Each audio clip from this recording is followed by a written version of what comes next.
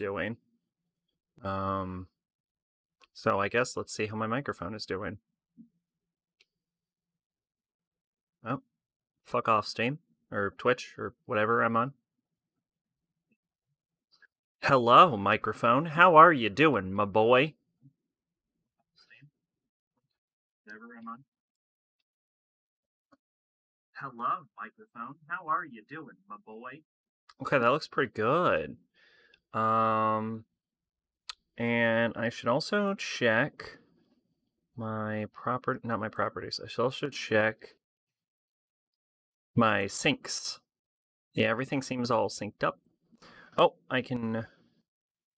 Oh, desktop audio was already 12.1. Okay, no problem. All right, let's do it. Let's go on.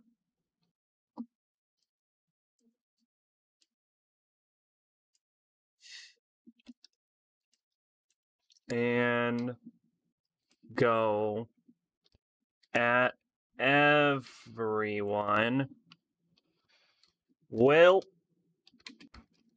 here's that weird tier list stream I said I'd do.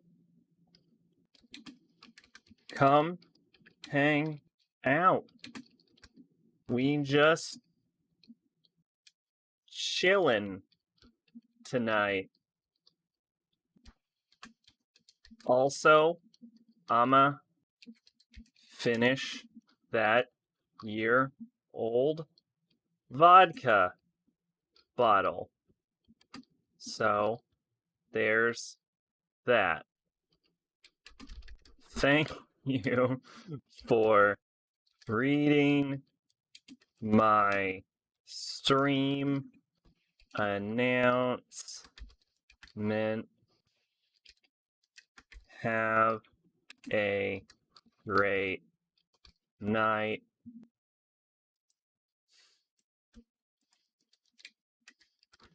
Bye-bye.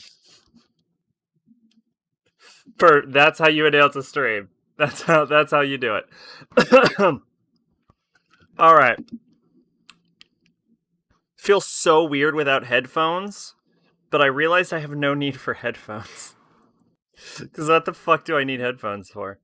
I should also make sure that my... Yeah, okay, my lip flaps are... What the fuck is this, Google Chrome?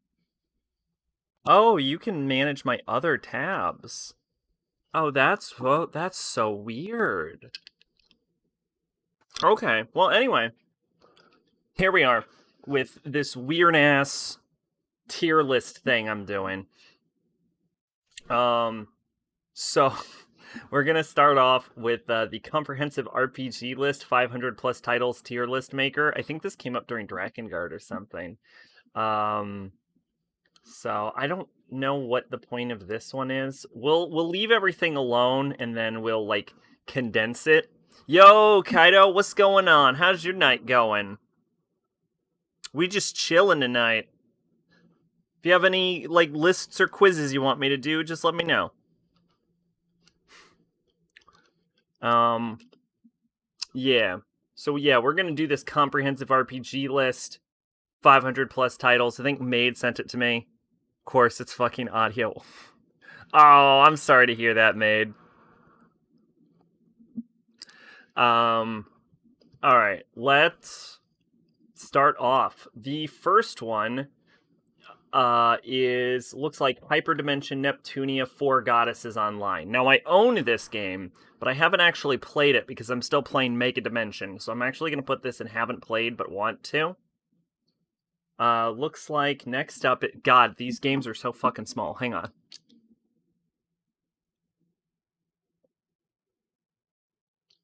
Okay, I literally have no idea what this is. I don't know what this is, so I guess I will put this in haven't played and won't. Dragon 3?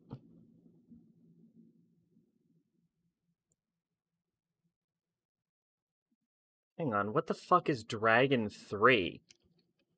Dragon 3. Oh, okay. This is 7th Dragon Code 3 Code VD. I have no fucking idea what this is. 7th Dragon is 7th Dragon the series about my phone has a 4K screen, doesn't matter when the best I can do is 360p if I'm lucky. 7th Dragon is the game about the dragons attacking Japan, right? Yeah, it is. Yeah. Okay. So in that case, yeah, we'll move that over to haven't played but want to. Let's see.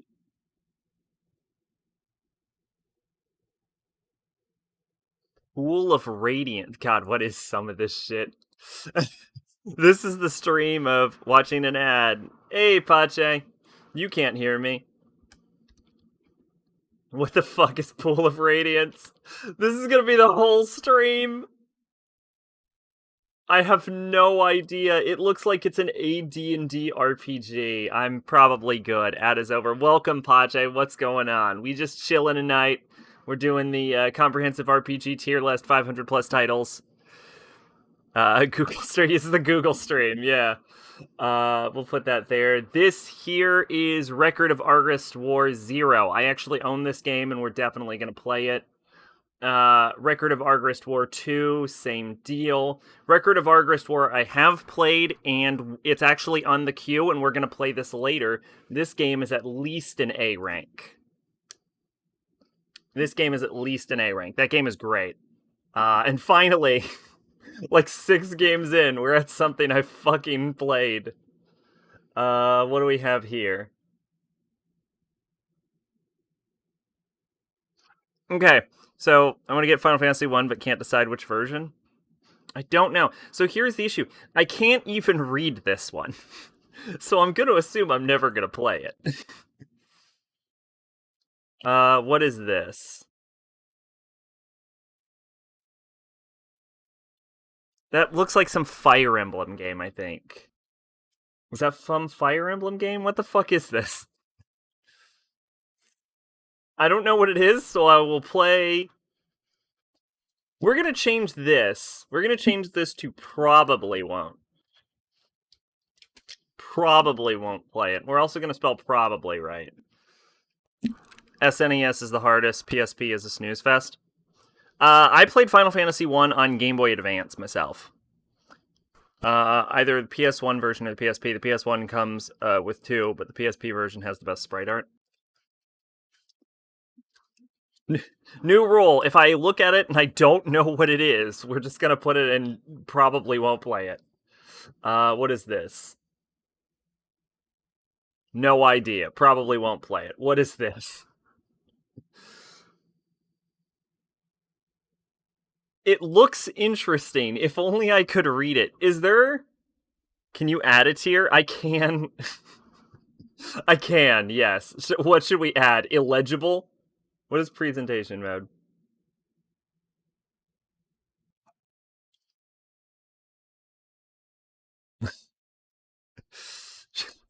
Should I add the illegible tier? Yeah, okay, illegible.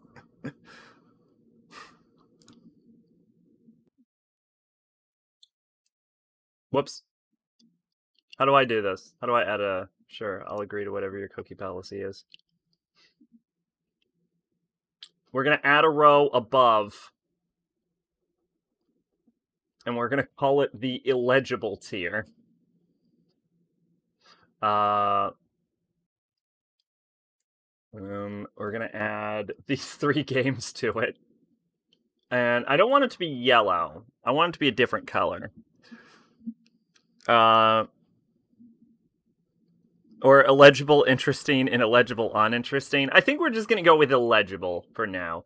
And the illegible tier is black. Like the soul of illegibility. I don't understand what is happening here and why this text is black, but I guess this text is now black forever.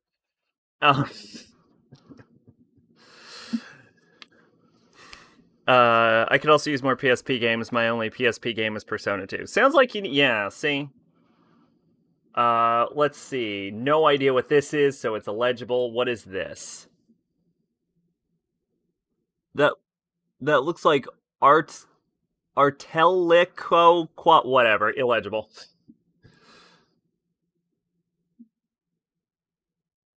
Artolone. Okay, so this is the closest I think we can get to actually reading what the fuck this says.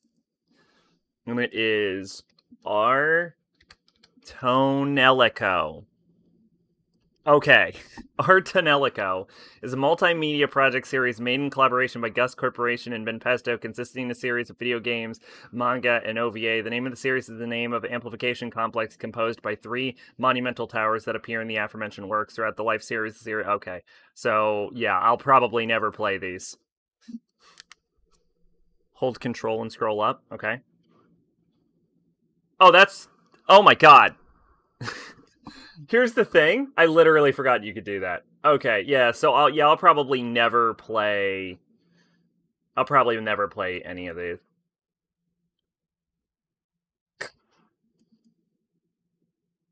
Too much. Here's the thing. Even zoomed in, these 3 are still illegible. Okay.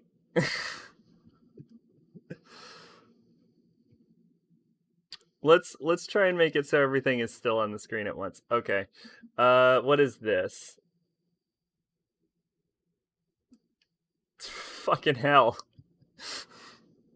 This is Arc Rise Fantasia. No, probably won't ever play that.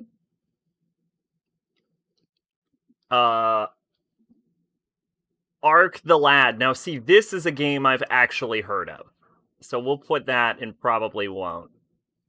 I assure you, I've played some RPGs in my lifetime. What is this? That's Arc the Lad 3.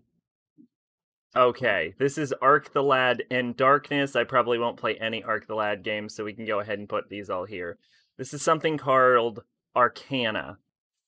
Unfamiliar, probably won't play it. Okay, here we go. Now we're getting into some interesting shit. So we have Atelier Annie. Jesus Christ. Which I want to play, because I want to play all of them. Atelier Aisha DX, Atelier Ellie, Atelier something something something, who knows? Atelier Ferris, Atelier Iris 2, Atelier Iris 3, Atelier Iris. They made an Atelier Iris 3.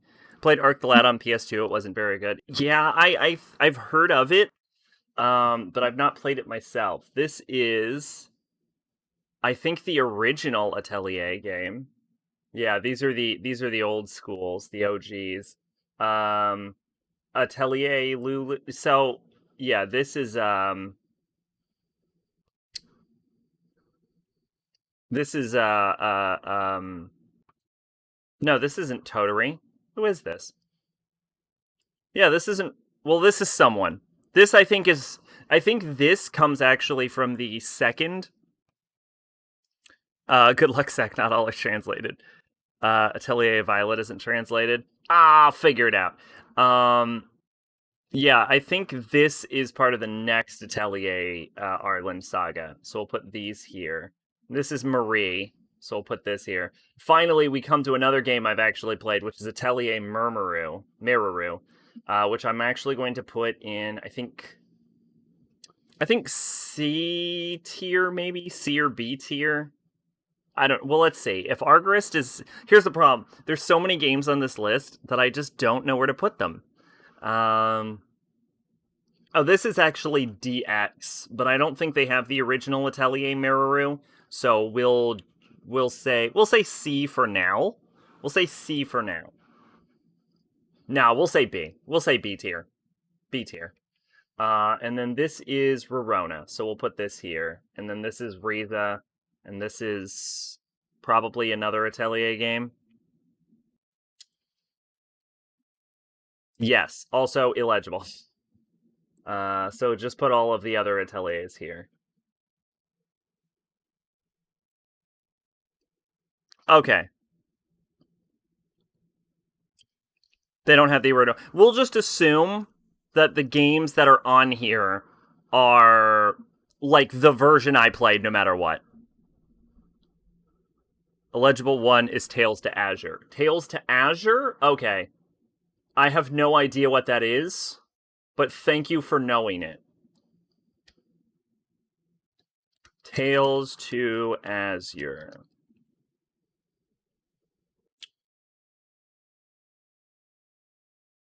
I didn't get anything from that. Tales of Azure, maybe? Azure Edge, perhaps? Nope. No idea.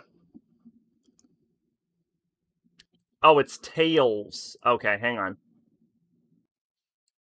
Tales to Azure. Wait. From Zero to Azure? No. Trials to Azure. Trials to Azure. Okay. All right. We have a game. Oh, this is the Legend of the Hero. Okay. All right. In that case, we can upgrade that to want to play. Yeah, we can upgrade that to want to play because I do have an interest in the Trial series. I've heard of Azure Dreams, which is a game Psycho Manus can read off your memory card. Okay, so this is Baldur's Gate. This is set in the D&D campaign setting of Forgotten Realms. It's pretty popular. I actually don't give a shit about it, partially because I don't give a shit about Forgotten Realms. So we're going to put both, although Baldur's Gate 3 does actually look interesting, but I don't care about the original Baldur's Gate. This is Banner Saga 2, which I probably won't play, but I hear is pretty good. Banner Saga 3, Banner Saga 1. This is Baton Kaitos Origins. I've never heard of it. Second one is Ar no Surga. Ar no Surga? Okay, let's check that out. Thank you, by the way. Thank you. Ar no Surga. What the fuck is this? It's a Japanese role-playing game developed by Gust and Koei Tecmo. Game takes anime art styles of Gust's flagship Atelier series and puts it into a science fiction space opera setting. While playing as an RPG, the game is very story-heavy, with virtually all gameplay mechanics feeding into an overall plot, including many segments playing an interactive visual novel. Excuse me. Pardon. Designed with player immersion as a core concept. The player actually plays as themselves, using their video game console as a means to communicate with characters as themselves, otherwise controlling characters as one typically does in a video game. The game alternates between following two sets of characters, Delta and Casti, and Erithus and Ion, as they work through issues related with a hostile race known as Sharl that are antagonizing the space station that humanity currently lives on, while working through many of their own personal issues in their past. So here's the thing about this, right? That sounds like a fucking banger. It sounds real interesting. I will never play this. And the next one is Alliance Alive. Okay. And then I think they're actually Alliance Alive 1 and Alliance Alive 2. Alliance Alive. Let's see what this is. Let's see if we can get something interesting going. God, I'm looking at this and like even this zoomed in. It sounds untranslated. Probably. Fourth is Arc Rise Fantasia. It sucks. Put it in the trash with Super Mario Sunshine. Damn. I might actually own Arc Rise Fantasia. No, maybe not. I might own other games with... Yeah, I mean, even this zoomed in, it's still hard to read this text. So this is a very illegible font, just in general. Let's see. Role-playing game... the story follows a group of characters as they mount a rebellion against a race of daemons that have ruled over humanity since blotting out the sun a millennia before. Gameplay follows traditions of JRPG genre, including turn-based navigation through a world map. Okay, so that sounds relatively interesting, and it looks like it has an interesting art style and did fair in the rating system. Probably never going to play it. And the next one is Arc Rise Fantasia, which Pache is not a fan of. Arc Rise Fantasia. Okay, yeah, so I've never played this. Wow, even IGN gave it a 6.5. Game progresses through world dungeon. Some are puzzle based as the players listen to stories told. Conversations of the game are presented in a manner resembling visual novels. The game's heart is a combat system, which is out of a turn-based role-playing game. The player and enemy both move and fight during the same phase of the battle, but the turn order is determined by the actions taken. Parties consist of 3 characters who share a single AP gauge, which empties as very. This sounds really frustrating.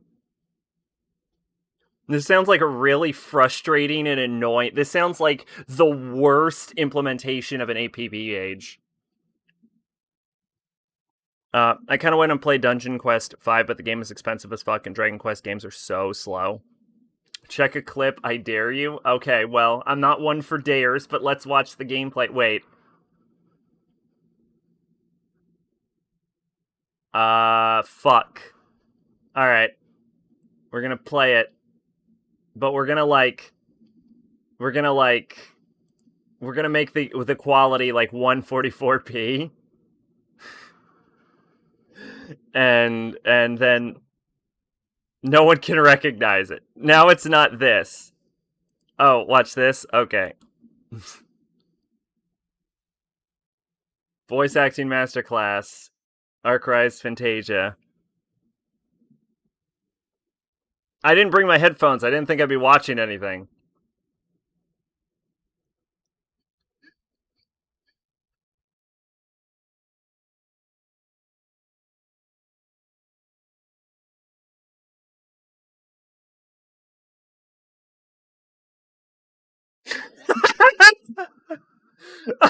Okay, alright. I get the idea. Holy shit.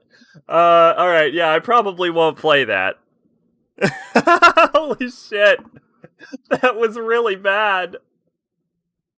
Let's see. This is Baton Kaitos. That one actually is legible.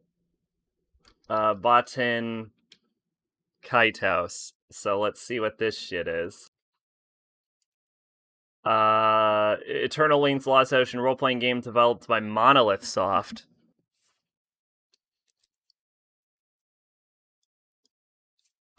In it, the player assumes the role of a guardian spirit, an unseen player avatar who guides Kalas and his party of companions in an adventure across an aerial floating island based on a kingdom of clouds. The game focused on the concept of magical cards. Okay, I'm done. Yeah, I will never play this. That sounds awful. This is Beyond the Beyond. This game looks really old. It's got a sort of Lunar-esque art style. I'll probably never play it. Okay, Bloodborne. Bloodborne, I will give a D. Because as time goes on, it's weird. I don't like playing Bloodborne, but I've warmed up to it as time goes on. I'll give Bloodborne a D. Blue Dragon, I'll never play. This game I actually own, so I do want to play it at some point. This is Blue Reflection. Boot Hill Heroes. Never heard of it. Probably won't play it. Super Mario RPG. Definitely will. We should make a definitely will not play category. There should be probably won't play and will not play. And this is not going to happen. So let's add a row below that and make this dark purple and put... Whoops. No, make this light purple. And then make the new one won't play. That's Mario and Luigi's Bowser Inside Story. So here's the thing. Don't care for Mario in any regard. And especially in 3D, I look at him and I really want to punch him in the face. Like, I don't know what it is. Yeah, I will probably this I will never play. This you can't get me to play. What is this? This is Brave Story. Yeah, I probably won't play that. It's a 2D Mario. I don't care. Okay, Bravely Default is good. Bravely Default, I'll give... Bravely Default's not an A, so I'll put it in B. We'll put it in B along with Meru. It's a good game. I don't think it's amazing. Bravely Second, on the other hand, controversial among Bravely fans, S-Class. Absolute great game. This is. I was gonna say Dragon Quest 2. I don't actually think this is Dragon Quest 2. What is this? Oh, this is Breath of Fire 2. Yeah, I actually have some interest. We should make a new category. We should make a new category. Uh, we should make want to play and like kind of want to play and really want to play. Really want to. And then another. We're making more categories about games. We're making more categories about games I won't play than games I actually have played at this point.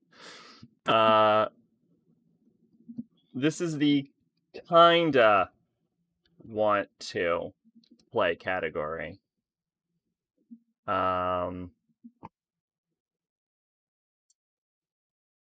Leave all of the Atelier games and really want to play. And we'll put Breath of Fire and Blue Reflection and kinda want to.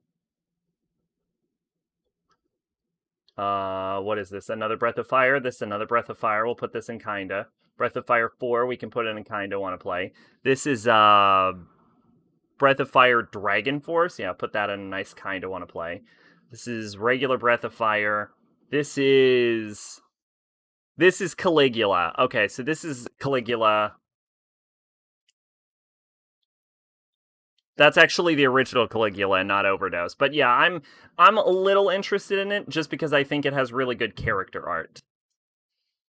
Child of Light. I wasn't aware it was an RPG. I actually thought Child of Light was more of a Metroidvania game. I'm not super interested, so I'm gonna put it in probably won't play.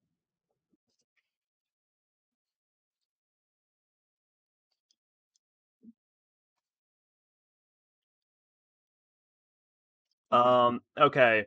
This is Children of Mana. I kind of want to play Children of Mana. Well, no, I have to play Children of Mana. Yeah, I'll put it in kinda. Because that was my gut reaction, was kind of want to play. Chrono Cross. Okay, finally a game I fucking played. Chrono Cross is good, not great. So I'll put it in... Actually, I don't even remember it being that good. I'll put it in C tier. But Chrono Trigger can go in B tier. Next up is Class of Heroes 2, which I've never heard of, so I probably won't play it. This is Class of Heroes 1, which I've never heard of and probably won't play it. Code Vein is good. So I'll put Code Vein in A tier, because Code Vein is actually my favorite Metroidvania. Code Vein is actually my favorite Souls-like. Conception 2, I've played. And I'm willing to put that in B tier. Conception 2 is a good game, but it's a little long, a little grindy for my tastes. Conception 1 I own, so we'll put into... I think it's actually installed in my computer.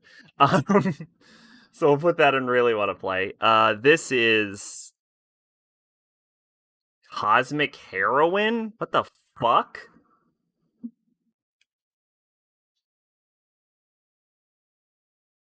Cosmic Star Heroine.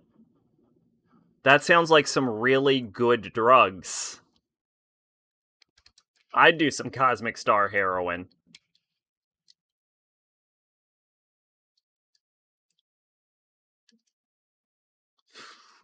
The fuck is this? This really is it. This game was funded partially through a Kickstarter.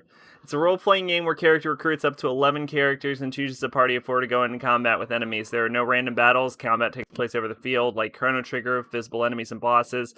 Encounters do not respawn, but if the player decides to grind for more levels and money, they can start additional battles at any time with a VR battle. Somewhat similar to Cthulhu Saves the World to force an encounter rather than using additional MP. This sounds very daunting and not my cup of tea, so I probably won't play this.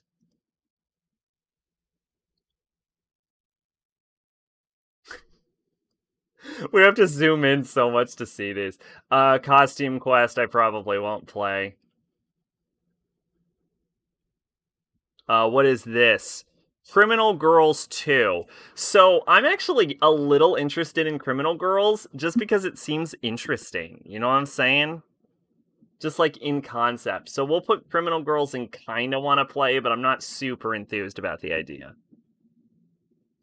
Crosscode. I've never heard of it and it doesn't look interesting, so I probably won't play this. Cthulhu Saves the World, same deal. Daggerfall, haven't played, probably won't play it.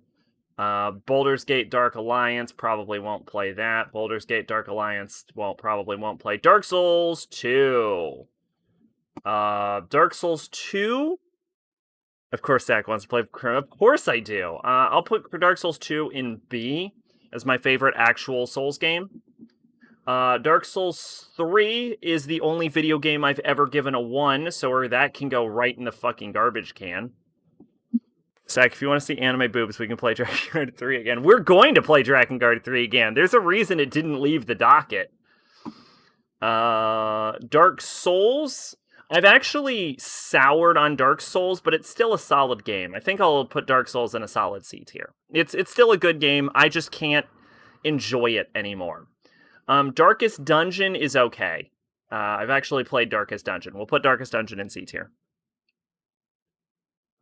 What is this? This is Dawn of Mana. Yeah, so I want to play Dawn of Mana.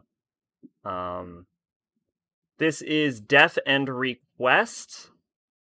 Really want to. We should make another category for games that I actually legitimately own already. But we're not going to, because that's stupid. Deltarune. I kind of want to play Deltarune. I want to play actual Undertale first. Demon Souls is good. Demon Souls I didn't like when I first played it, but I feel okay with upgrading it to a B now. Like, as weird as it says, Demon Souls has, like, overtaken Dark Souls for me. Even though it plays like complete doo-doo. Destiny Connect. TikTok Travelers. Never heard it. Probably won't play it. Deus Ex I actually own and I've played, and I did not enjoy it very much. I'll put it in D. Did not play it to completion. This is Devil Summoner 2 Raidu Kuzunoha versus King Abaddon. Yeah, I want to play that. I want to play Raidu Kuzunoha. This is Devil Summoner Raidu Kuzunoha versus the Soulless Army. This can go in Really Want To. This is just the Really Want To section. Diablo 2. I'm going to surprise everyone. I've actually played a little bit of Diablo 2 when I was like 7. I played a lot more Diablo 1. It was okay. It was pretty good. I didn't like it as much as Diablo 1, so I actually think I'll put that in C, and I'll put Diablo 1 in B, and Diablo 3 I will never play. So, Digimon Story Cyber Sleuth. I don't care. I will probably never play any Digimon games. Same for Digimon World 2. God, that even looks shitty. You know what? Digimon 2 can go here. Yeah, you know what? At the old Cyber Sleuth looks kind of interesting, maybe. The rest of these can go fuck themselves. All of this looks so awful to me. Okay, this is Digital Devil Saga 2. So we're actually going to be playing this the next game on stream that we stream is the Digital Devil Saga 2. So we'll put this in kind of want to play, because I'm kind of interested in seeing where it's going, but I'm not super enthused about it. Digital Devil Saga. I wish there was a tier between B and C. Can we make a tier between B and C? Can we make the B-C tier? I'm gonna make a tier between B and C. Enough tiers. No, there's a new tier. We're gonna add a new tier. We're gonna put in between. I think I'm actually misspelling in between B and C. Perfect. In between B and C. And we're gonna make it red. Yeah, there we go. Oh no, we actually just hey, damn it. Wait. No, yeah, this will be faster. Change that. Make this yellow. And then make this red. Perfect. Yo, Arsig, what is up? Welcome to my top 500 RPGs tier list. How's it going? If you have a tier list you want me to do during the stream, feel free to tell me. This is Disco Elysium. I've know about it in passing. I'll probably never play it. Disgaea 2. I want to play the Disgaea series. I want to get some time together and I want to play the Disgaea, so we'll put all of these up here. I actually own at least the first one on Steam somewhere. I'd be totally down for Terraria next Saturday if it'll go well with John's PC returning Monday. Okay. Wait, next Saturday is the 27th. Okay, sure. I'm down with that. You didn't change it back to B. Good looking out, Bache. Good looking out. I did not. Okay. B tier. Thank you. This is Divinity Original Sin 2. I actually do not own this game. Cold Up would be Saturday after that. Yeah.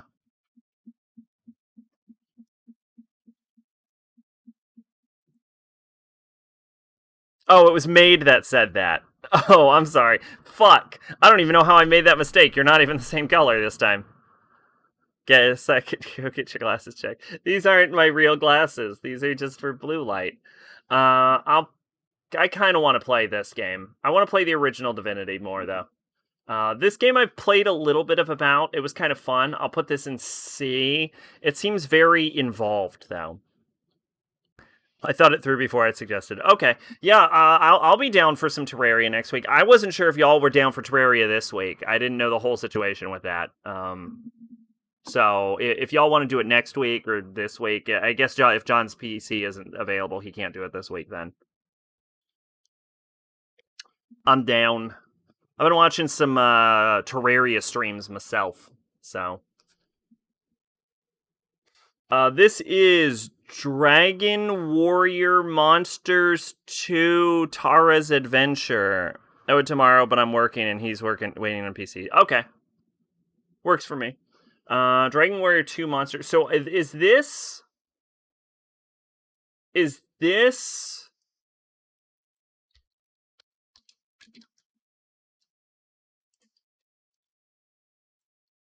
2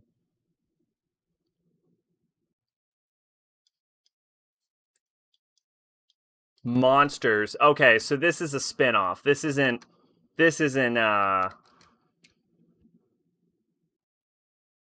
yeah, this is Dragon Warrior Monsters 2. So this is not real Dragon Quest. So I probably won't play this. Okay, here we go. Now we're getting into some more shit I've played. Dragon Age 2 is a nice B tier RPG.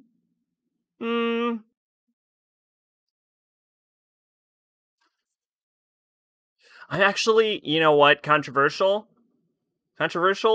might give it an A tier. I actually really like Dragon Age 2. I like Dragon Age 2 more than I like the original Dragon Age. Dragon Age Inquisition is D tier. Dragon Age Inquisition is duty. I'm tired of always being the guy that can't reschedule stuff with the boys, so I'm working on that. Oh, that's alright. Just let me know. Dragon Age Origins. Dragon Age Origins is good. Give it a nice B tier. Good B tier game. I've thought about playing it on stream before, but I don't know if it's favorite search worthy. But yeah, I'm down. My character's all fired up for Terraria. I got all the shit I need. So I'm good whenever y'all are. I've been warming myself up a little bit, been playing on Journey mode. That's an experience. That is a completely different experience. My screen is small. Did I see Breath of Fire 1 and 2? You did. I think it's on Kinda Wanna Play somewhere. No, probably won't play. No, yeah, it was in Kinda Wanna Play. Yeah. I remember about Dragon Age Inquisition was being a dwarf girl and then not playing the game ever. The weirdest thing about Dragon Age Inquisition is how hot the dwarf women are in that game. It's so weird. The company made a decision that's like, what if all of our hottest characters in this game were dwarves? And I found out that I was okay with that. So what I'm saying is dwarf women are fucking hot. That's a quote. That is quote 8, by the way. 3 and 4 is on my list to play eventually. I've heard I've heard 3 is really good. I've heard good things about them. This is Dragon Warrior 3. So this is actual Dragon Quest. So I am interested in playing actual Dragon Quest. So we'll put all of these and really want to play.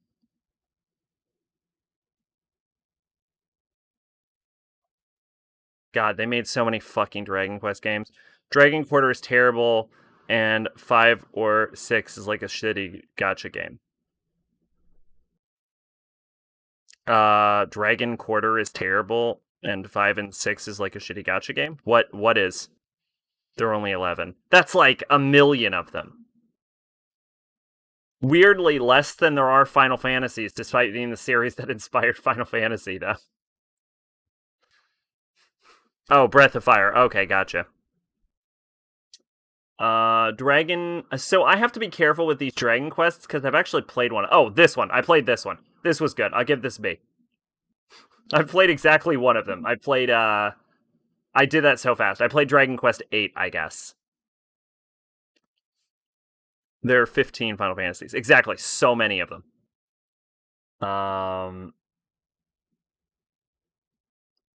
I think this actually is Dragon Quest 11, by the way.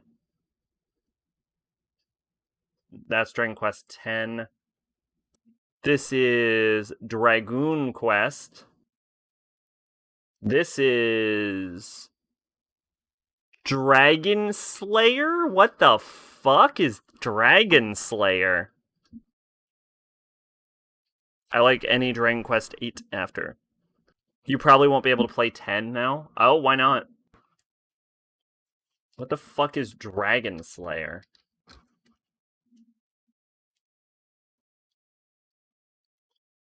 It's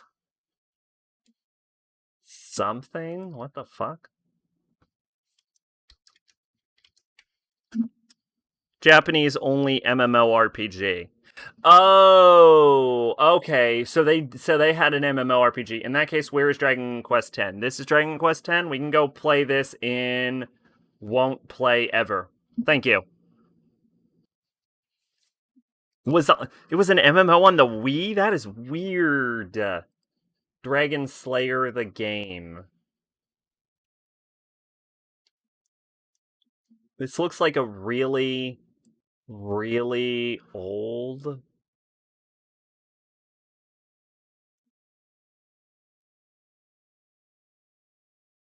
Oh, I know what this is. Oh. Yeah, I probably will never play this, but I know what this is now. Okay. So I probably won't play it, though. All I know is that Yoshi P worked on it before being left the task of saving Final Fantasy XIV and then succeeding. Dragon's Dogma Dark Arisen is a game I actually own, and Dragon's Dogma is one of the best-selling JRPG franchises of all time. And there's only like one entry that they've re-released 5 times, so I'm gonna put that in. Kind of want to play. No, I really want to play it. But here's the thing about Dragon's Dogma. I have a fun little anecdote, if we may take an aside, because we're just chilling this stream. We just chill. This is a chill stream.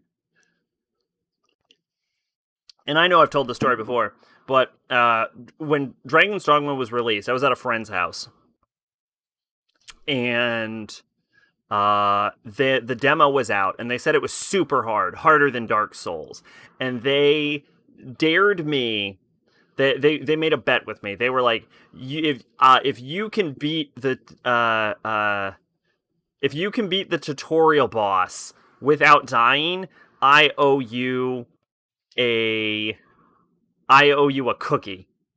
Because we were at his house. So I'm like, okay. So I went in there and I beat the first boss first try. And then he's like, all right, well, I guess I owe you a cookie. And I'm like, I'm good. I don't really need a cookie. But then I beat the second boss in the tutorial first try also. It was one of those like eye roll moments, like, okay, show off. Let me put my monitor closer so we can chill. Fuck yeah. The game could be absolute shit, but the back art would look amazing.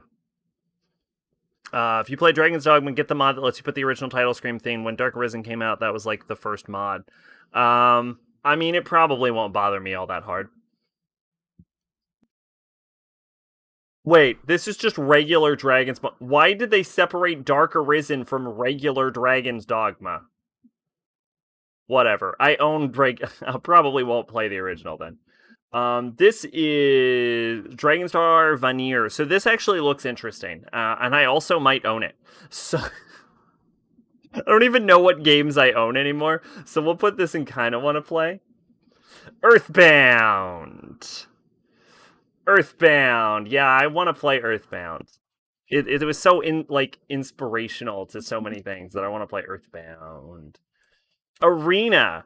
So, okay, Mama Sack used to play the shit out of Arena, and I've actually gotten it working, and I played a little Arena on her computer, and it did not like it. Put that in the... It did not age well. I might own it. Regular DD has Berserk armor. Elder Scrolls Online, I won't play it. Enchanted Arms, I barely know what this is, so I probably won't play this. This is Ephemeral Fantasia. I've never heard of it, probably won't play it. This is Eternal Poison. That's a really cool looking box art, actually. What the fuck is this? Eternal Poison, PS2. What is this? Also known in Japan as Poison Pink, it's a turn-based tactical RPG game developed mainly by Flight Plan, published and produced by Banpresto for the PS2. It's a dark fantasy RPG where the players must catch and collect demons called Majin. These monsters can be used as party members or taken back to the base for other customizations. Eternal Poison begins in the kingdom of Valdia, where demonic realm of Besic has suddenly appeared. This realm is home to demons called Majin who have captured Valdia's princess. The King Valdia then issues a decree for her rescue, which brings up numerous adventures of dissimilar intentions. The story is told from multiple perspectives of 5 key parties as they journey their way through Besic to rescue the princess. That sounds really interesting, actually. Arena lets you travel the entire continent. Too bad it's an ugly mess of pixels and an ugly generic fantasy text. I think it lets you... Oh, yeah, the whole continent, yeah. Bear Baby, the game is on PS2 and is like $90. It looks interesting. I'm gonna be honest, I probably won't ever play it, but it looks interesting. I would like to play it. I won't, but I would like to. Eternal Sonata. I think I've heard of this. I probably won't play it. Something Darkness 3?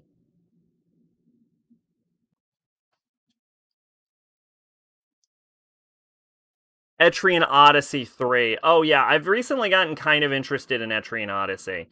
This is an Atlas RPG series.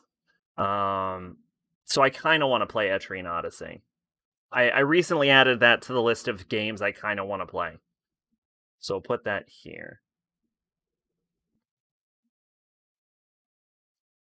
And this is Evolution 2. Well, that just looks terrible. And finally, we reach games I've played before. Hey, John, what's going on? How you doing tonight? Welcome to the Sacrabalic Top 500 RPGs of all time list. Okay, Fable 2 is good. Put it right in the B tier, no problem. Easy B. Fable 3, same deal. Easy B tier. Fable 1. Mm,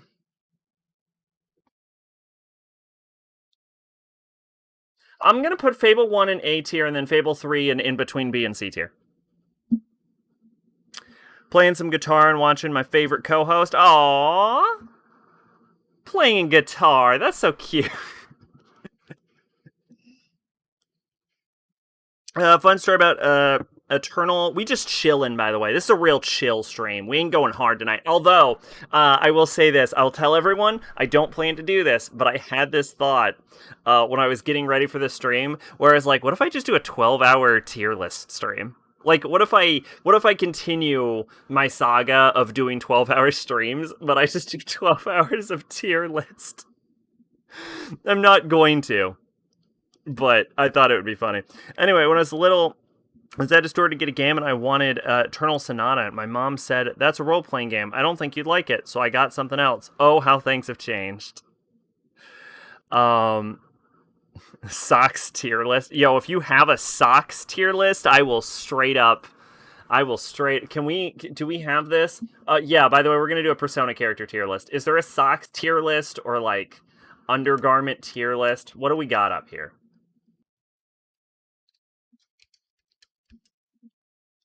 We have a socks tier list.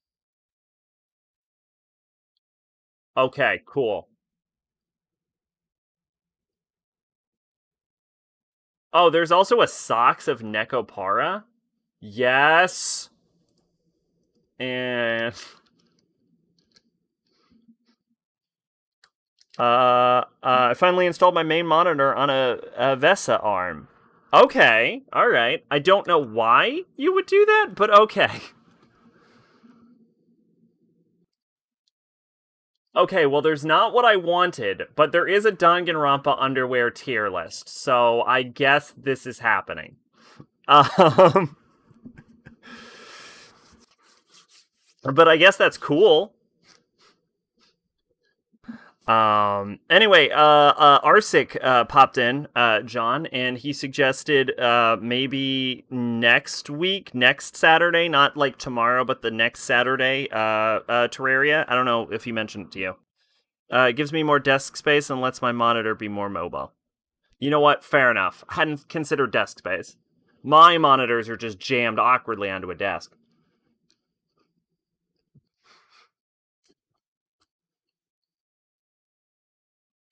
Okay, I think this is Fallout 2. I might play this game, actually. I'll put it at kind of. Fallout 3 is an S class. Fallout 3 is great. Anime stocking tier list. Oh. Fallout 4 was a game. Here's the thing.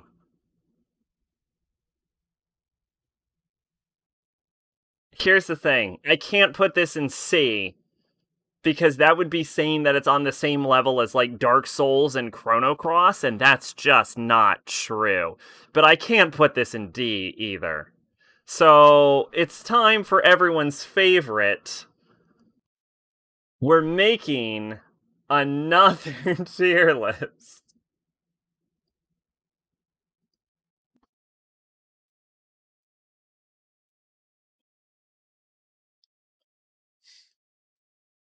Da, da, da, da, da.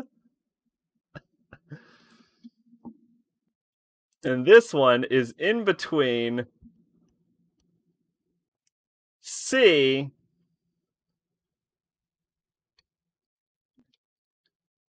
and D.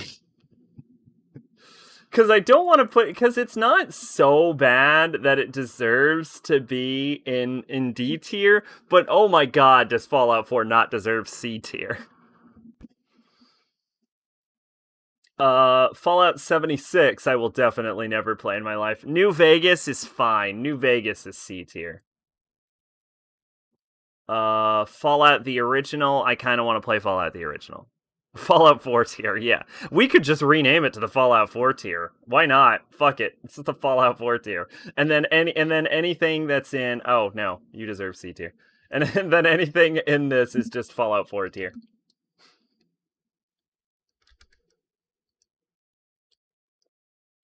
There we go. Although I misspelled Fallout somehow. There we go. That's the Fallout 4 tier. Can we? I guess not.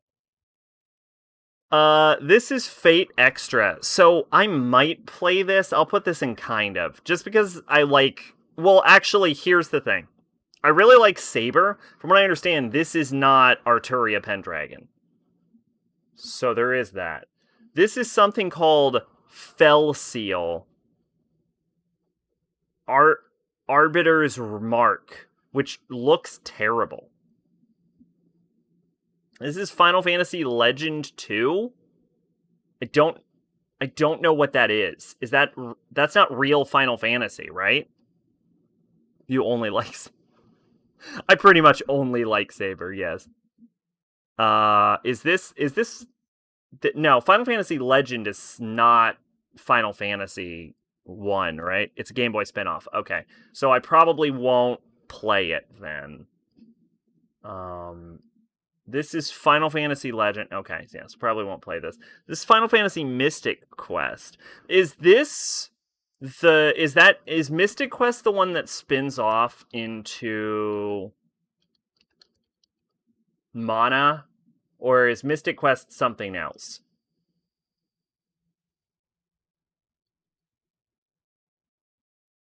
Mystic Quest isn't Final Fantasy Gaiden, right? It's a different spinoff. Okay. Think Final Fantasy Legend. It's Final Fantasy Legend? No, I don't think so. Final Fantasy Gaiden becomes Legend of Mana. Which I don't think is Legend. Was designed to be Baby's first RPG. Oh, okay, gotcha.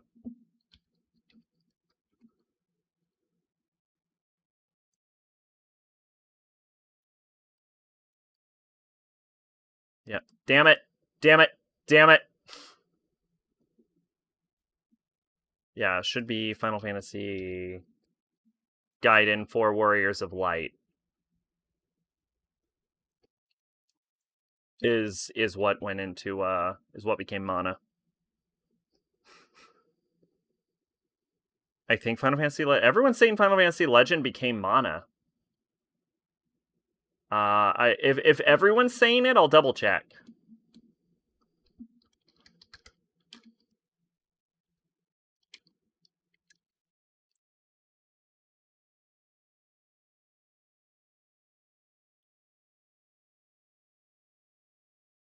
Final Fantasy Adventure became Legend of Mana. It was Final Fantasy Adventure.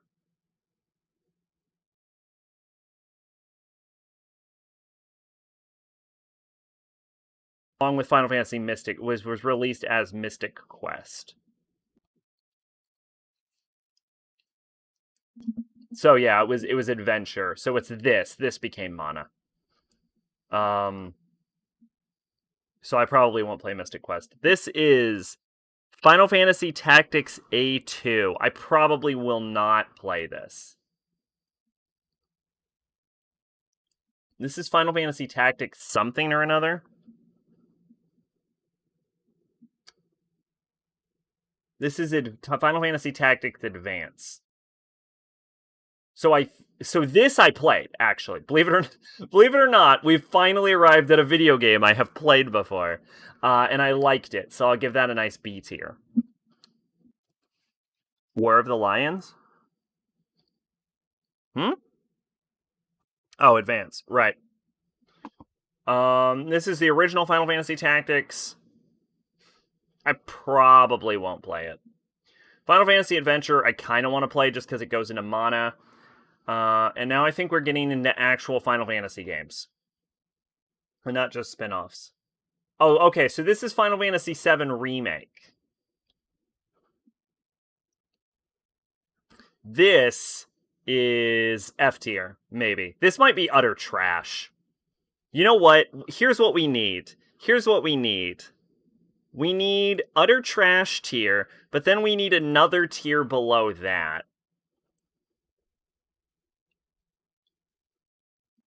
And then this is the Dark Souls 3 tier.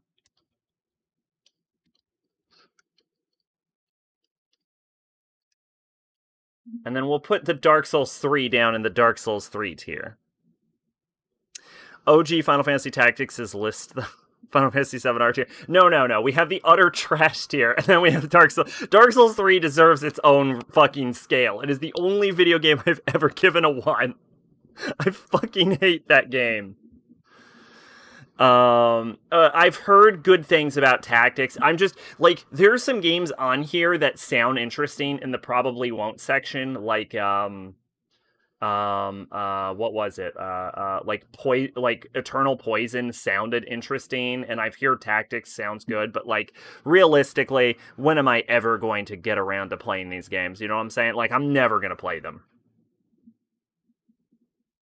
I'm just being real. I won't play them probably. This is Final Fantasy Echoes of Time, so that looks like another spin-off, so I probably won't ever play that. Final Fantasy Crystal Chronicles Echoes of Time, right. This is Final Fantasy Crystal Chronicle, which actually I hate that art style. This is Final Fantasy like 3, I think. Yeah, it's like Final Fantasy 3. So that's a real fucking game. This is a video game that exists that I really want to play. This is fucking what? Final Fantasy 2 maybe? Yeah, that's Final Fantasy 2.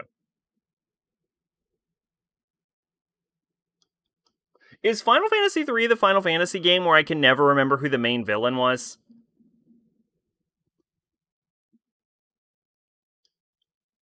Final Fantasy 4, we can go put that in want to play. Alright, Final Fantasy 9 is a good game. We'll put that bitch in B tier.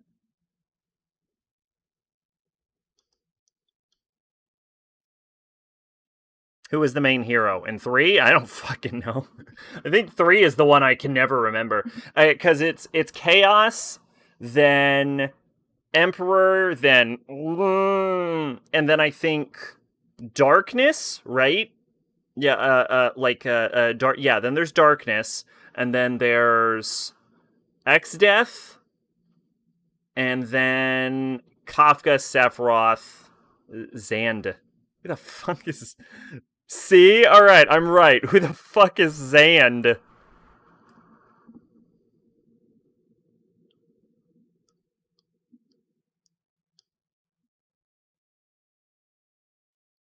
I'm literally looking at this dude and I have no idea who he is. Cloud of Dark. Oh, Zand is Cloud of Dark. Oh, no, you're correct. You mean Cloud of Darkness.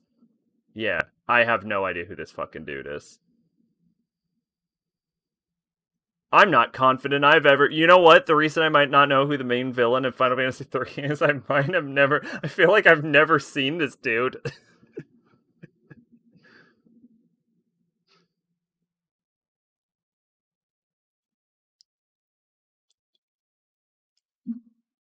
The Emperor is Zand.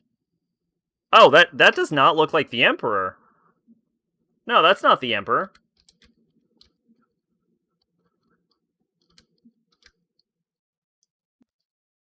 Yeah, Mattius is the Emperor.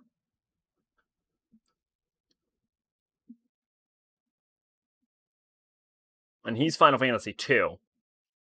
So I have no fucking idea who Zand is.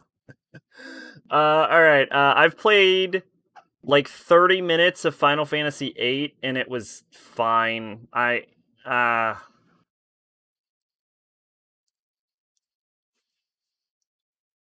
I'll put it in Fallout 4 tier. Final Fantasy 7 is good. I can B tier that. I think you're thinking of Final Fantasy 6. Final Fantasy 6 is Kafka.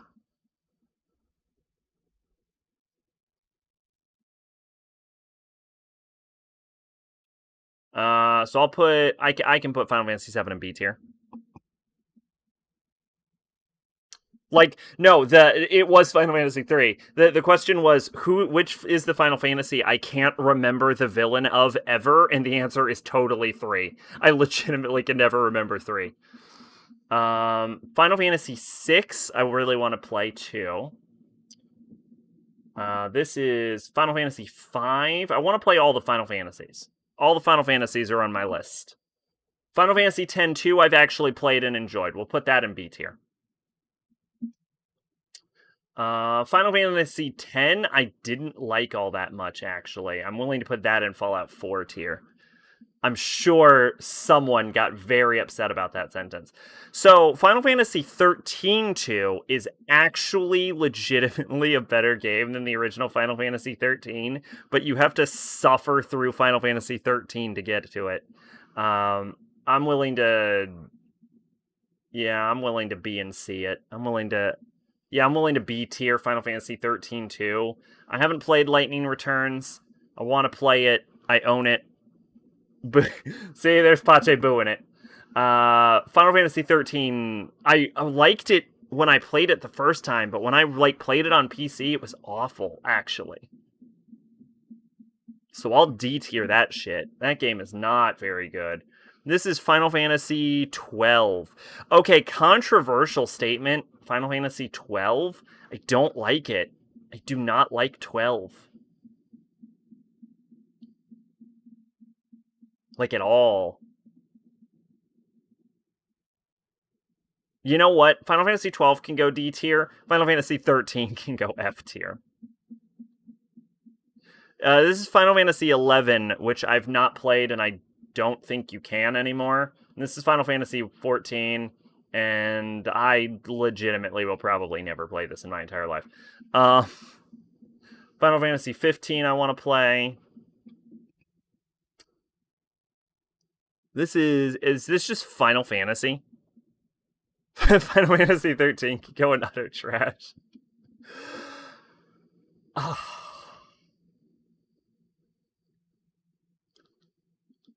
11 is still going. Interesting. Yeah, it's almost utter trash. It is. Here's the thing. I like lightning. I think that's the only thing that saves it.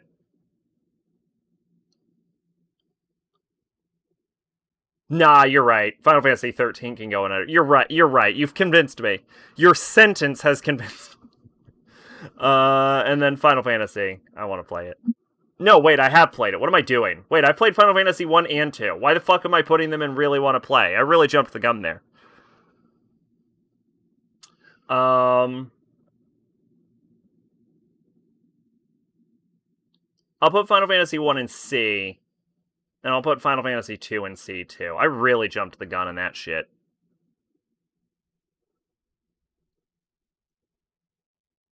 Have I played any other Final Fantasies? 5, 6, 4, 3. No, I have not. I own almost all of them, though.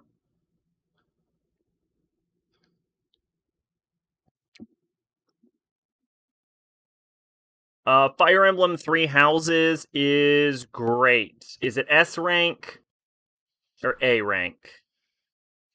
It's like A plus rank. Fuck it. We don't need any more tiers. I'll put it in S. I like Pan Am and think Cyberpunk is utter garbage. Fair enough. Fire Emblem Awakening, yes. Fire Emblem. I think that's Fire Emblem 2, isn't it? I think so.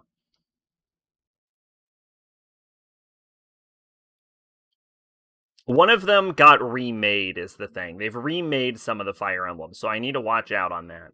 That's where they trick you. Hey, John.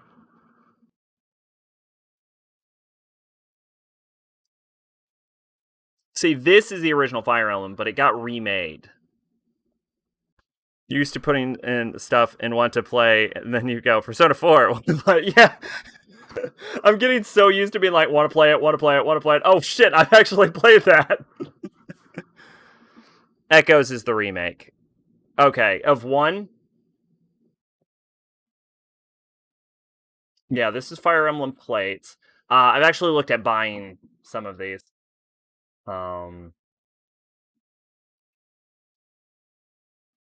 Path of Radiance I've played. Path of Radiance is in between B and C tier.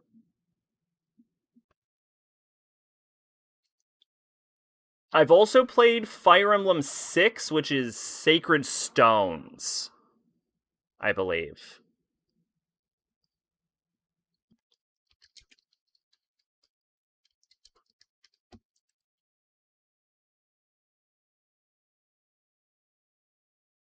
Yeah, so I've played Sacred Stones. Sacred Stones was good. Sacred Stones I'll give a B tier. Yeah, I think this is Fire Emblem 1. Look, honestly, we'll just put in fucking wanna play. Let's be on. Like, let's not fucking. If I haven't played it, I'll just put it in wanna play, and we'll. God knows which right fucking Fire Emblem is the right Fire Emblem. Who cares? We'll let God sort out the wanna play section. I look here. Here's what I will say to you. If it has a remake, I'll probably just play the remake. There's your answer.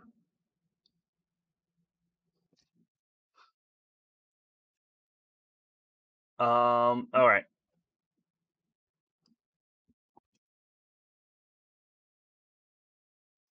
Yeah, I think that's Fire Emblem 1. Okay, this is Glory of Heracles, which is this looks like this has the same art style as the guy who does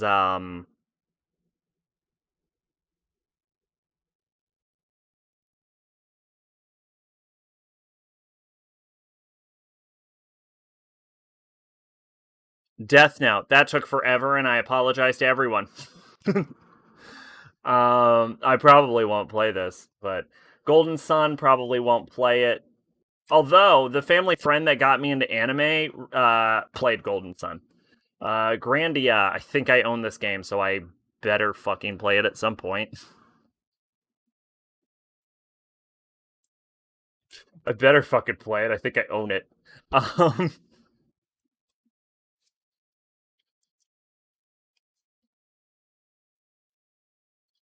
This is Crowlancer, and this art style looks really familiar.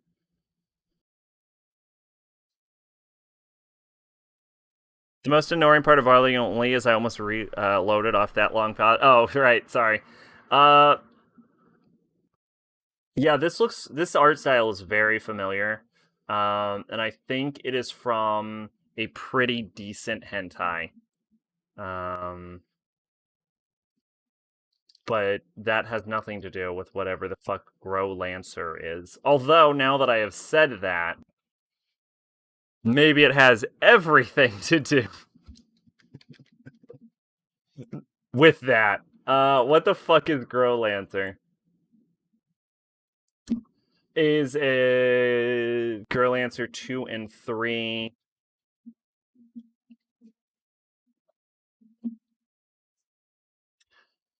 Tactical RPG created by Careersoft, published in Japan by Atlas, first installment of the Grand Lancer series, which is the spiritual successor to the Langresser series, which I hear is actually really good.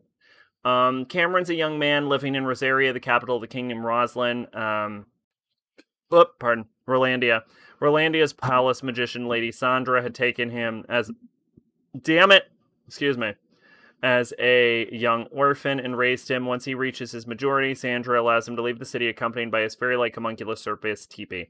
Events soon transpire to lead Cameron far beyond the gates of Rosaria. In this world, a magical energy called Groshu fills the air, and people called Grosians can potentially wield magic like in ancient times. Chromane's younger sister, Louise, is one such Grosian. Winged people called Featherines also exist, although they live in seclusion from humans. Long ago, humans and Featherines had to cooperate to save the world. In the course of Carmane's journeys, he becomes an officer for the King of Rolandia. This leads to the central plot of the game, which focuses on the intrigues and conflicts between nations of Rolandia, Bernstein, Ranzak, the forces driving the conflicts toward, and Carmane's connection to all. This actually sounds pretty interesting.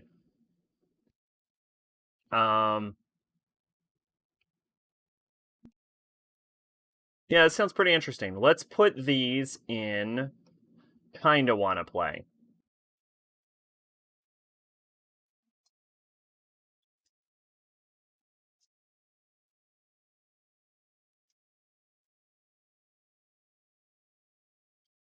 Alright, what do we got next?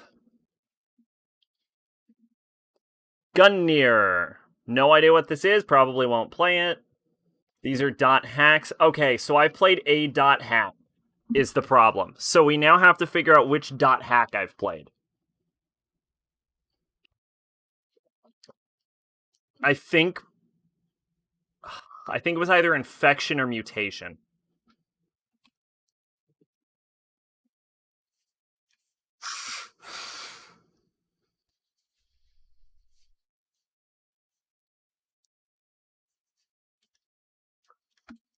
How was it? It was like fine. It was a PS2 game.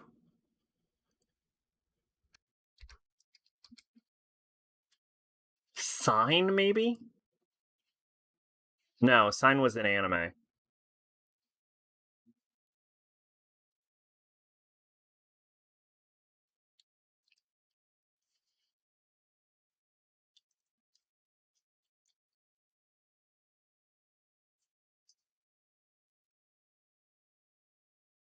Oh god, did they all have the same main character?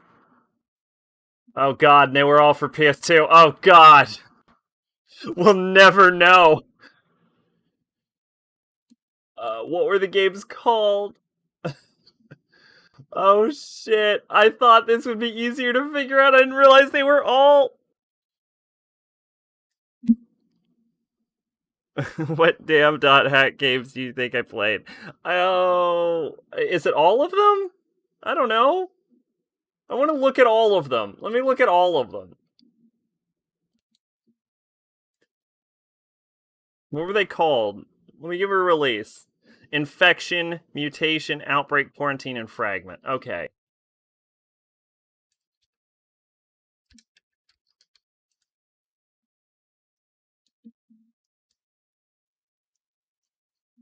Infection. I think it was either infection or mutation.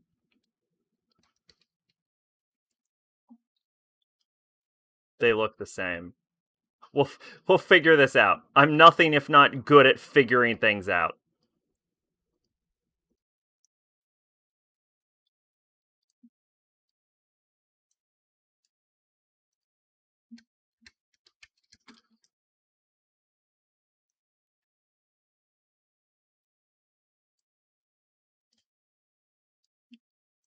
Okay, hang on. Dot hack, quarantine.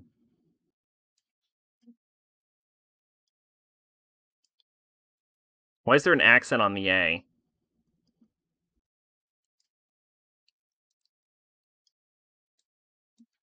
All right.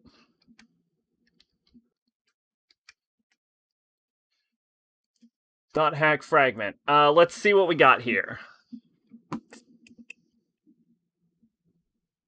Hmm. Hmm. Hmm. Okay. Let's look at mutation. Whoops. Whoops. Whoops. Uh-huh. Maybe. Maybe mutation. Uh-huh. Mutation looks a little familiar. Might be mutation. Let's look at outbreak. Oh god, they all have the same main character. Oh god. Oh god. I still think it was either mutation or this one looks crisper. I don't think it was this one. And then infection. Yeah, I definitely think it was either infection or mutation.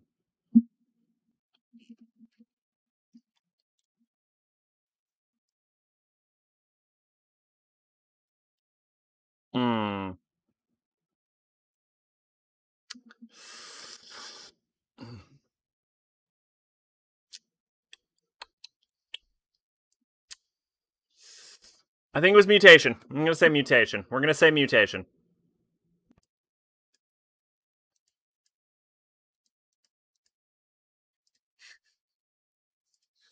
This is the most intense fucking.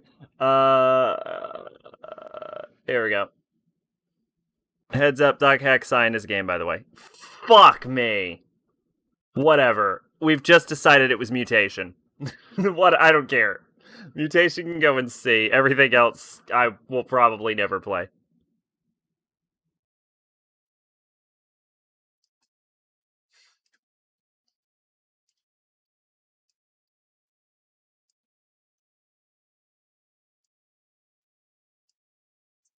All right. Let's see. This looks like Nep 2.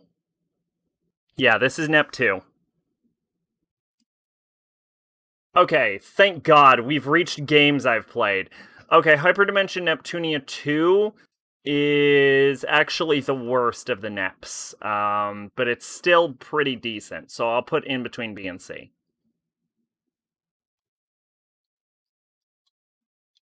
V is probably the best one, but I'm not all the way through it.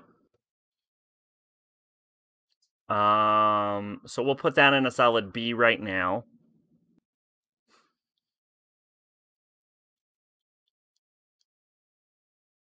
Is this the original Nep Nep? Wait, I don't even see V3.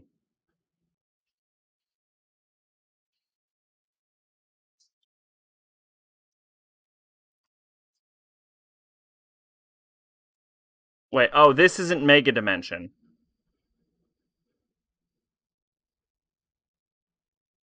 No, wait, is V3 or is V1? Fuck, god damn it, Nep Nep, why is your names like this?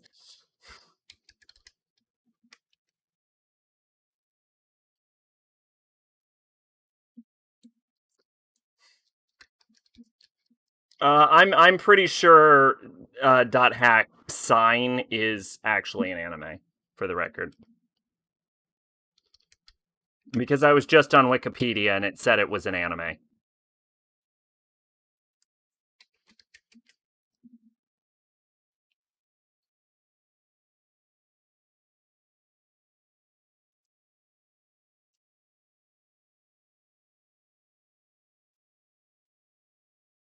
Ultra Dimension Neptunia V takes place. Okay, so V is the third game. Jesus Christ, Neptune.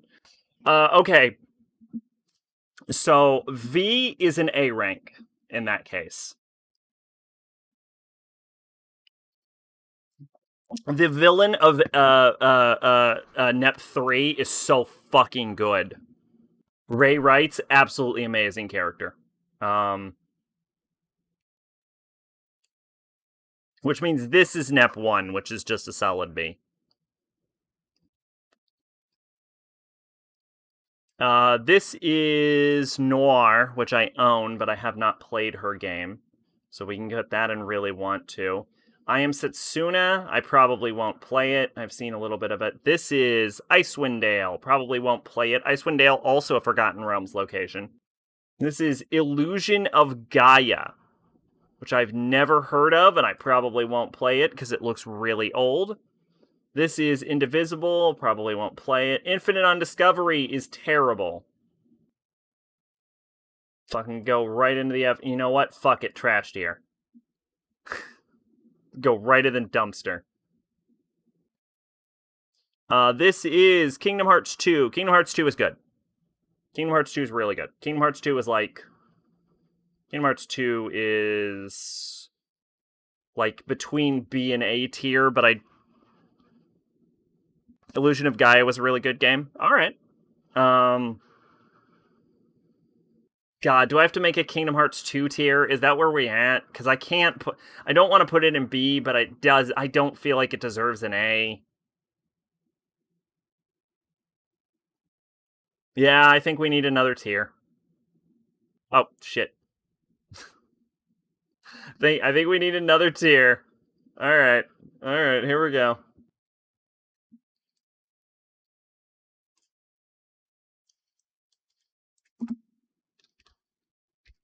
between.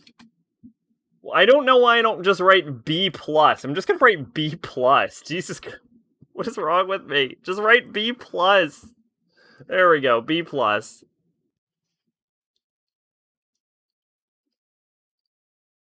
Birth by Sleep. I want to play. Birth by Sleep looks really good. This is Kingdom Hearts 3. You're diagnosed with tearitis. Oh God! Don't tell me it's terminal, doctor. This is Chain of Memories. We're gonna use this to represent Chain of Memories, in which case this game sucks.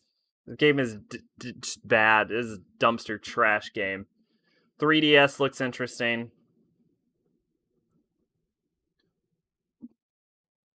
Kingdom Hearts 1. Actually, Kingdom Hearts 1 was not good. I'll put that in D tier. Well, put it in Fallout 4 tier.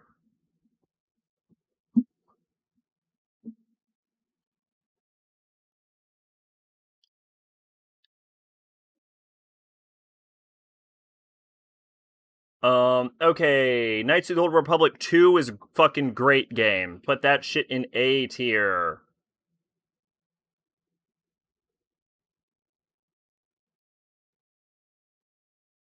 Yeah, put that shit in A tier for sure. At least A tier. Nah, I can get away with it S tier. Well, yeah, we can get away with S tier for KOTOR 2. I'm good with that. KOTOR 1 is my favorite game of all time, probably. So put that all the way at the top.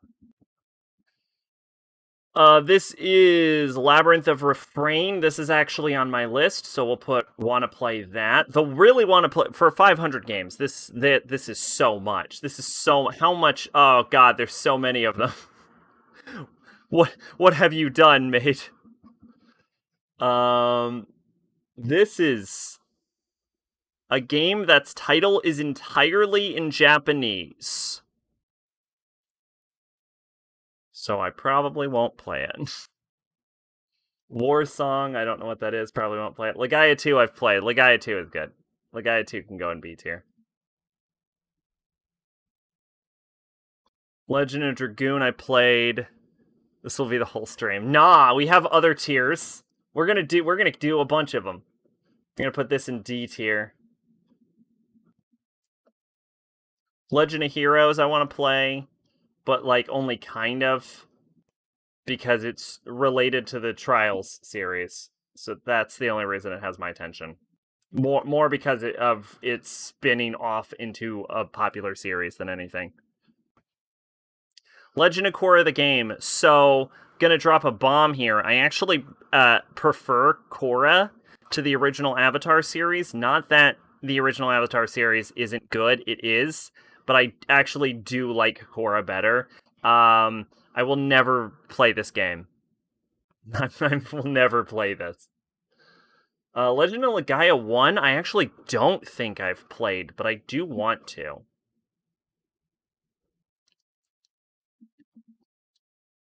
Legend of Mana.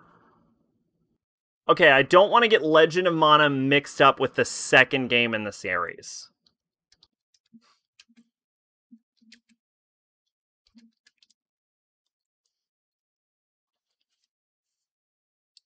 So, I need to know which one is which. Langrisser 2. Oh, okay, gotcha. Thank you. Then we can put that in with the rest of the Langrissers. Oh, wait, this game is actually out. Okay, Legend of Mana 2. I've played Children of Mana, Legend of Mana, Secret of Mana. I think I've played Secret of Mana.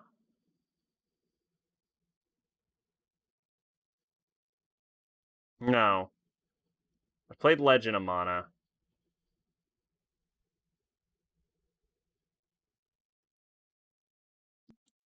Which one have I played?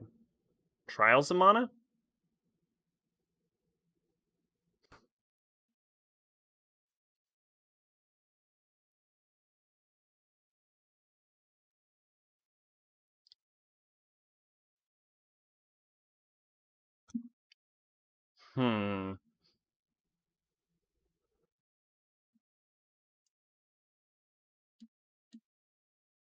I've definitely played Legend of Mana.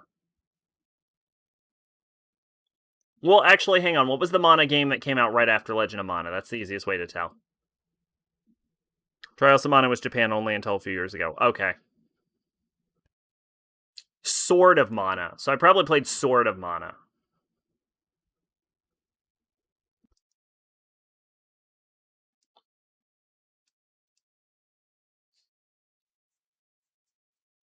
No, that was a Game Boy Advanced game. Huh. Maybe it was Secret of Mana. I bet I played Secret of Mana.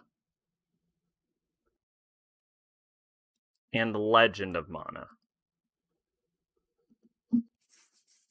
Because there's no way I played Children of Mana.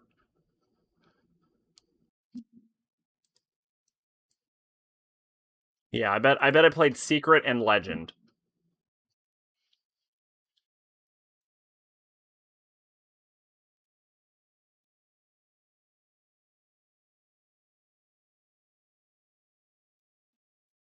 Alright, anyway.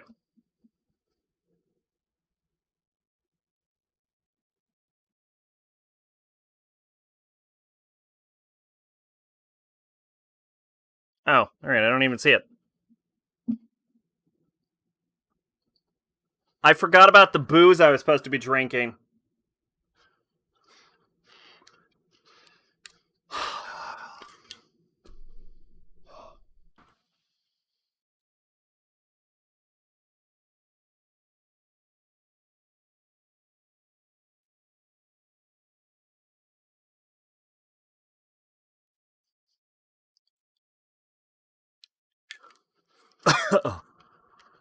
Fuck.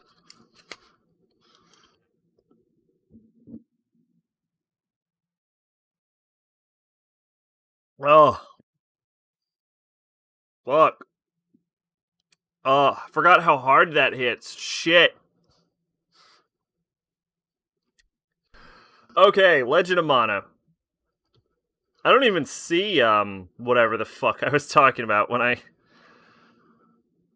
yeah, I don't even see the original Mana. Okay, Legend of Mana was good. Put Legend of Mana in B. I would really like to get back to. I want to replay a lot of these. I think. Live a evil. Well, okay, I'll probably never play this, but I kind of want to know what Live a evil is.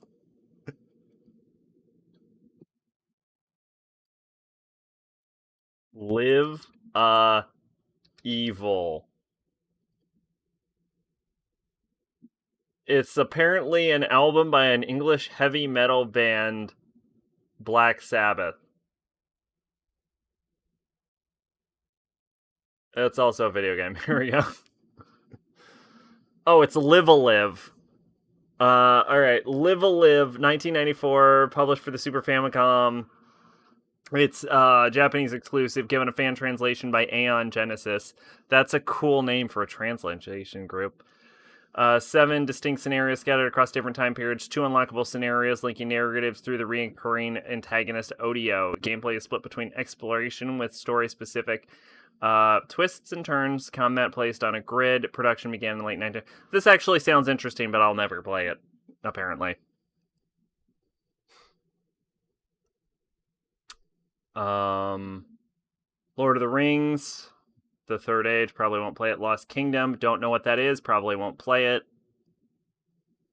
Probably won't play Lost Kingdom. Lost Odyssey, I hear this game is good, and I'll probably never play it.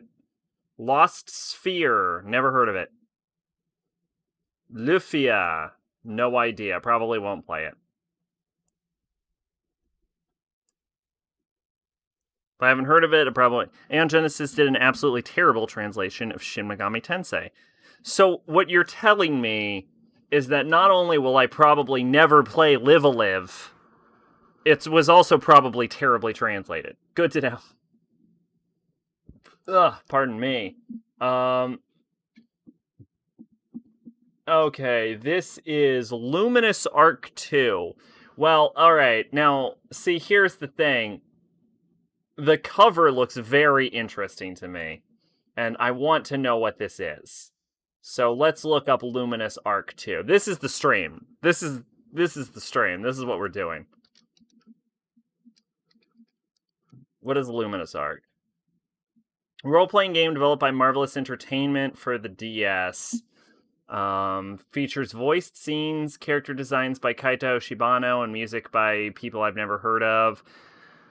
There's an online battle option, there's a sequel, there's a third game. Not only was the translation kind of literal, he somehow fucked the game. How so? Tactical role-playing game uses Battlefield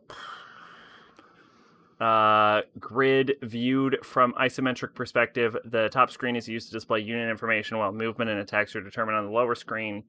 Left and right touch screen, D-pad are available. Whatever, who cares? I mean, the art style looks in... Oh, here we go. Here's the plot. We keep putting guy guns for the entire first half of the game. It would crash, and you couldn't do the law route. Oh, shit. That is really bad. Takes place in the world of Strawberry. I actually can't see anymore. I've already gotten too drunk. I hit that vodka very hard. Where the Luminous Church rules over the lands. The Luminous Church worships their god Zeal. Is the only form of government the land has. According to scriptures known as the Book of Mena of the Luminous Church thousands of years ago, witches and dragons fought all across. First off, this fucking game has just said the word witches. I'm on board, and I don't care anymore. Across the world to be the superior race. In the process, the air was stale, the earth was barren, the sea raged, and the suns vanished. The world fell into darkness. This disaster known as Eldaheld. The scriptures go on to continue that the saints prayed upon the barren land, and eventually the god Zael replied to their prayers, beginning the Advent. Zael defeated the dragons and witches. What a dickbag. Don't you defeat them, witches. And cleansed the world. It was then that Zael supposedly blessed the world and named it Strawberry.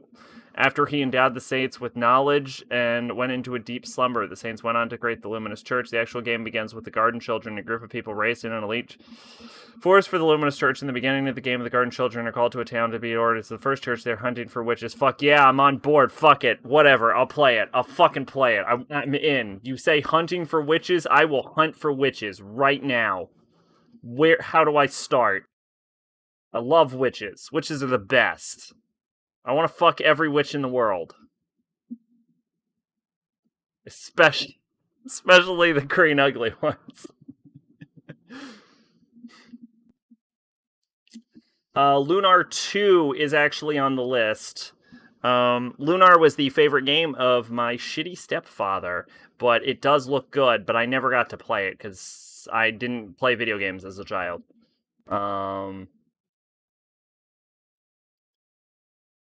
His translation of Bufula was Bufura. That's not that hard to make. Zio is Geo. That one's okay. He went for a very straight translation. There was a patch mage to fix it, and Gideon Z, aka Genesis, went on a bitch about the patch. His translation of SMT2 and IF are better because they work, and he actually did some localization to make the sound not fucked. Okay, so Eva Live might be okay.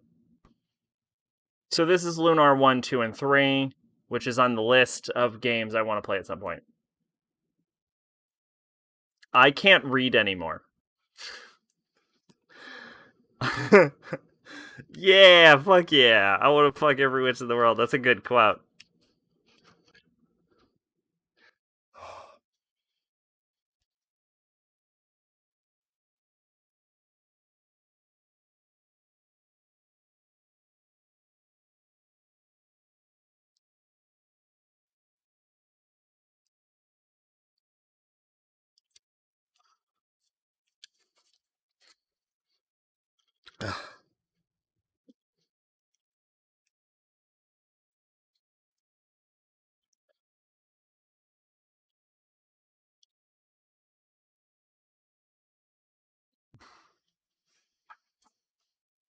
Oh god.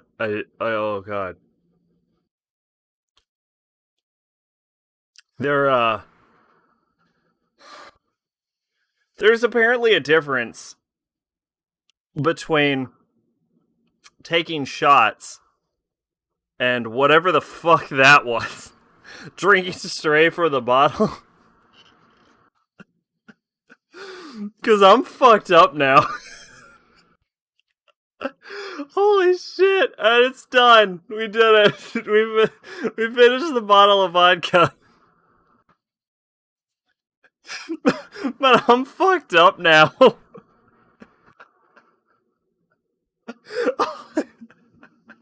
Holy shit! Holy shit! Holy shit!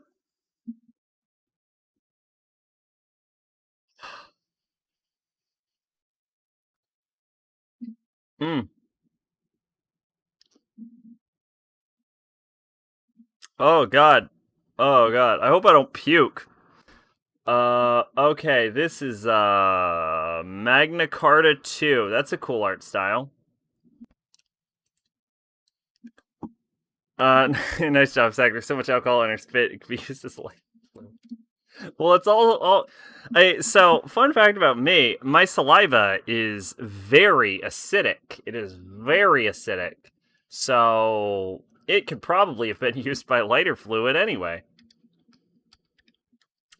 Magna Carta.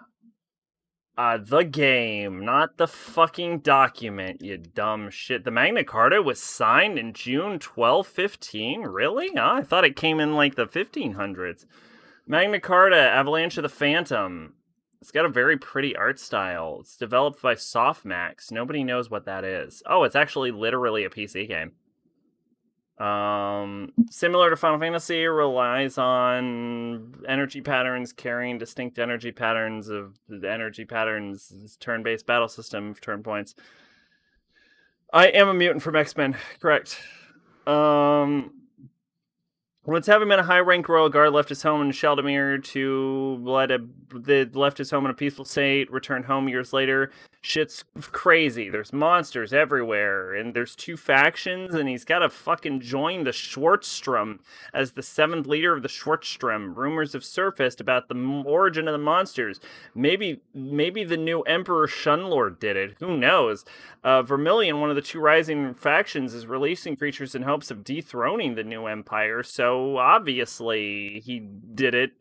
He's shitting them at Vermilion. Amid this conflict, political struggles between fallen Princess Jusilia and the new Empress Leona have contributed to the share of chaos in Shaldamere. Having lost her mother to a senseless crime of murder, Jusilia was stripped of her royal authority and cast out into the royal district. The fucking as a commoner, Jusilia was entitled to her mother's throne. The new empress, nor the emperor's decision to abolish Judicia's fucking royalty, Clive the father, princess. There's a lot to this. It sounds very involved and interesting, actually. I'm not gonna read this in my brain. My brain doesn't want to, but I want to play this game now. I'm never gonna remember these games I've learned about. This is fucking illegible. Holy shit. Like, even by the standards of these, what the fuck does this even say?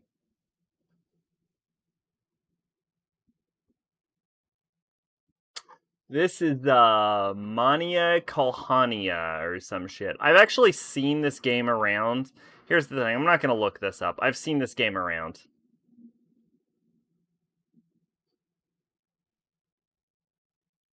So we'll put this and probably won't play, because I've heard of this, and I probably won't play it.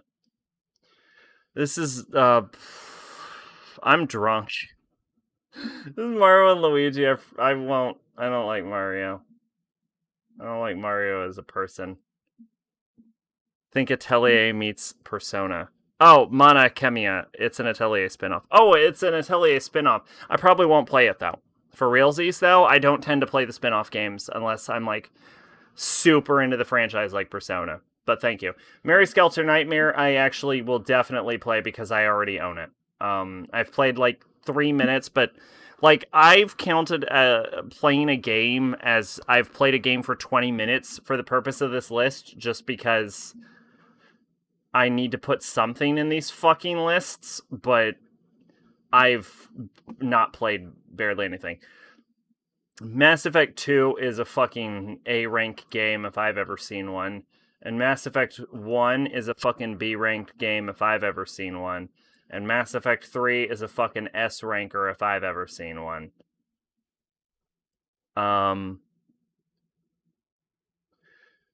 Hyperdimension Neptunia. So this is Mega Dimension Neptunia, and I'm only halfway through this game, a little under halfway through this game, and it seems to be probably the best Nep Nep.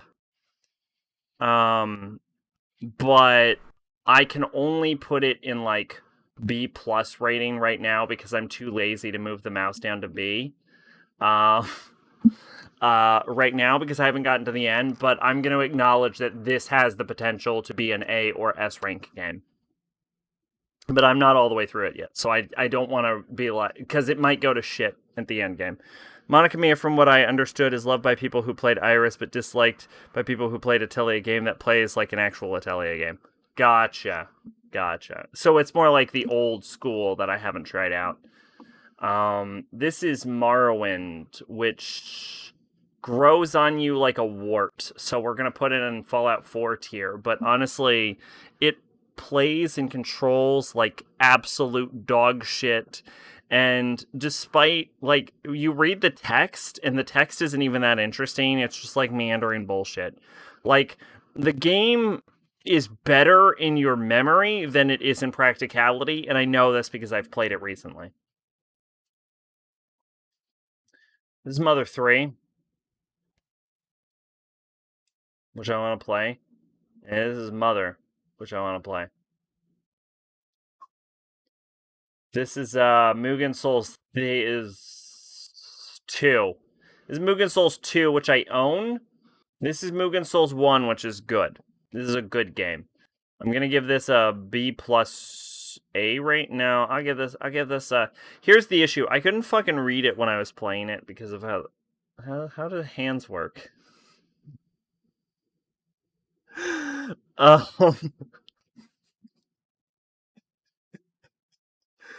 I'm gonna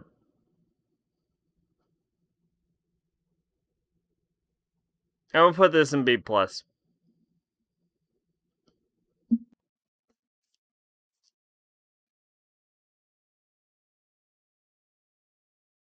I need to get water. I'm gonna go get some water. I'm gonna be right back. I'm gonna get some water. I need to I don't the booze is hitting me really hard. Like way harder than I thought it was going to be. I need to get some water. So I'll be right back.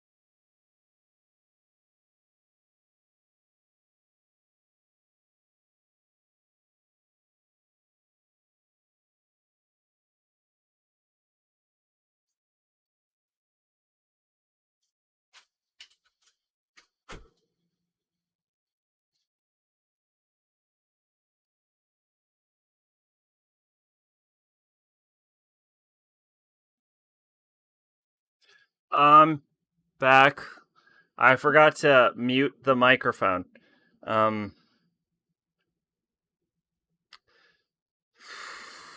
Shut up, Nanashi. Holy shit. Uh, no, I have real water. It's right here. You can't see it because you're audio only, but I actually have. I legitimately got water.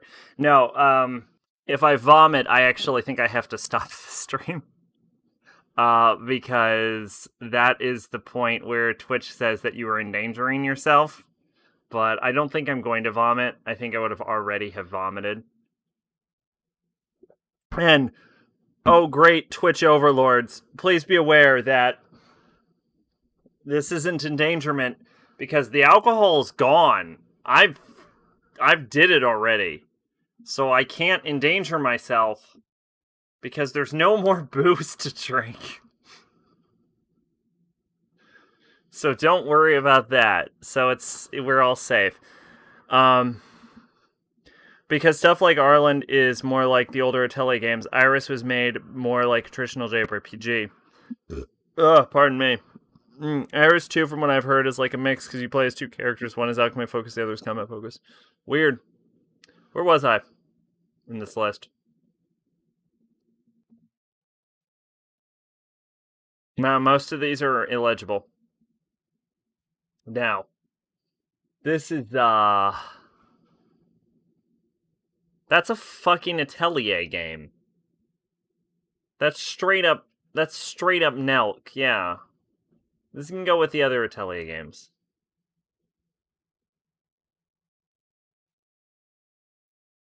Most parents supposed to be very proud. Look, I specifically said I'm going to finish this bottle on stream. This bottle, this is the same bottle I had last April. This fucking... I can read. Shut up. Fuck you. This, no, actually, how much is in this, though, for real? For real, how much is in this?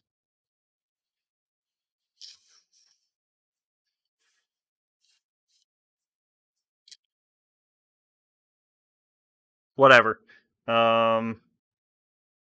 Whatever. This lasted me a year.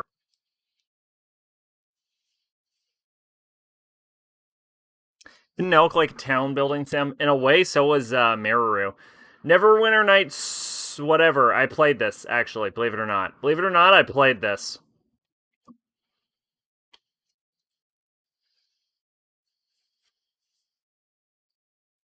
This game... The thing I remember most about this specific game was that one of the characters' name was Georg, but it was spelled like George, but like there wasn't an E at the end. It was just like Georg. They're like, Georg, go talk to Georg. I thought it was fucking hysterical. This game wasn't very good. I'll put it in Fallout 4 tier. This is Ni no Kuni. I actually don't have any interest in Ni no Kuni. Part of it, I think, inherently is because Gus Sorolla from Rooster Teeth said he didn't like it, and I don't know why I'm trusting Gus, but I also just don't think it looks very good. It was fermenting all year, making it more toxic.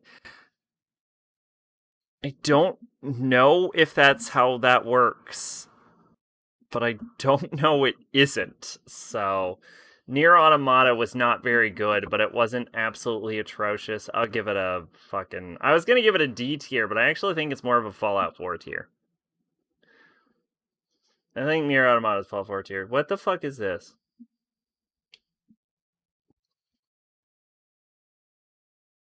Knights of Azure. I'm pretty sure I own this game. So we'll put this in really want to play. Oblivion is fucking great. What makes Oblivion so much better than the other Elder Scrolls games is how it designs its quest. Statistically, if we like, consider the modern Elder Scrolls games as Elder Scrolls 3, Morrowind, onward, up to Skyrim. What makes Oblivion so good is that they put a lot of time and effort into the quest design. So every quest line feels like it could be a main quest. Could be a main quest. It has very tight quest design, and the way the quests are designed lead you from one quest to another. So there's like a flow to it. Later Elder Scrolls games don't have as tight of quest design. That's what makes Oblivion so good. It also has a better combat system, but the level of system leaves some to be desired. So it's not great, but it's definitely the best Elder Scrolls. I'm willing to give Oblivion an S. I'm willing to give it an S. Oblivion is playable.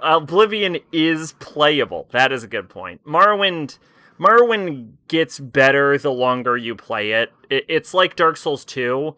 If you invest your points and make an adaptation, the game gets better the longer you play the game.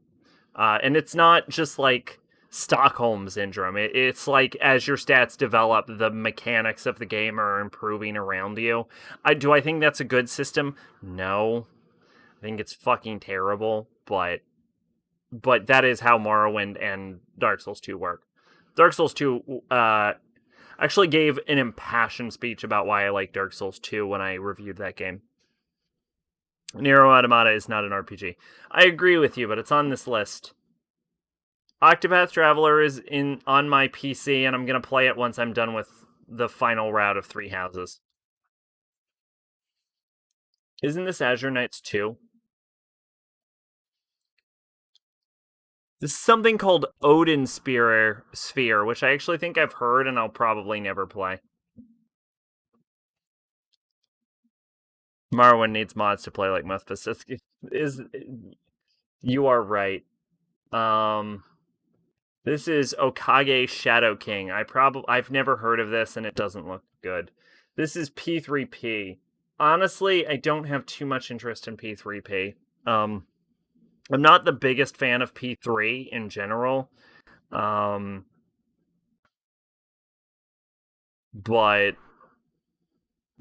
it's kind of interesting. I kind of when we do P3, Odin Sphere is an Atlas game. No, I've heard of it. I've just never played it myself, and I'm not super interested. P3P, I'm not terribly interested in. Like, I'm not the biggest P3 fan anyway. When we do it on stream eventually, and never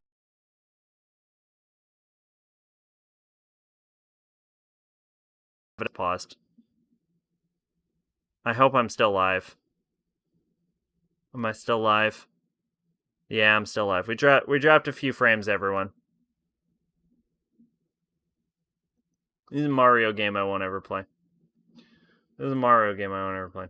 This is a Mario game I won't ever play. This is a Mario game I won't ever play. This is a Mario game I won't ever play. This is a Pathfinder game I'll probably never play. Innocent Sin. Here we go. Okay, Persona 2 Innocent Sin is a good game. Persona 2 Innocent Sin is a B+ for sure. Back in 2007, there was a bit of controversy, you can call it, because they delayed Odin Sphere so it wouldn't cut into the P3 sales. Oh, okay.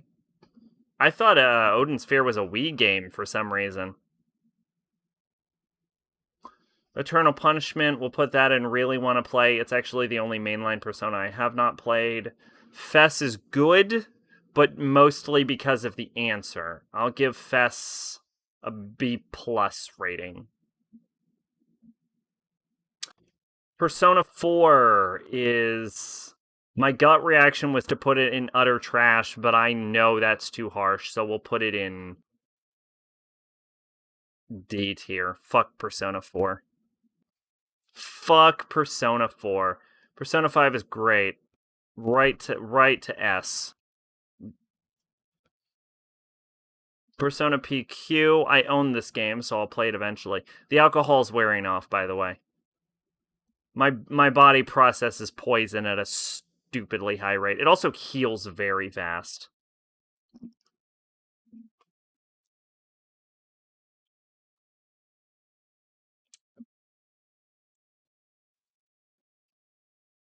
Okay, Persona 1. Snow Queen was good. The original was like the Sebek route kind of sucks despite following the rule of the series more. I'll give it a Fallout 4 rating.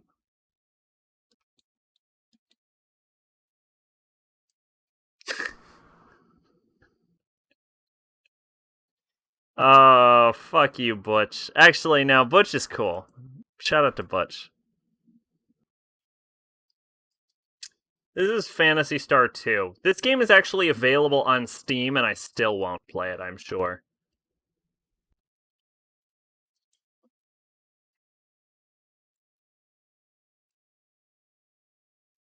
This is something called Phantom Blade. I don't know what this is.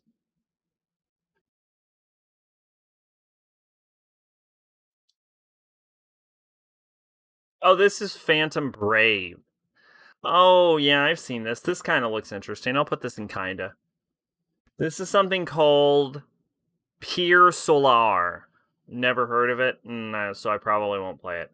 It's Pillar of Eternity.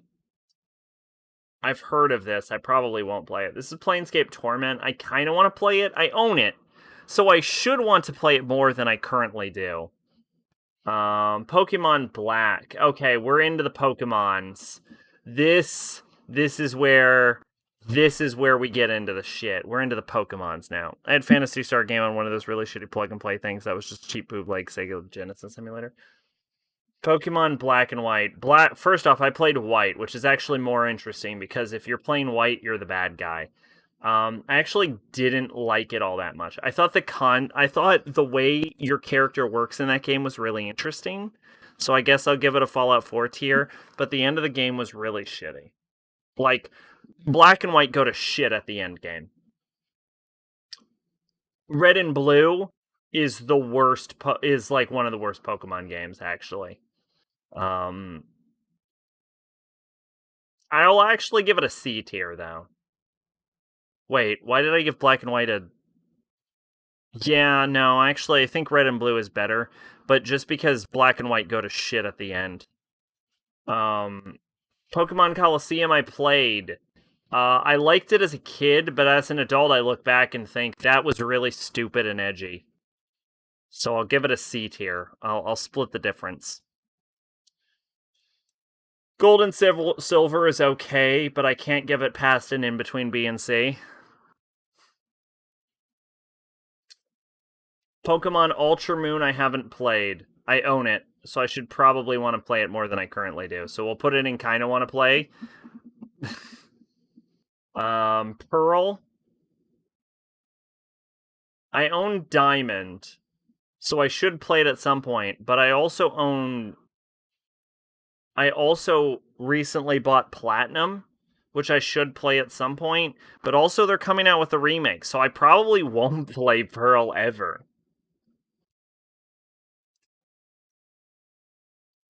Ruby and Sapphire. It seems like the person that created this list was aware that the Pokemon versions are just different colors of each other. So we're gonna say Ruby and Sapphire was a fucking great game, and I'll S-class that shit right now.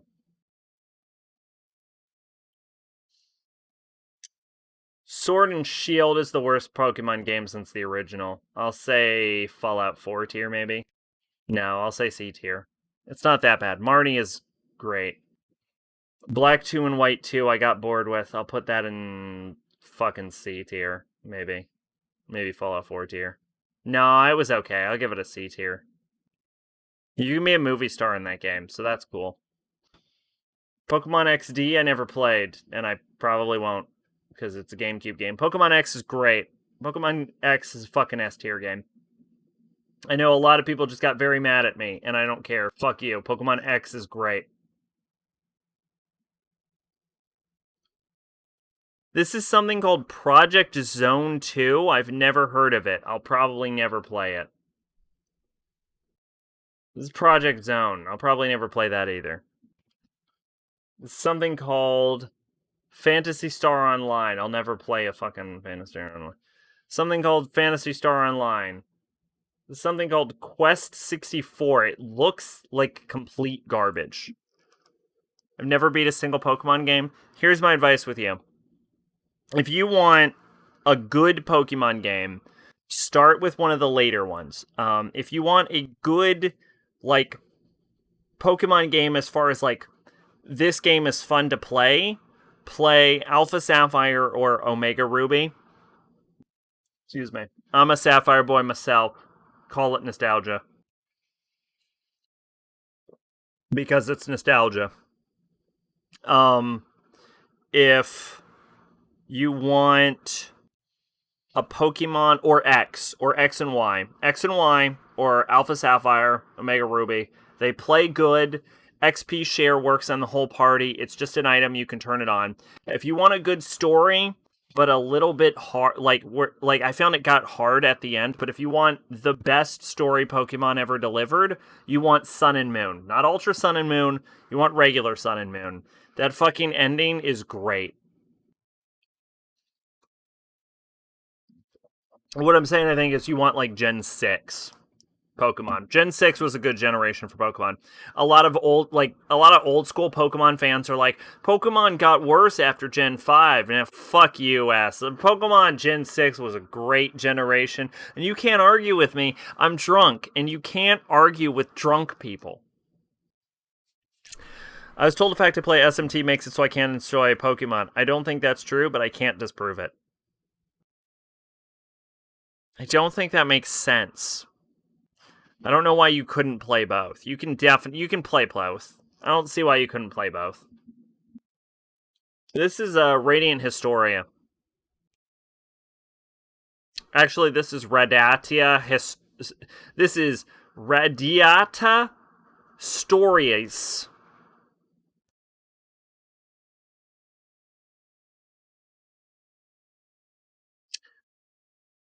Sorry, I zoned out there for a second. I'll probably never play this. I don't know what this is. This is Record of Lados War. They made a Record of Lados. Wasn't Record of Lados War based on the author's D&D campaign? How did they make a fucking... Yeah, Record of Lados War was based on a D&D campaign. Yeah, how the I understand how they made an anime. How did they make a video game of Record of Lados War? I mean, I'll never play it, but like... I don't know, Pokemon is an RPG for kids, so it's not like a tall order or something. There's a lot of adult jokes in Pokemon, though, like that you only get as an adult, like in Alpha Sapphire and Omega Ruby. When you're exploring the like deserted like ship, you like open up a door and there are like two girls making out, two schoolgirls that are implied to be engaged, I should say, and they're like, "Get the fuck out of here, kid," and you're like, "Nah, I'm exploring. What's up?" Resonance of Fate isn't good. I'll give that a solid D tier. No, I'll give it a solid F tier. I'm gonna give it an F tier. I didn't even like it. The only thing I liked about it is that I gotta dress up as pretty characters and change my eye color. I like being pretty. Rasfidi I've never heard of, but she has a super cool design, but I've never heard of it, and I'll probably never play it. Negamata, hey mister, want to do something naughty with me? Yes, no.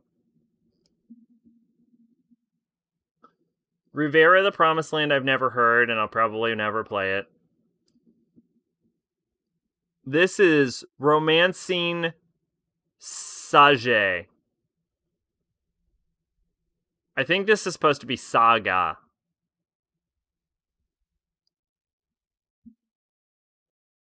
Yeah, I think this is supposed to be Saga.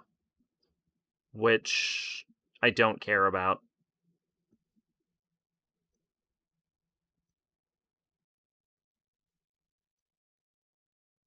Rune Factory. They made 4 of these games. They look cute, actually. Maybe I'll play it. Yeah, the naughty thing is that she fights you, right? Oh, not really, or perfect.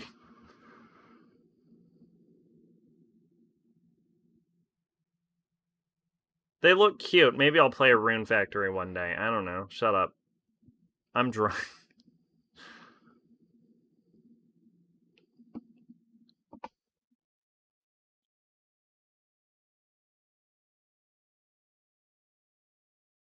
time is it? It's 11:37. That's not that late.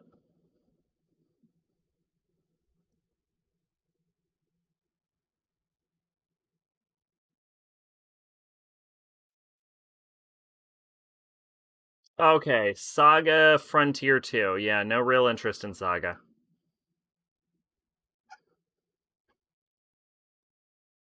Sakura Wars. Yes, I want to play these. I want to play all of them really bad. I want to play them tomorrow. I'm not going to, but I'm saying that. I'm saying those words. Sands of Destruction, I've never heard of.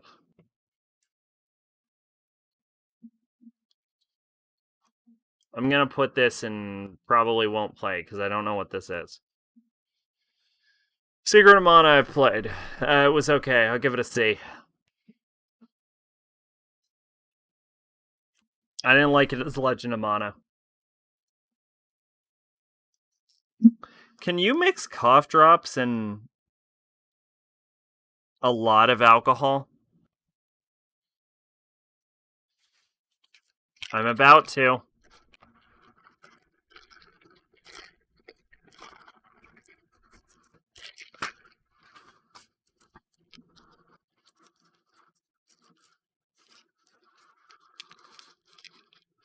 We're almost at the end. We're getting into the SMT games. This is something that I probably won't play because I can't even tell what it is. This is Shadow Hearts Covenant. I probably will never play this. This is Shadow Hearts from the New World, which I'll probably never play either. Wait, no, this is... Yeah, oh no, that is Wow, the Shadow Hearts girl looks a lot like the Dino Crisis girl. This is Shadow Hearts. This is Shadow Run, which is anime styled for some unknown reason. Even though Shadowrun, I think, is an American tabletop role playing game. I mean, I'll absolutely. No, I will never play that. I think I can confidently say I'm never going to play anything based on Shadowrun. This is one of the Mega 10 games where the fucking angels fly over your head. This is Angel Over Your Head Mega 10. So I'll probably never play this.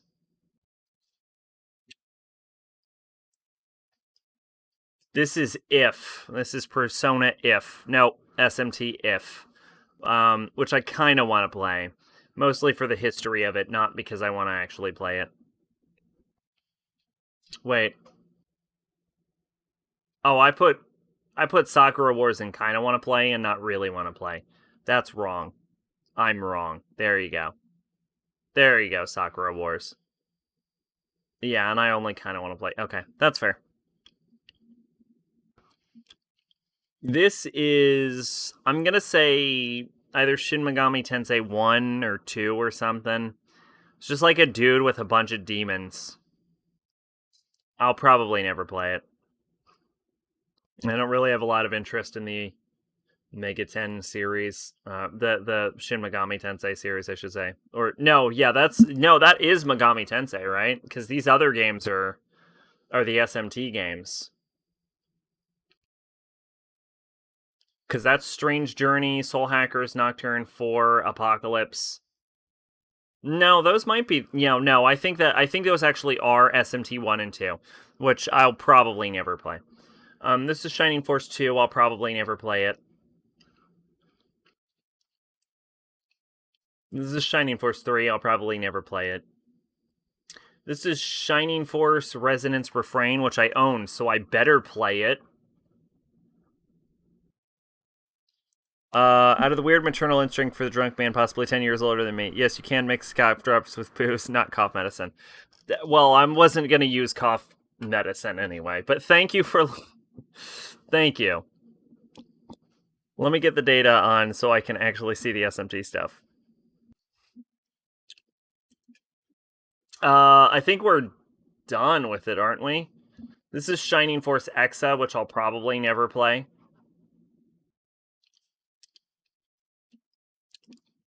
No, oh yeah, no, we're still coming on to SMT. This is This is something called Shining Force Feather. This is another Shining Force. We'll probably never play a Shining Force. This is Shining Force something. This is Shining Soul. This is Shining Tears. This is Charles Barkley Shut Up and Jam Gaiden. I can't believe they have that on this tier list. I can't believe they have Shining Charles Barkley Shut Up and Jam Gaiden. I'll probably never play it, but that's a fun fucking game. Like, Michael Jordan is like the main villain of it. That's fucking great. And like the main theme is this remix of Space Jam. Skies of Arcadia I'll probably never play. Skyrim is shit. Skyrim's D tier, maybe F tier. Skyrim's like F tier. No, Skyrim's D. Skyrim's between D and F tier. Is Skyrim worse than Persona 4? Yes, it's F tier. Okay. Rather Google that can Twitch ban you for almost dying on stream. Twitch can give you a ban for endangering yourself, but I'm actually clearing up. I'm getting more sober as we're going. What was the game you didn't know what it was? Oh,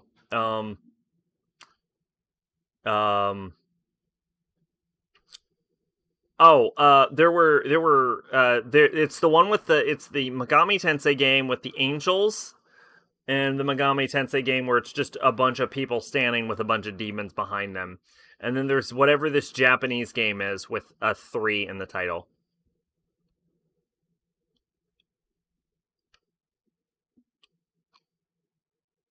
Yeah, it was this, whatever the fuck this is. SMT 1 and 2. Yeah, oh yeah, this has a 2 in it. See, I'm slightly more sober than I was. So now I can see that there's a 2 in this title. Oh. This is Devil Survivor 2. Devil Survivor looks interesting, but I'm going to be honest. The Japanese game 3 with 3 is Trials of Mana. Oh, shit, thank you! In that case, I do want to play it. But only kind of, because it's only in Japanese. Yeah, Devil Survivor looks interesting. So I might play it. I'll put kinda wanna play it. But I'll probably never get around to it. This is Apocalypse. I don't really have any SMT interest. I actually think Apocalypses are boring. So we can put all 3 and probably won't play. Soul Hackers, on the other hand. First off, I find this to be a very attractive cover. Just because I think like it's very standout dynamic art. But on the other hand, I've seen the menu, and it made me cum my pants. So we're gonna put this right in kind of want to play. Maybe, yeah, yeah, kind of want to play.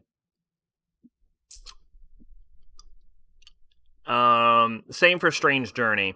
I'm kind of interested in Strange Journey. Looks interesting. I'm interested in it, but I'm not going to go out of my way to play it anytime soon. This is called something called Sonic Chronicles, which I guarantee you I will never play. This is a game called Soul Blazer, which I've never heard of, so I probably won't play it. This is South Park: The Fractured But Whole, which I did play, and it was good, so I'll give that a B. This is South Park: The Stick of Truth, which I played, which was not as good, but it was still pretty good, so I'll give that a B.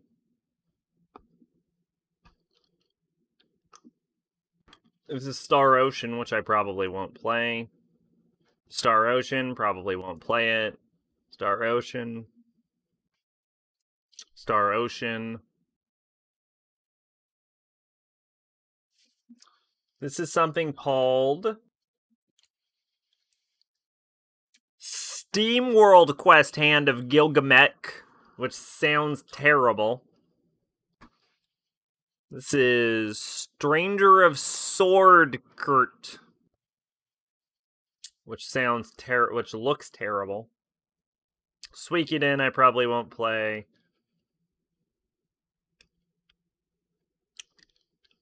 There's a remake. There's a remake of what? Oh, Trials of Mana? Okay. Alright.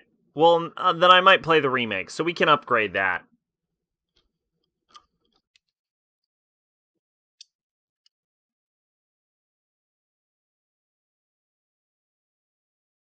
I don't... Yeah, if there's a remake, that's actually more attractive to me now. Suikoden I'm not super interested in as a series.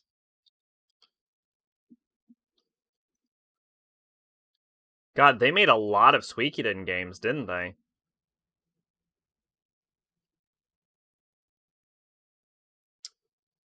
Super Mario RPG is one of the best-selling RPGs of all time, and I don't care about it. Neptunia RPG, I want to play. And I own. So I better want to play it.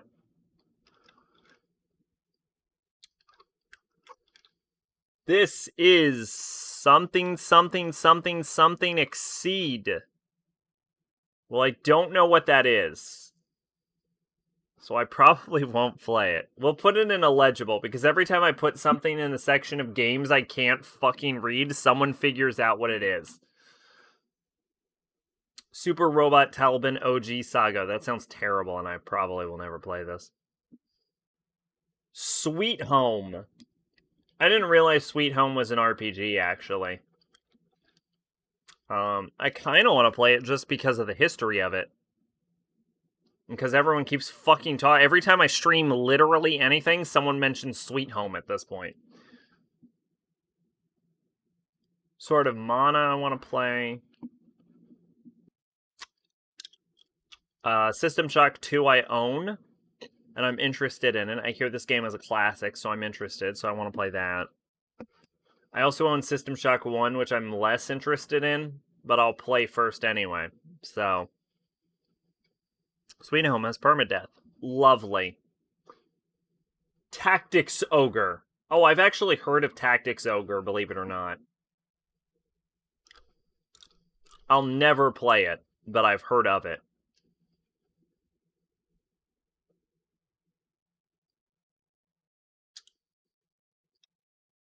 Tales of the Abyss. That's on my list of games I want to play.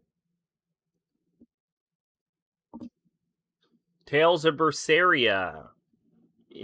I'll probably play Tales of Berseria relatively soon, actually. Tales of Destiny.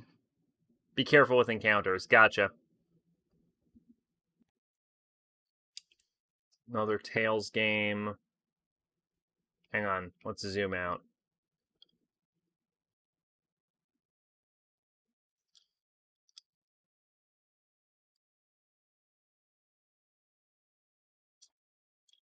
Actually, let's go through this list and see where the Tales games end. Because they're all going in the list except for the ones I've actually played. Okay, Tales of Legendia. I can give... Because if someone dies, you need items that can do their ability. Yeah, oh, that sounds... So it is an RPG. I didn't know that. I really liked this game as a kid. I don't know if I'll still like it. I give it a B. I played it a little bit when I found it at a GameStop. And I didn't like it as much. We're looking for Zestria. Here we go. Zestria's like Fallout 4 tier.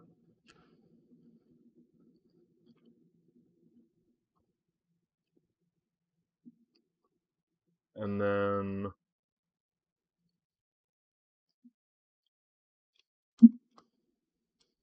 Tales of the Radiant Tempest, I think, is a spin-off game, right?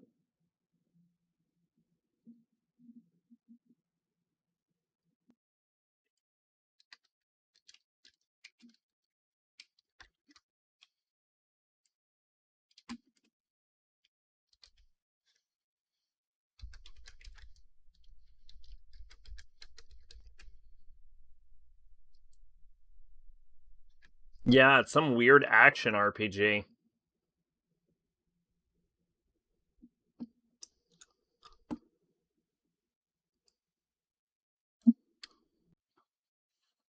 Oh no, it is a major title. Okay. It's a horror RPG. Oh, interesting. Wait. Oh shit, I got Last Remnant mixed up with Infinite on Discovery. Never mind. Infinite on Discovery is fucking great. Last Remnant is a piece of shit. Infinite on Discovery is like a plus tier, maybe S tier. Infinite on Discovery is S tier. Last Remnant is utter trash.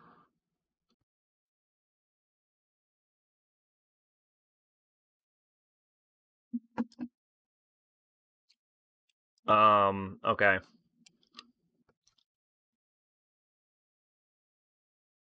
Okay, we'll go up to here for this. So we'll put all of these in when and want to play. Oh no, that was kind of.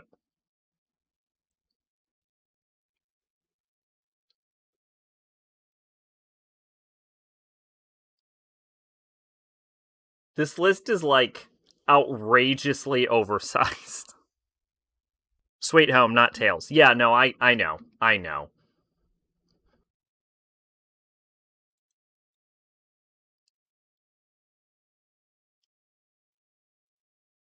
This list is comically. How long have I been streaming at this point? 2.5 hours. Oh my god.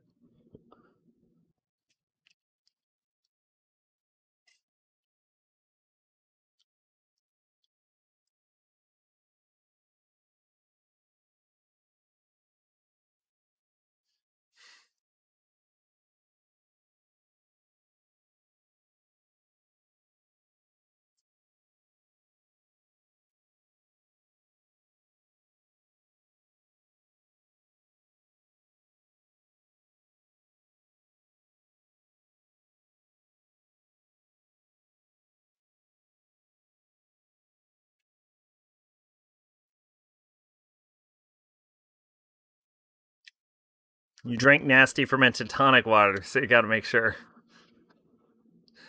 I appreciate it. I'm coming down. I'm coming down from it.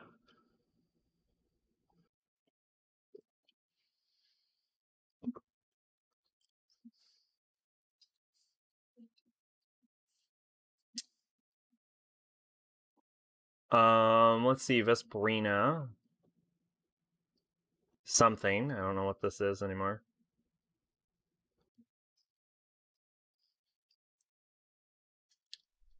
And okay, this is the last Tails game.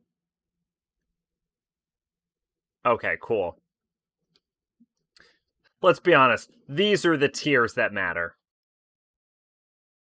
All right. Okay. What do we got? Pardon me. This is something called Terrence.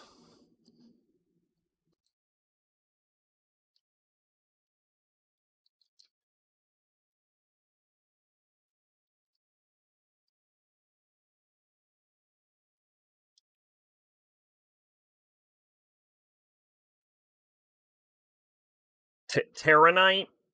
Is it Terranite? Is Terranite a game?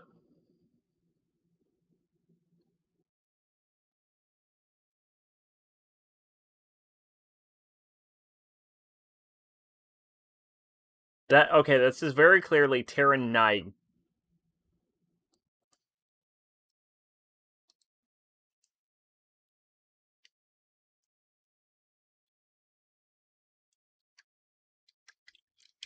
Game Terranite. Terranigma. I really hope you at least refrigerated that so it wasn't all warm. No, no, it was not refrigerated. It was not refrigerated. Terramigma, the creation of heaven and earth. Manga artist Kamui Fujiwara is credited with character designs. Who the fuck is that? What did he make? He made the Dragon Quest manga. And that's about the only thing I can find notable.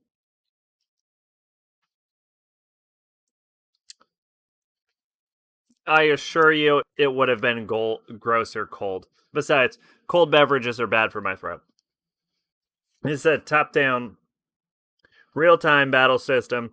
Where you perform different techniques based on whether the person is running, jumping, attacking, or using a combination of three actions. Each attack meant for dealing more damage to kind of enemies. It sounds like a pretty interesting battle system.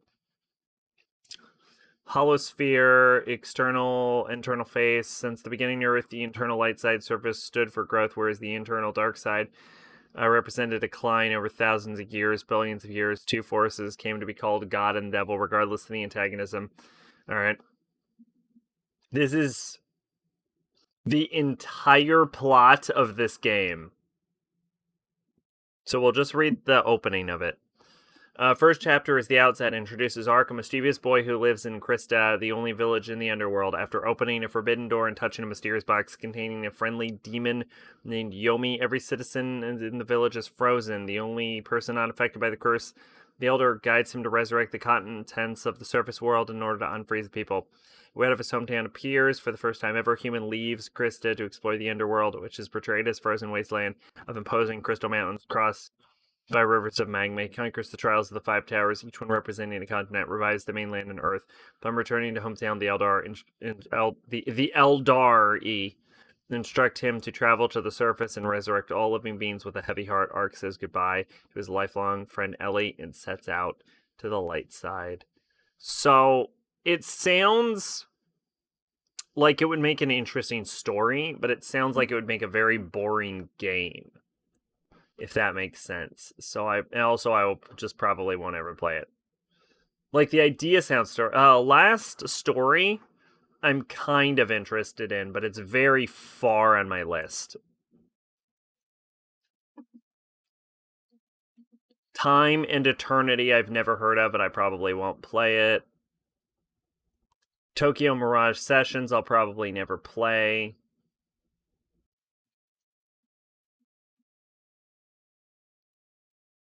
I don't know what this is. Oh, that's Tokyo Xanadu. Oh, yeah, I own this game.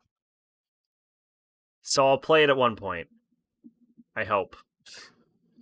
Trails in the Sky. I'm actually way more interested in Trails in the Sky than anything.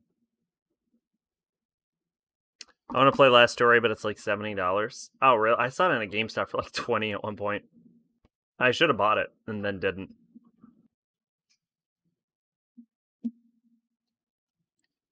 This is such a big list. Also, I own Trails in the Sky 1.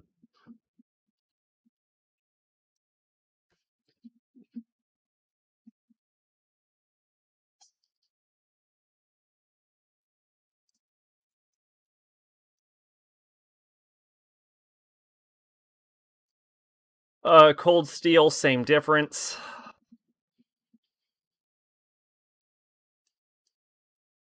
Man, this list really makes you think about like how many RPGs you are still out there. You know what I'm saying? Like, when you see it like presented like this, you're like, damn, there's so much happening. There's so much I haven't played or done.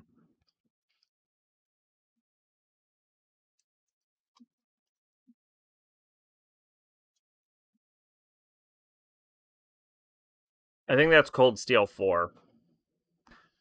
I once saw Atelier Shelley at the time, and now it's like 50 to 70.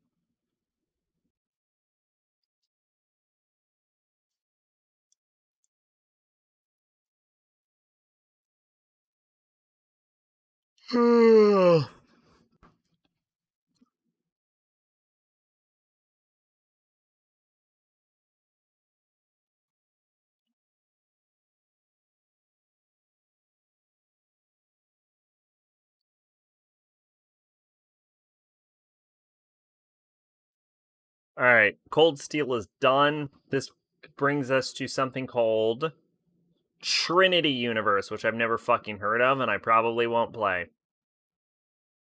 This brings us to Tyranny, a game I've played before. Oh my god. What alternate universe are we living in where I've played one of these fucking games before? Tyranny is good. Tyranny is probably B plus tier, maybe. Maybe A tier. Tyranny's A. No, Tyranny's definition B tier, B plus tier, because I can't make a B plus plus tier because that's fucking stupid. So it's going in the B plus tier.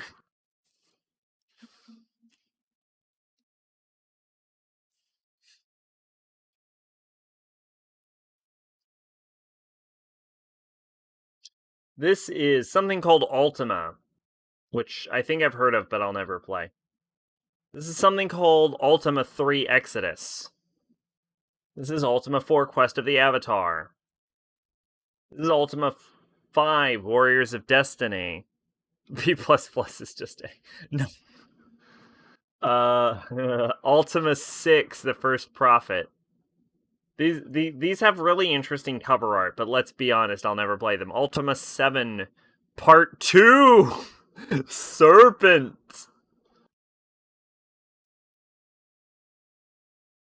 Ultima 7 The Black Gate. Show you my black gate, you know what I'm saying? Ultima 8 Pagan. What are these titles, dude? Ultima 9 Ascension. Ultima 1 or L. Ultima 50.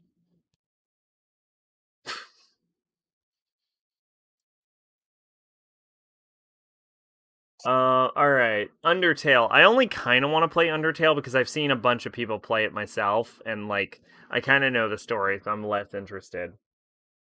Um.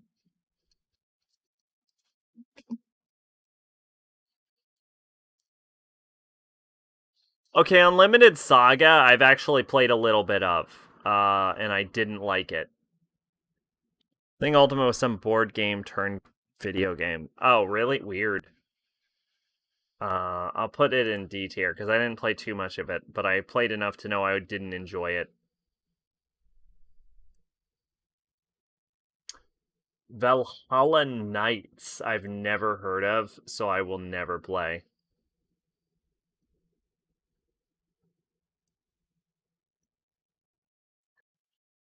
Valkyria Chronicles 2, I think, is only in Japan, but I'll put it in. I'll put it in kind of want to play. I'll put it in really want to play, but I will acknowledge that I'll probably never play it. Valkyria Chronicles 3, same difference. And Ultima is big with people who LARP. Ugh, losers. LARPing is too much. LARPing is too much even for me. Valkyria Chronicles 4, I want to play.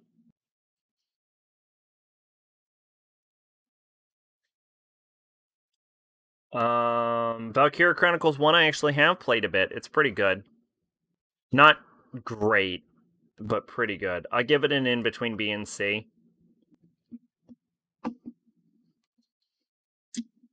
Valkyria Profile. I don't know if this is related. But I'll probably not play it. I feel like I've played Valkyria Profile, like the original, but I'm not sure. Masquerade Bloodlines is a good game. I can give that a B plus for sure.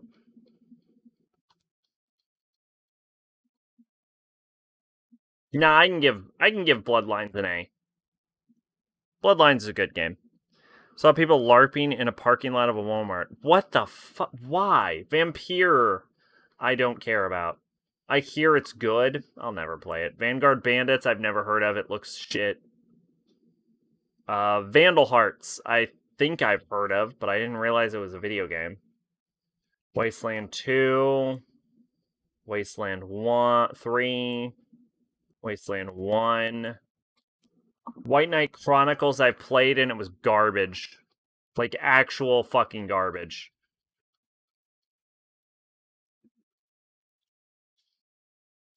Wild Arms I don't really care about. My god, we're almost through this fucking behemoth.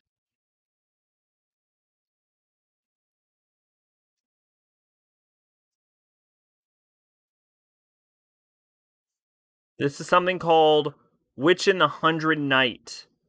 Now, here's the thing. I didn't care until I saw this attractive witch here, and now I'm in. So I'm gonna put this in kinda. One of them has tights on their head like a hat. What the fuck? See, like, nothing against people who LARP. I don't get it. Witcher 2 has the best story of all of the Witcher games, but it's a little jank. I think it's quote 38. I'll give Witcher 2 a B+.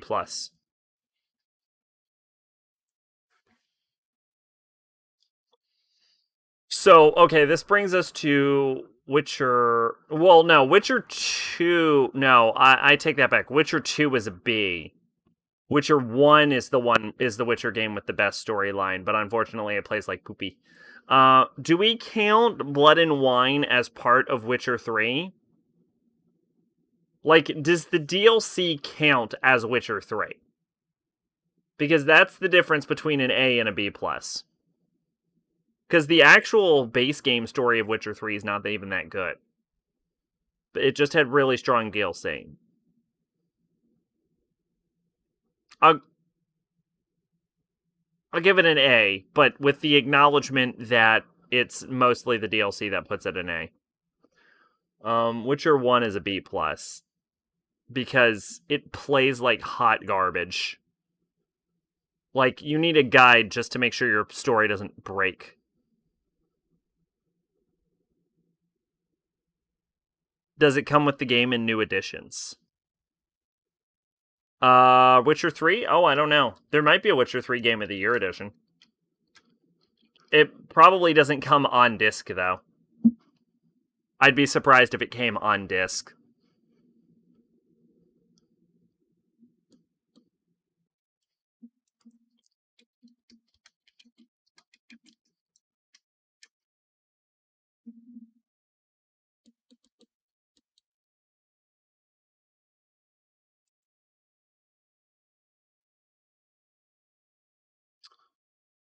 Someone said on Twitter, take that how you will, that it's on disc.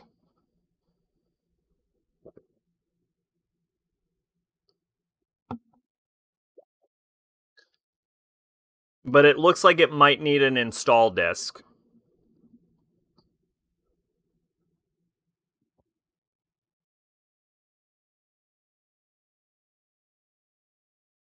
But yeah, there is a Game of the Year edition.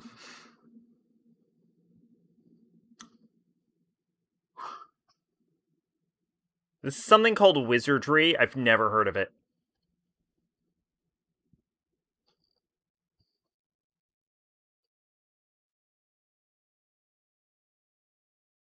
It's just a bunch of Wizardry games.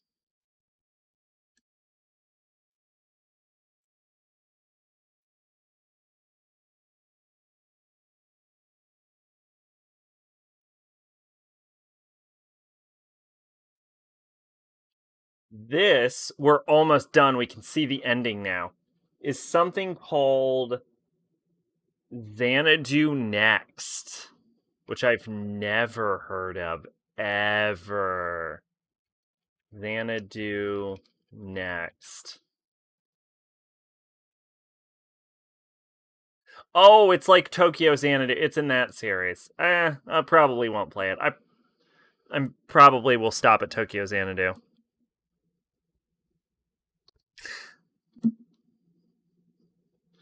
They are certainly LARPing. Xenoblade Chronicle. The Xenoblade Chronicles series is interesting to me, but only because of its association with the Xenosaga games.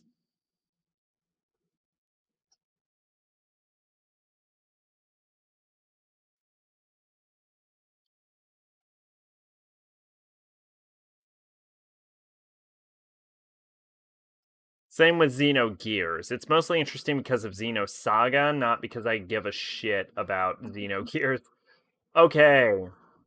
Xenosaga 1 was good. I will put that in a B tier. Xenosaga 2 is B plus tier. People who fantasy LARP or military LARP? Fantasy LARP. For sure. Now, granted, I don't want to make anyone think I'm taking a stand against LARPers. I want to be clear. It's just not my thing. Um, it's just not my thing. Like I don't want to upset any LARPers out there. I don't have any problems with LARPing or LARPers. It's not my cup of tea. I knew a guy in middle school who was a military LARPer, and and I hate the word, but he was very cringy. Okay, how so? Was he like always military LARPing or? Xenosaga 3 I actually didn't like as much as Xenosaga 2, so I'm only gonna put that in B. One day I will replay Xenosaga. This is something called Yagdra Union, which I've never heard of, so I'll probably never play it. This is the Ys series, the Ys series, which I own, I think, all of these games.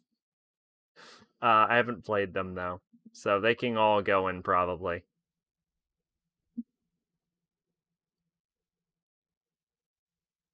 You'd say military LARPing is work? I think military LARPing is better because it's I think it's more grounded, so it's kind of like reenactment. Like I think it's like reenactment. It's like an event.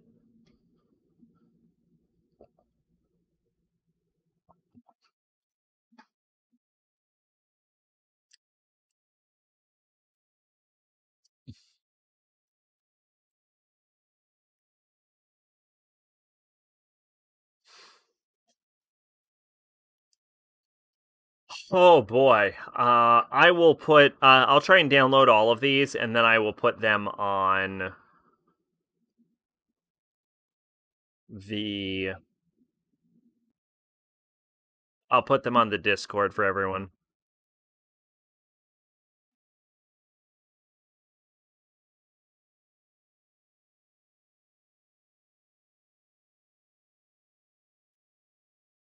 Okay, last one. He ran a boot camp during lunch break where he'd make other really skinny or fat guys do push-ups. He wore camouflage 24/7, and he talked like a dude from Full Metal Jacket. Okay, well that sounds awful. Okay, all right, you have a fair point. That's terrible. I was assuming he acted like a human being and then just on the side military larps. I don't know what this game is, but there's a lady in a witch hat, I think. Nope. Nope, that's a butt. I don't know what this is. We'll put both of these in illegible. Uh, with that, we're done. Here it is. Sacrabalic's tier list. We did it. What a daunting task.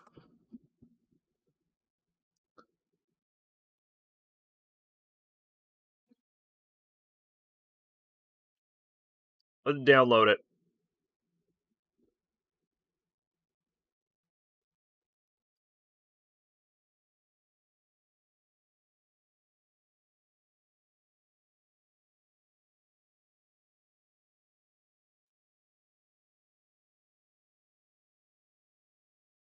There we go.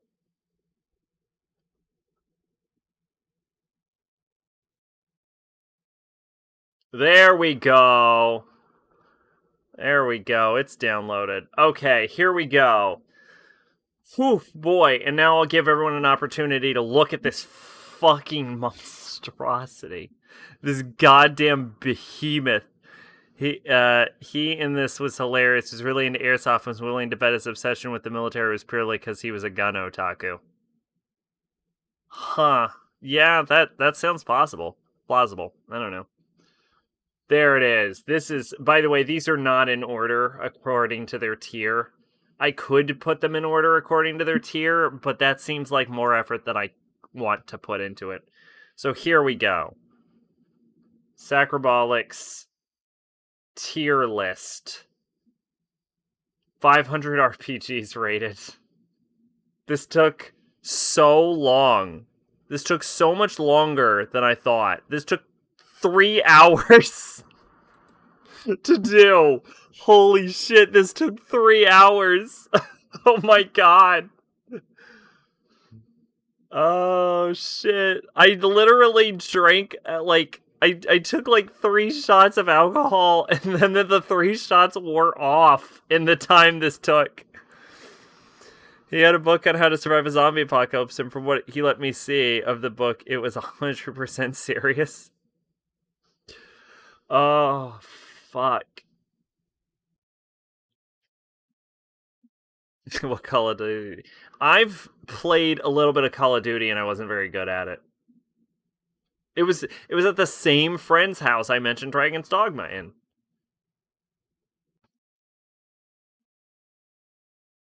There we go, everyone. There we go. And then this shit happening here. All right, we are done with this one. All right. Looks like the next up is socks. This the socks tier list. First sock we have is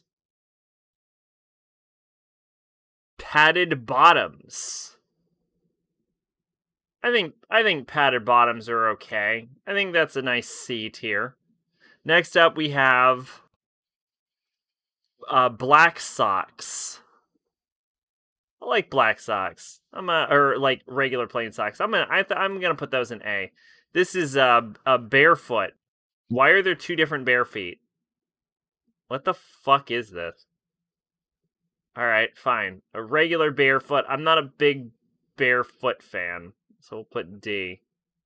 And then we'll put the other barefoot in F because these feet look shittier than these feet. And I would know. I'm an expert on what feet look good. All right. Now, let's rate the socks of Nekopara. Let's do it. Let's Nekopara socks. Okay, first off, I've never played Nekopara. First off, we have these socks in traditional Japanese sandals. They're cute, but the feet are cute, I think is what it is. These are very nice. These are very simplistic socks. Let's zoom in a little bit so we can get a better look at these socks. They're very simplistic. They're white. They have a very interesting outside fringe design. Very solid set of sock right there. They're cute. I would hate wearing them personally, but they're cute. These are very sporty socks. Very red lip at the top, blue stripe, very tomboy-esque. I can appreciate the aesthetic. They're probably very comfy. I'll give that a C. Okay, these are some pink. Now, this is an important distinction. Is that bow part of the shoe or the sock? Because if it's part of the sock, it's terrible. If it's part of the shoe, that's cute. It has a very fanciful overhang on the trim of it. Very, almost, I would say, over-designed this sock is. It's cute in principle, but I feel like there's too much going on visually with this sock to be a truly excellent sock. So I'm actually going to D tier this sock. Over here, we have some simple white thigh highs. Always a classic. Always a nice B tier. Over here, we have a very simplistic thigh high design, but with a threaded ribbon to it. Very good color contrast.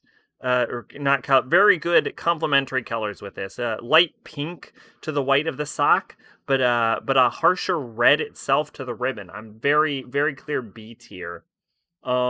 This right here is a solid green sock with a green lip. And if it was just that, it would be a very good sock. It would definitely be a B, possibly an A tier sock. But I feel like the gold trim at the top actually undermines it. I feel like the color is too harsh for the lighter pastel of the sock. So we're gonna put C. Might work better if the girl also uses gold as an accent color. But just from the pastel of it, too harsh for me. So this is a very floofy sock design. This is very similar to the over-designed sock that we have in D tier, but this is even more over-designed. It's very clearly a threaded ribbon type sock, like the red one we have in B tier.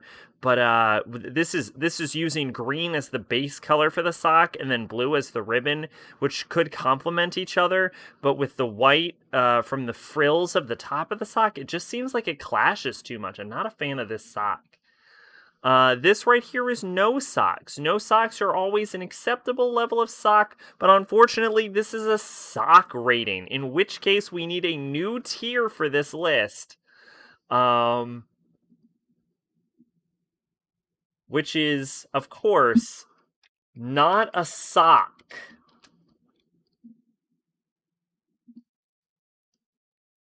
We're gonna make it black because this is not a sock. All right. Simple purple socks to go with the simple purple shoes. This is a very solid sock. I personally am not a fan of the purple sock color, but I think it works well. Now this is excellent.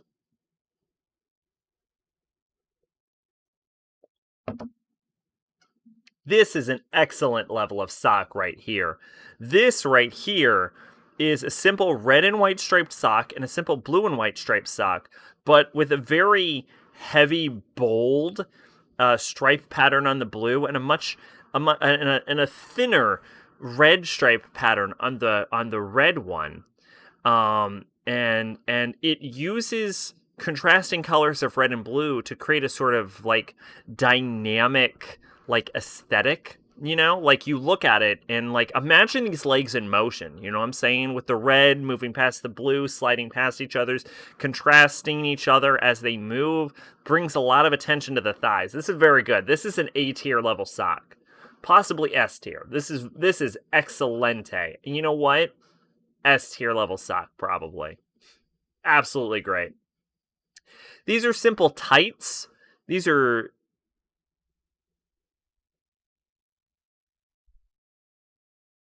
I'm sorry, is she on a naked man right now? Anyway, this is simple tights. These are good. Always classic. Always a B tier. These two simple tights, always B. Excellent. They hug the legs, they accentuate the depths of the legs, and the best part is that they're super easy to rip. So if you need to get in there, you can get in there and you don't even have to take them off. Always a plus. This is simple burgundy, but with a gold accent color. Excellent. Actually, you know what? I'm willing to give these tights an A ranking.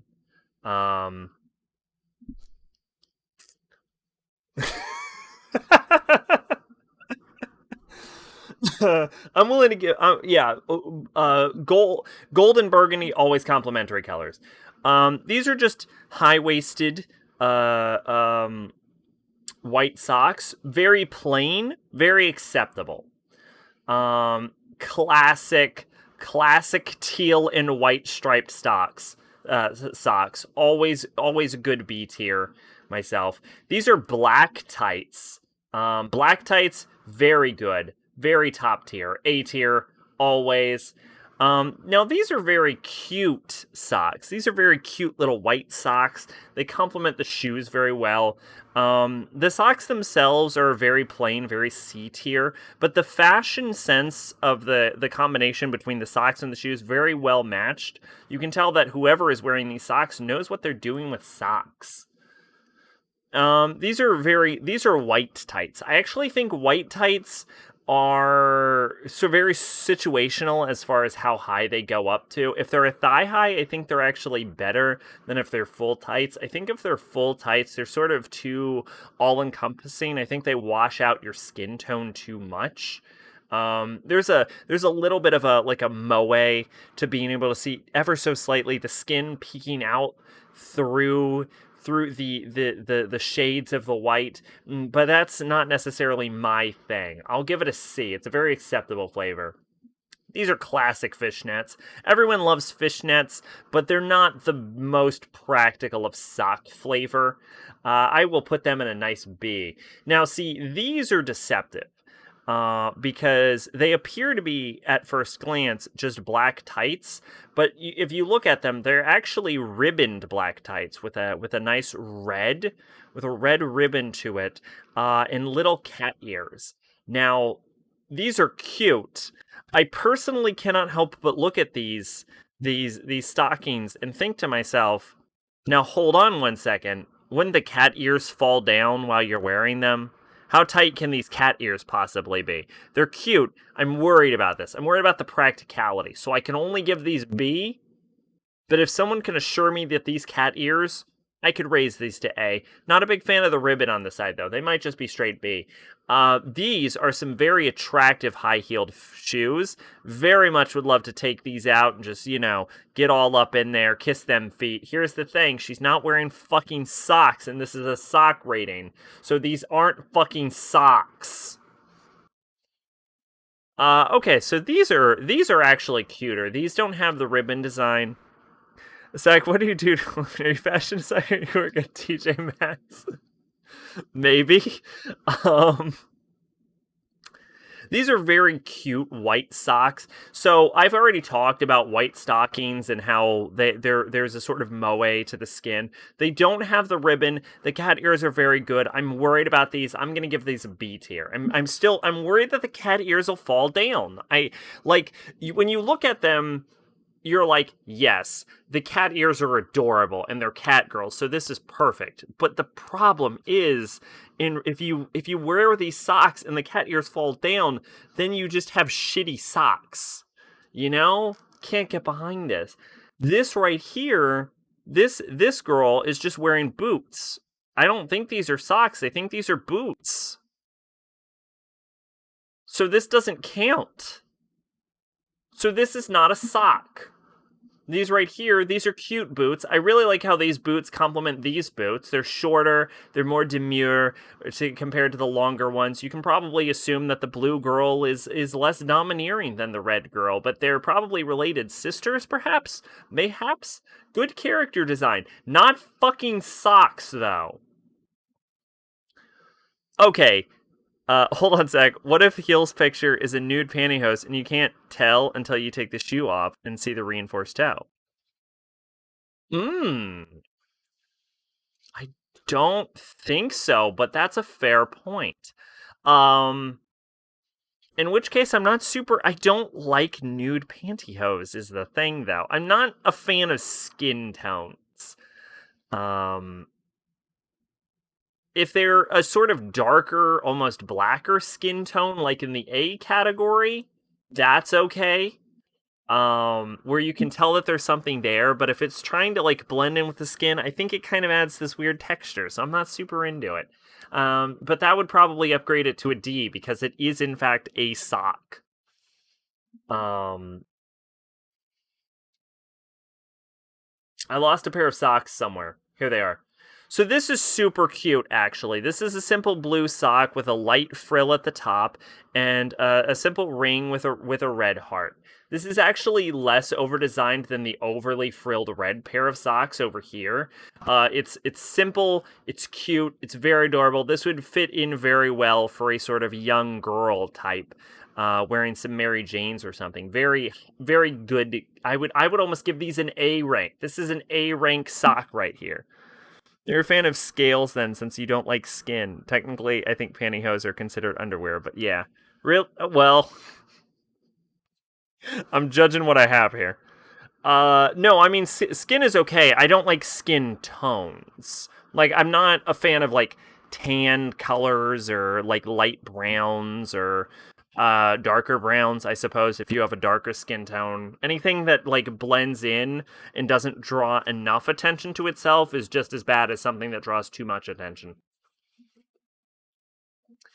So this is a very regal sort of sock. At first, you might think this is just a simple thigh high, a sort of light blue thigh high. Technically, I think. Oh, I reread that. But if you actually notice, you'll notice that there's a sharp incline towards the top, towards the flowers, one purple and one sort of turquoise. The turquoise complements very well with the lighter blue of the thigh high. Sack like bleach white and pitch black porcelain dolls. I don't understand the question. But yes, it's very regal, very it draws attention very heavily to the flowers at the top. I'm actually not a fan of it, but it is acceptable. I almost think it might be too much. So I'm actually going to put a D. And then these are simple, very cute, ribboned, frilled socks. Very cute. They're very similar to the red and blue.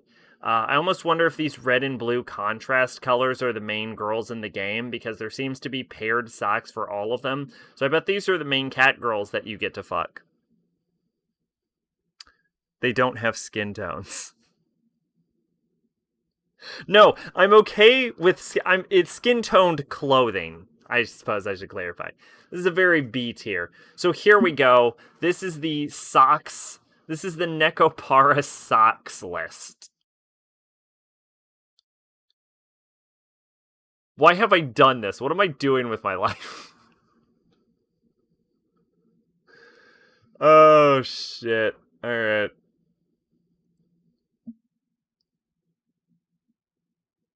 Holy hell. Alright.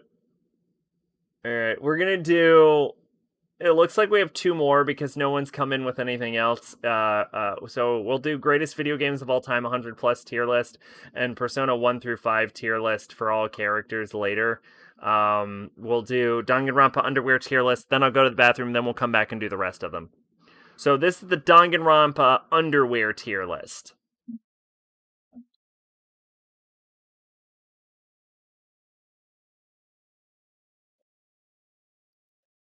No, that's okay. I don't care if they... Look, I am proud of this stream. These are very simple white panties. Always a classic, but unfortunately, always a classic. This right here is a very simple V-shape panty design with a cross right on the crotch. Honestly, it's a little much. It's a little much. I'm gonna put this in D tier. These are very frilly and very skimpy. And kind of polka dotted. They're kind of cute, but I almost think the skimp level to the frill level is a little high. So I'm gonna put this. I'll put this in C tier, I think. Excuse me, and we'll put the simple white panties to B tier. These are tidy whiteys. Nobody should wear these. We got a lion print on these panties. Very dynamic, very bold. I can appreciate the design. These are spats. These are just spats. So I'll put that in a C tier. These are hideous. Gold on top, red on the crotch line, blue, V-shaped. I don't know who wears these, but fucking hell, these are terrible. These are sort of a patterned blue print that uses a sort of lilac as a contrasting color. I actually think these are kind of ugly.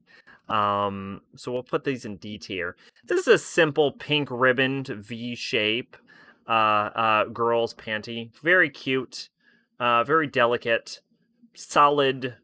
We'll put in an A. This is a side-tied black panty. Very sexy, very mature. Hard A on me. These are sort of a gray with a little ribbon. I'm going to assume the coloration is gray and that they're not fucking dirty. But gray's not a great panty color, so I can't upgrade it all the way to the top. So I'll just put it in B. These are side-tied. Panties.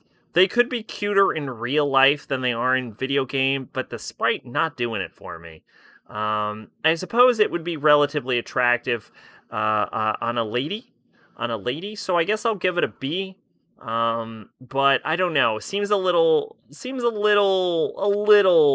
thin. Like very heavy fabric on the V shape. Really wants to make sure you keep your bits in place, but very thin on the side tie. Not super into it actually. Might just give it a C.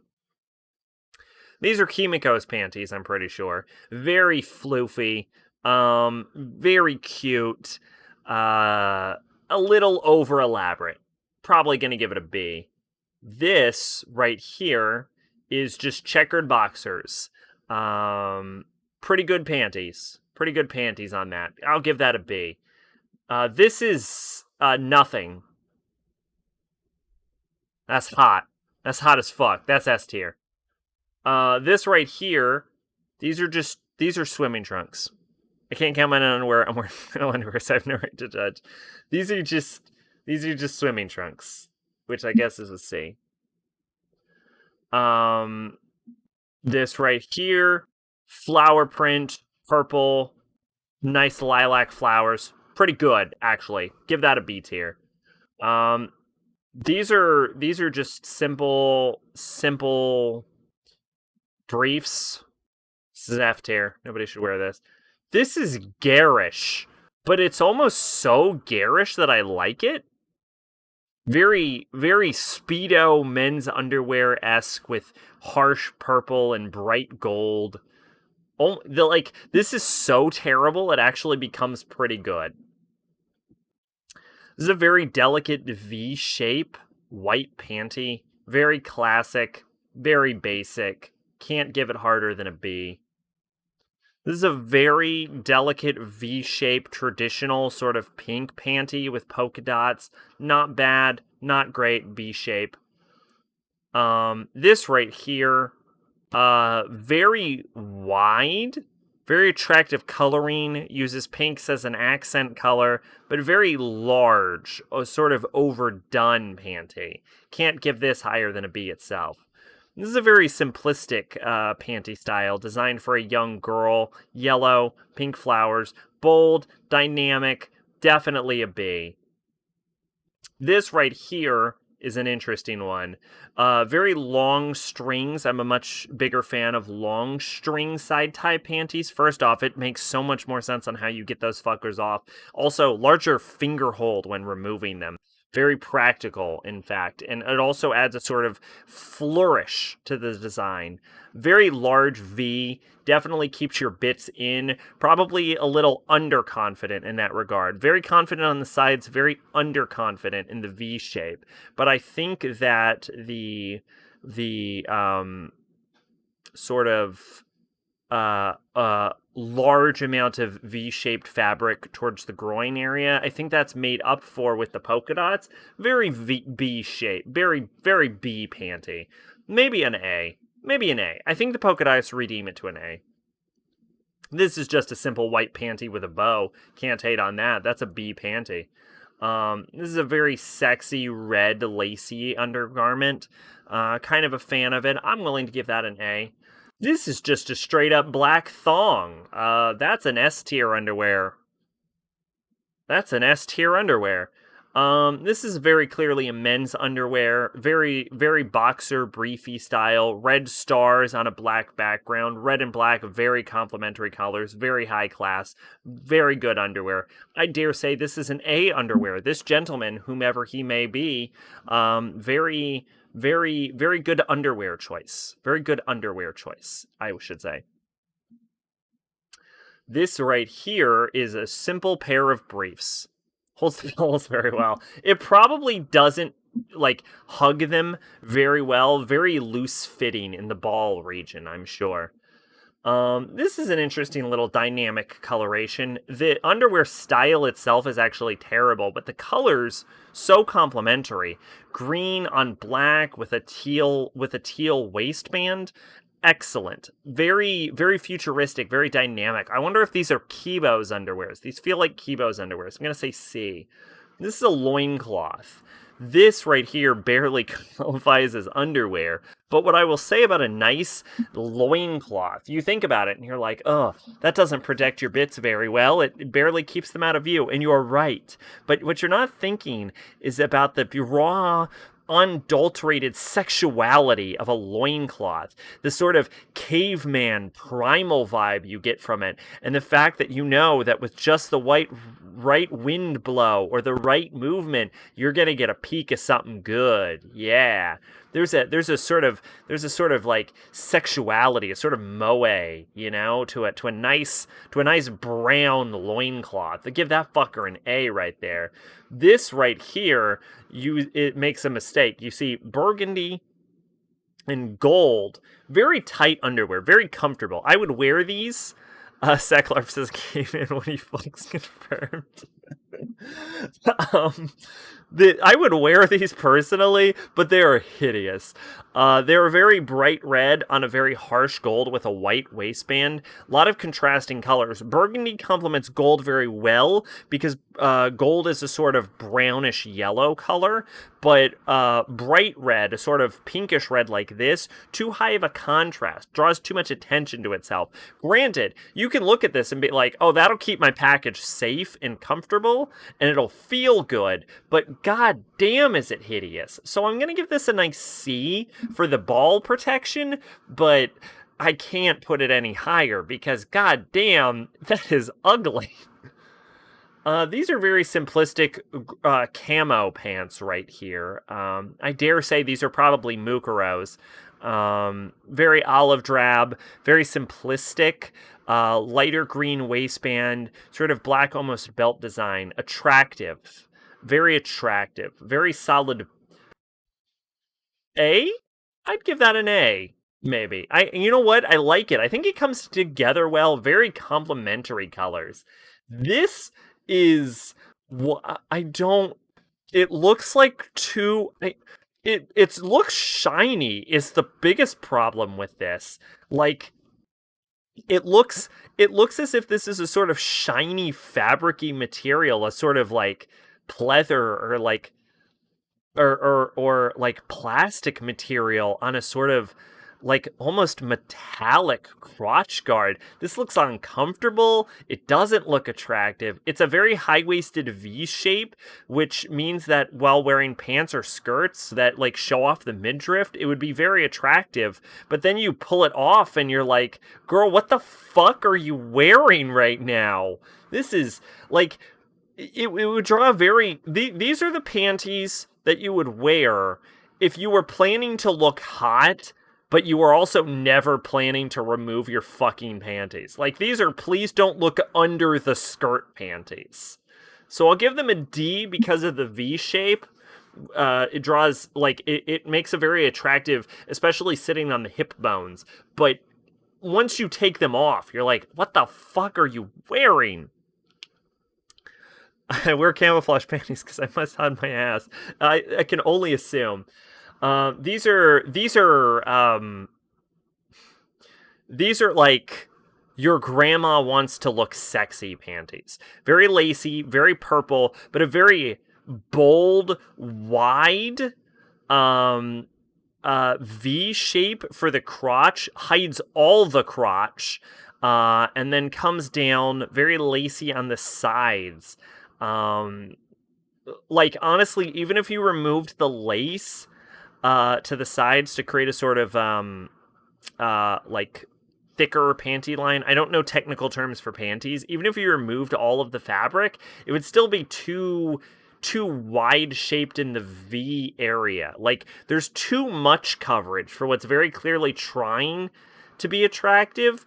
It's trying too hard to be sexy, and it just comes off as like your grandma's about to fuck, kinda. Like, these are grandma fucking panties. These are what your grandma wears when she goes out to get laid.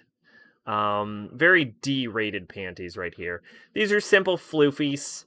Not bad. I'm gonna give them a C because I think gray is a shitty panty color, and also because I think the little orange fruits kind of draw more attention to the B-rate ones. They're cute.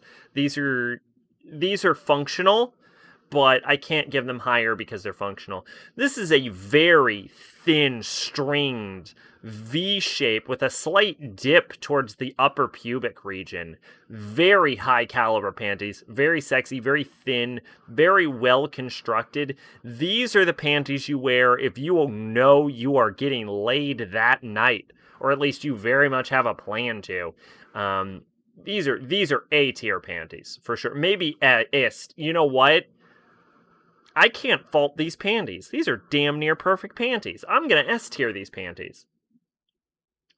These are cute. These are very cute in design. Pink flowers on purple base. Very thick.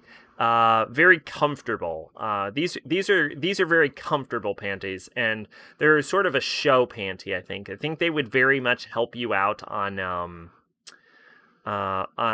if you have a little, if you're wearing a lighter skirt. You'd be proud to show these off. These are definitely not bedroom panties, but they're very, very functional. I'll give these a nice B. S tier, but they right up here. Made, I assure you that the tube panty types in S tier, these panties are not designed to be worn for long. These are panties that are coming the fuck off of you very quickly. You will be wearing these for maybe an hour at most. This right here is a very, very good mixture of form and function. Very good silhouette, high-waisted, so they hit your hips, but not so high-waisted that they ride on the top of your hips that they would be visible. They look very comfortable, but there's a nice lace design to the top of them. Pink contrasting with white, contrasting with black. High contrast colors, but with just enough design and enough subtlety that it draws attention to them. These are both sexy and functional. Very high caliber of panty. Damn near gonna say S tier, actually. Very, very classy, whoever wears these. These are a sort of almost swimsuit-esque panty, sort of a grayish, bluish color.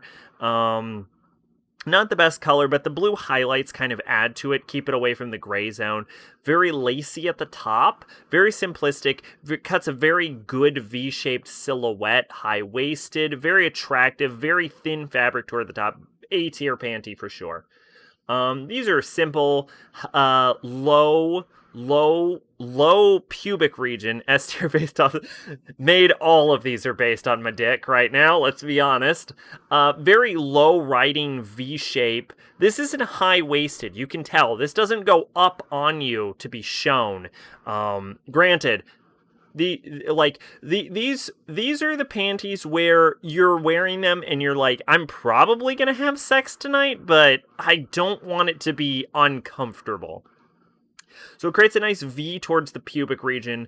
Black, always an attractive color, and very, very lacy toward the outer rims. Very attractive, very good. Can't fault this panty in any way. Definitely an S tier. This is a very similar tier of panty, but this is what you get when you're just wearing too much fabric, unfortunately. First off, it's not a bold enough color. It's a very light pink, almost a salmon.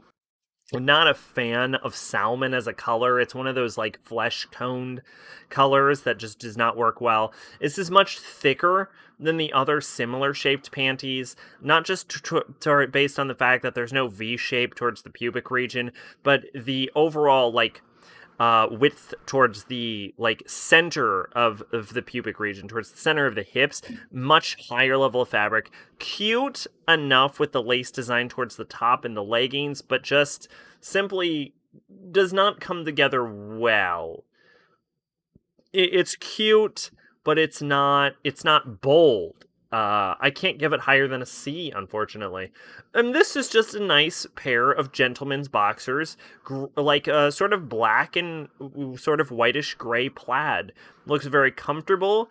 I dare say these might be boxer briefs because it looks like there's a bold crotch region. Probably hugs you very well. These are boxers that not only look comfortable, but I would enjoy wearing. I would wear these myself. I'm going to give this an S tier.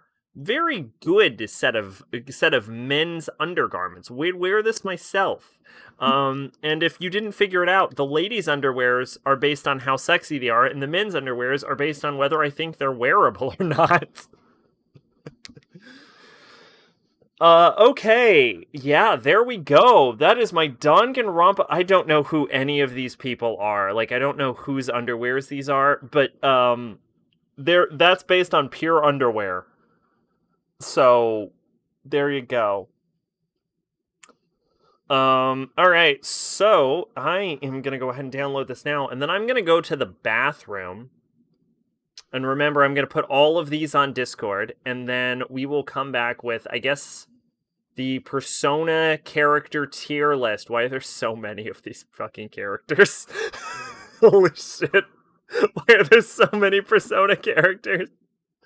Alright, I'm gonna go to the bathroom, and I'll be right back.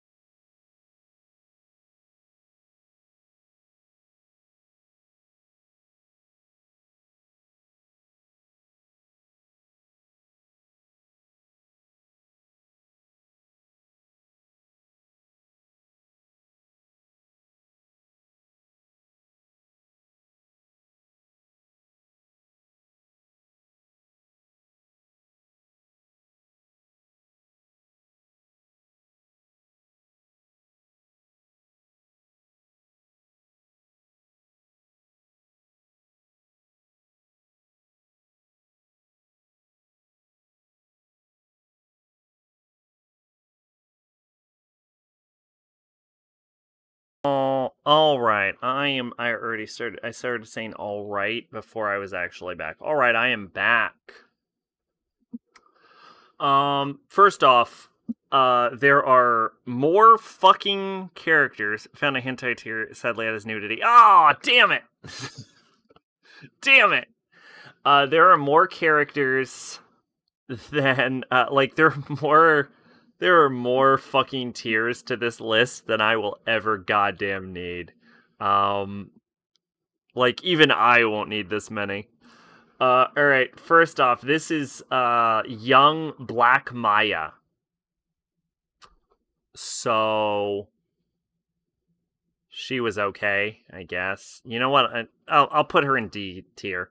Chidori was cool. Actually, Chidori was cool. Chidori, I think, is my favorite of the enemy group in Persona 3. I'll put Chidori in a nice B tier right here. This is the Persona 1 through 5 all characters tier list, by the way.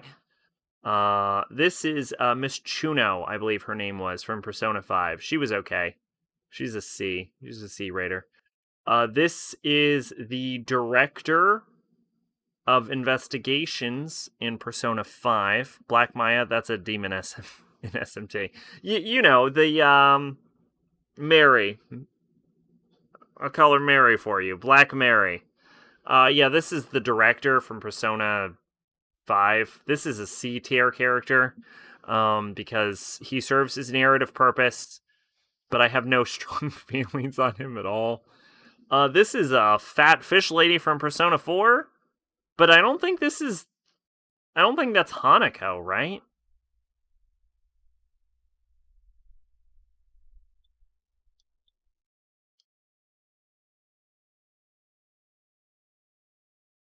Okay, it is. Maggie. Yeah, Maggie, thank you.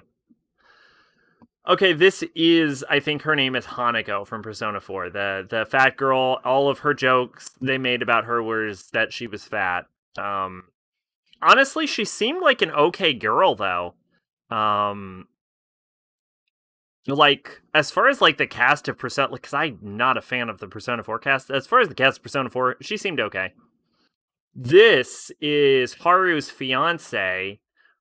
This man is an egotistical asshole slash possible rapist. If anyone doesn't put this man in F tier, fucking get yourself looked at, please. I mean, they literally made him the most hateable character possible. This is one of the teachers in Persona 5 who's very dramatic. He was okay. This is Yeldabaoth. Yeldabaoth, I'll put in B tier just because I think it was cool how he forced his way into the Velvet Room. I think he was interesting as a villain in that regard, like as far as feats. Like it brings up questions. But overall, I don't feel like he had too much of an impact on the story. This is Goro Akechi. Goro Akechi, definitely, I almost said S class. He might get upgraded to S class. For now, we'll put him in A, and we'll see what A class looks like going forward. I have to put Akechi high though, because apparently the character in Persona I most like is Goro Akechi. So there's that. Haru I like. Haru would be so easy to just make a little cinnamon roll, but I also like that she's also secretly a yandere, and I'm fucking into that. So Haru's a nice you know what? If they're gonna give me all of this room, I could give Haru an S class and then use S plus for like on and shit. Yeah, alright, we'll put Haru in S class. But if we're gonna put Haru in S class, let's put Akechi in S class also. Futaba. So controversially, I'm actually only gonna put Futaba in A. Remember yes, I do remember when I did that BuzzFeed quiz. Yeah, I'm actually gonna put Futaba in A. Futaba probably has my favorite design of any Persona character. I really like Futaba's design, but like as a character, she has like her cute moments, like the little sister archetype and stuff, but she really is just kind of like a smelly internet gremlin.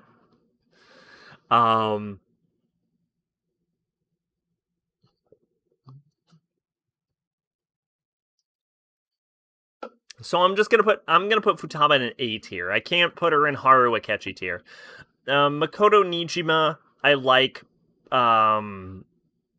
but I don't like her too much. Honestly, of all of the P5 girls, Makoto probably my least favorite after Hifumi, so I'll probably put her in B tier only. Yusuke Kutagawa. Yusuke is a cool dude. Fucking weirdo. Adds a lot of comedy at the moment, a lot of moments of levity, but he's also sort of a serious and pensive dude. I like Yusuke. I can give Yusuke probably an A or an S tier. I'd say I'll give him an S tier. Morgana is okay. Morgana's okay. He has his moments, but I mean, he's a Persona mascot that's not Aigis, so what do you want from him?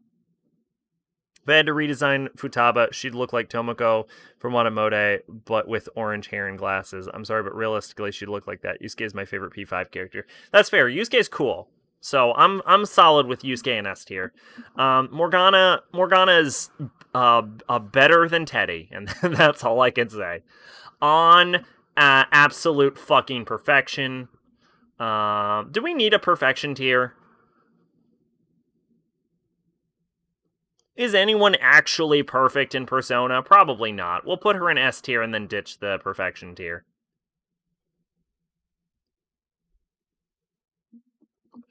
Ryuji's cool. Ryuji is the best bro in Persona, so I'll put him in A tier. I don't want to put him in Yusuke tier. He's not Yusuke level. Ren Amamiya is hard to rate, actually, because the problem is you can play him how you want, and you can play him as a sort of serious and cool, mysterious character, or you can do what I did in the first playthrough and play him like he has the memory of a fucking goldfish.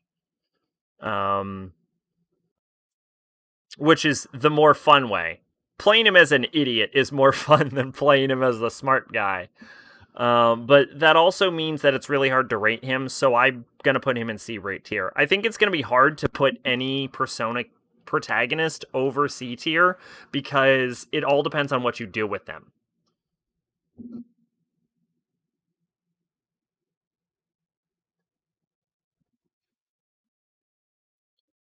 Igor is fine. Igor's C tier if I've ever heard of him. Right off the bat, I'm fucking offended on a fundamental level because someone has decided to put Justine and Caroline in the same goddamn person. Unless she's intended to be Lavenza.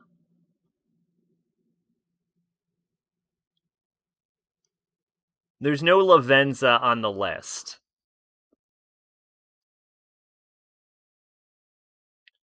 So I guess Justine and Caroline are intended to represent both themselves and Lavenza. In which case, that's an S tier. But that's also not fair because we just smashed 3 characters together. Okay, Coffee Dad. Coffee Dad is S tier. Everyone loves Coffee Dad. Chiheya's great. And that's not just my MILF fetish talking. I genuinely love Psychic Girl, so we'll give her a nice A ranking. Okay, Yakuza Man. Iwai's cool. Iwai's cool, dude, but I can't give him higher than a B tier. Oh yes, Takemi. Takemi's cool. I'll give Takemi a B tier. Kawakami, hard S plus for sure. Oh yeah.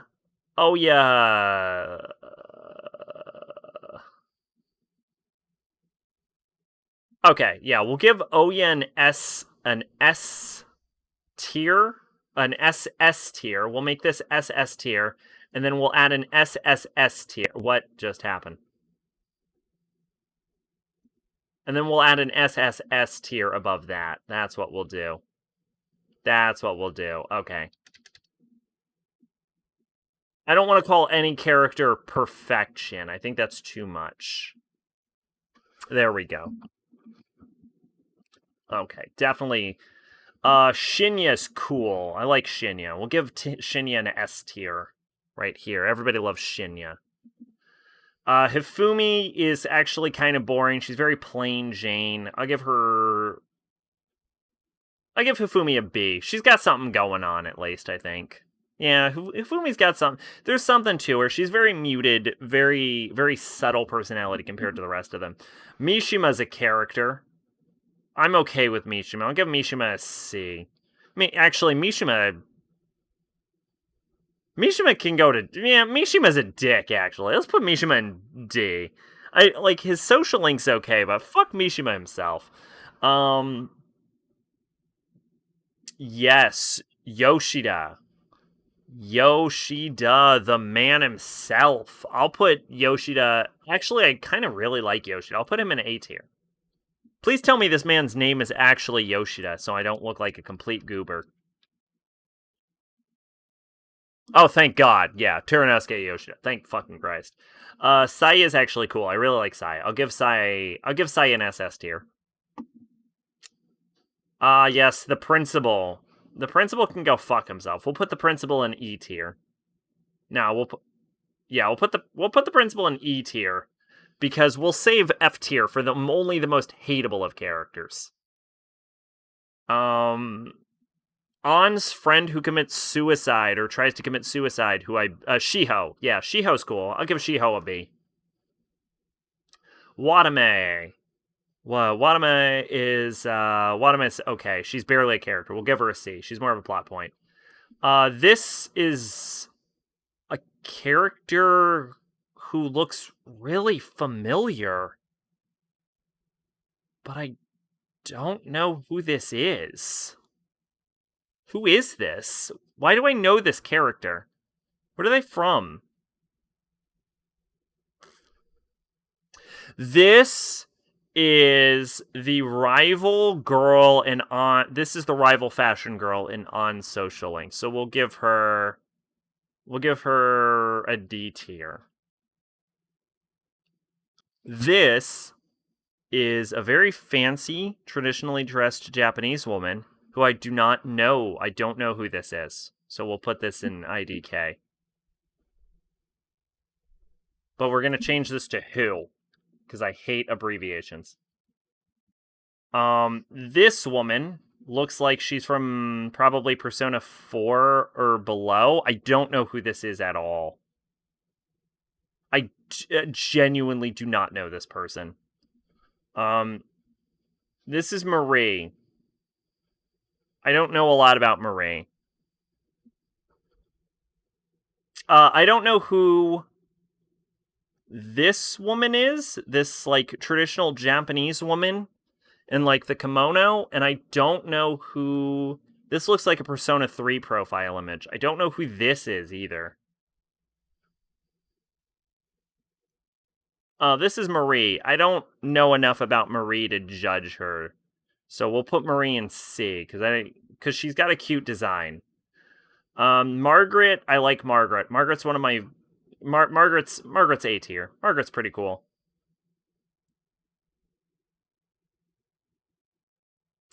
Hanako. Okay, so this is gonna be controversial. Hanako was one of the few social links I liked in Persona 4. Actually, I really like Hanako. I'll give Hanako.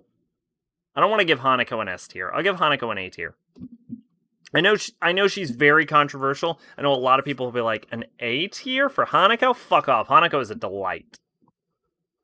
I believe this woman's name is Eri. She's the mom from Persona 4. She's cool. She's not too cool. I'll give her a B. I'll give her a B tier. This is the fox that's very useful. So we'll give him an A tier because she's very useful. This is Izanami. Izanami is an E tier. She comes out of nowhere. She's fucking stupid. She barely has anything to do with the plot. I don't understand. Like, the best thing Izanami does is she gives you her powers, and it's like a cool reveal. It's, oh, it's the gas station attendant. Didn't you get it? And I'm like, oh, that's cool, I guess. But fuck off, really? The fancy Japanese woman is Naname's wife, who's only seen in pictures. The other one is the news lady from Persona 4 Days at the start of the game. Okay, so the reason I don't know who these fucking characters are is because they die. Alright, thank you. No wonder, I'm like, who the fuck is this?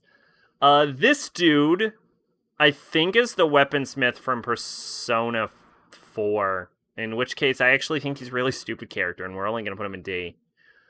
This lady, I don't know who this is. This, like, lunch lady looking lady.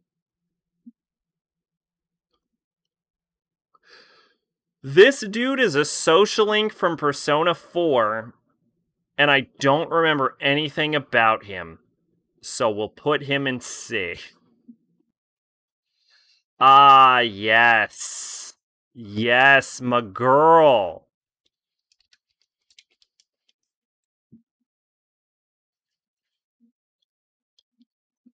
My girl Yumi.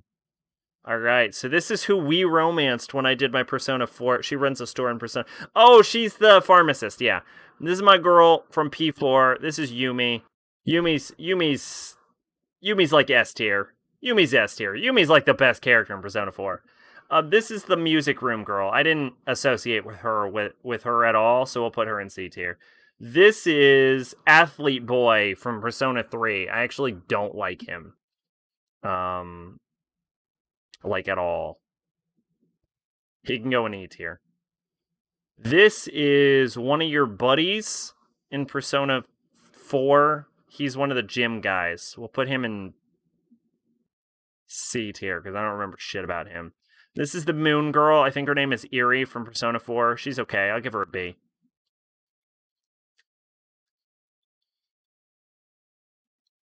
Okay, now I'm confused because these both look like Eerie from Persona 4. So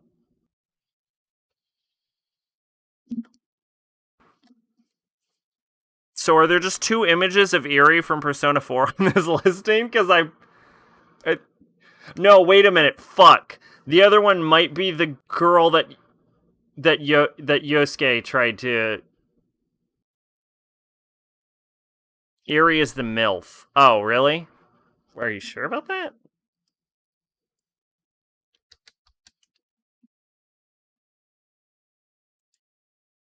Oh yeah, Eerie is the MILF. Oh shit.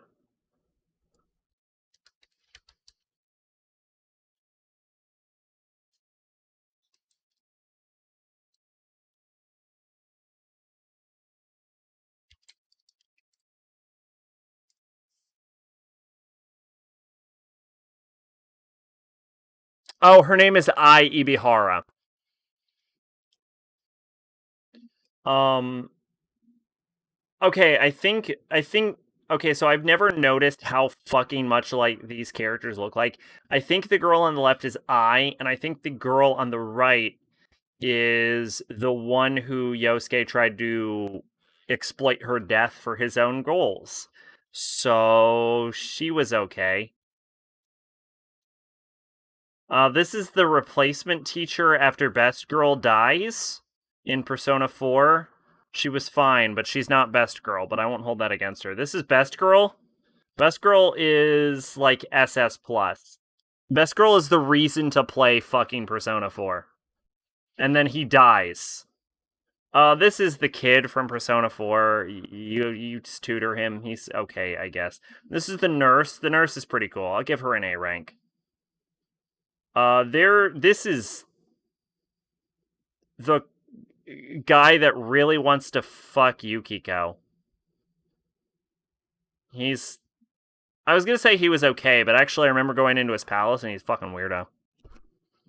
Ibi and Saki are just rejected Risei designs. Who the fuck is Saki? Oh, okay. I could not tell the difference between Saki and fucking I at all. Dead girl. Yep.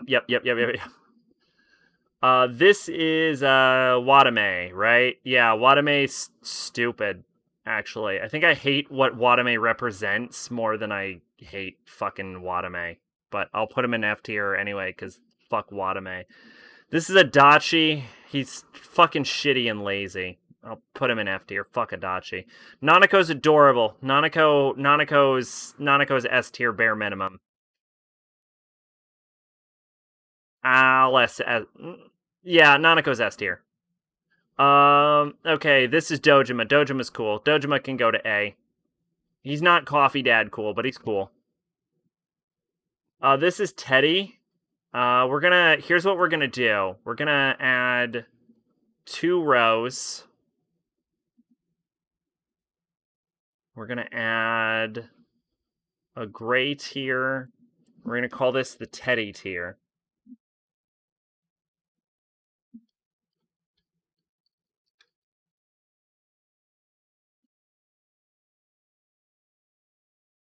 And then we're gonna add a new tier here and put this as the dumpster. And then we're going to put Teddy in the dumpster tier. Okay, Naoto. Naoto's actually really cool. Everybody loves Naoto. I love Naoto. Naoto's great. I'm willing to put Naoto in A or S tier. Since we dated, if we go on to Golden, since we dated Yumi last time, I'm thinking either Naoto or Rise for Golden. So I'm willing to put Naoto in A tier. The biggest problem with Naoto is that the whole game is just waiting for Naoto to figure out what a persona is so she can solve the case in like a month. Rise's pretty great. I'll put Rise same tier as Naoto. They're both top tier ladies. What I appreciate about Rise is she's really hard to read. Like the whole time she's in the game, it's hard to tell if she's genuinely flirting with you or she's just fucking with you because it seems to be a switch for her where it goes back and forth. She might just be fucking with you the whole time. I'm honestly not clear, and I kind of like it. Please not Rise. Her voice will drive me up the fucking wall. Okay, Kanji. Okay, so here's the thing. If I could have dated Kanji, we would have dated Kanji. Kanji is one of the best Persona characters. I damn, I almost put Kanji in SS tier. I might put Kanji in SSS tier. Kanji's fucking great. You know what? I'm willing to put Kanji up there with An and Kawakami. Kanji, SSS tier. Kanji's a fucking hero. Yukiko, you're boring. You go to C. You like Rise, and you tell me what's wrong with Rise? Rise's fine. Chie sucks. Fuck Chie. Chie can go right to. I have a weird hatred of Chie that's not even justified. Is the problem? My gut said to put Chie in E, and I'm like, why do you hate Chie this much? No, fuck it. Chie can go to E. Fuck you, Chie. Yosuke, you can go to D. Fuck Yosuke. Yu Narukami. My version of Yu Narukami was really cool, but I feel like he's in the same boat as Ren, so he's C tier. Vincent is not a Persona character.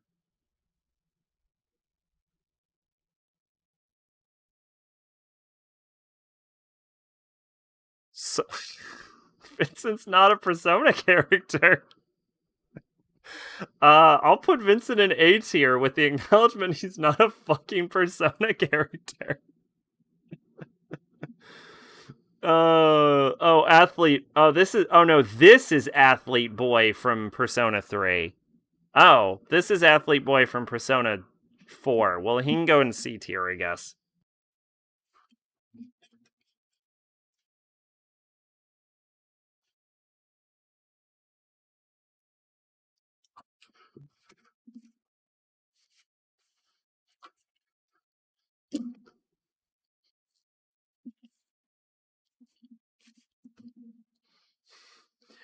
This is Dying Boy from Persona 3. He's honestly, his social link was kind of boring. I'll put him in D tier. This is the couple from Persona 3. They were fine. I'll give them a C. This is the we call her Mikey, something. I think she's in Persona 3. I almost said she was in Persona 4, but I think she's actually in Persona 3. She was actually cute. I give her a B tier. No, I give her an A tier. Fuck it. This is some prison guard man. Maiko, thank you. This is some prison guard man. Oh yeah, this is the shop lady from Persona 4. Yeah, you said that. She's in 3. Yeah, I know. I remembered.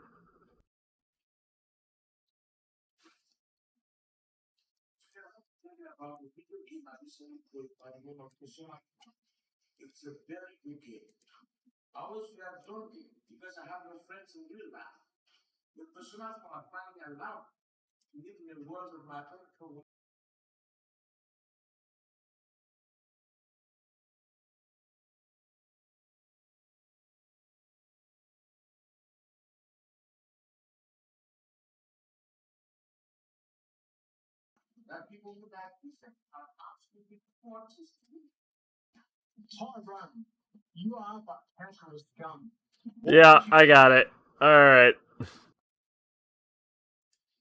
Alright.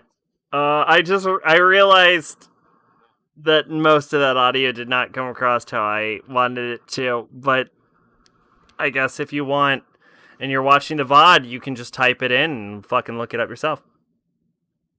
That's the cop that sells you weapons in P3. Oh.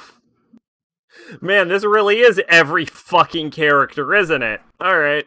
Yeah, I'll put him in C tier, because who the fuck is this? This is... Is this Rentaro in general?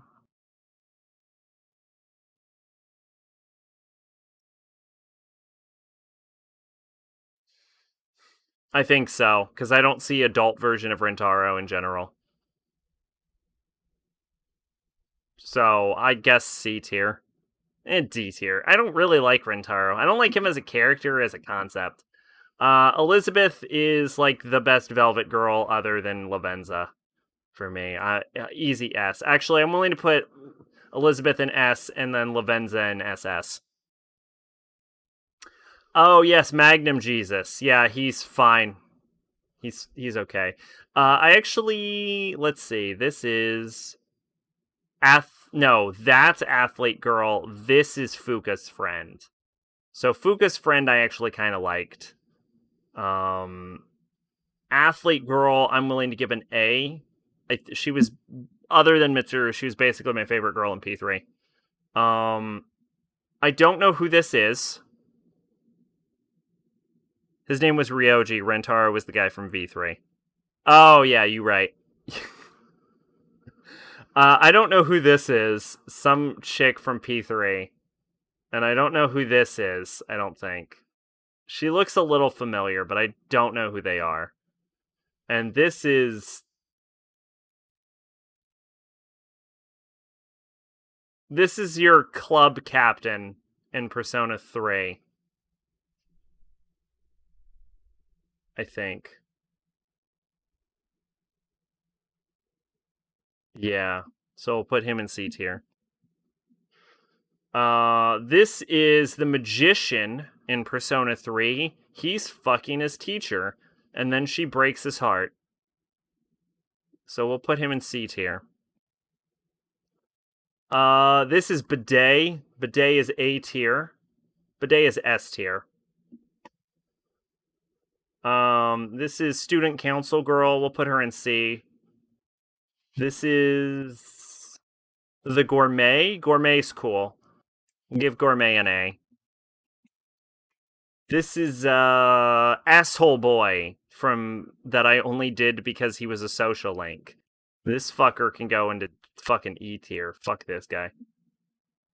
No, wait. This is magician. What the fuck is this guy then? Oh, no, this fucker is Music Room Dude. Oh, fuck Music Room Dude. What a whiny bitch. This is a teacher from a Persona game. And I will put her in C.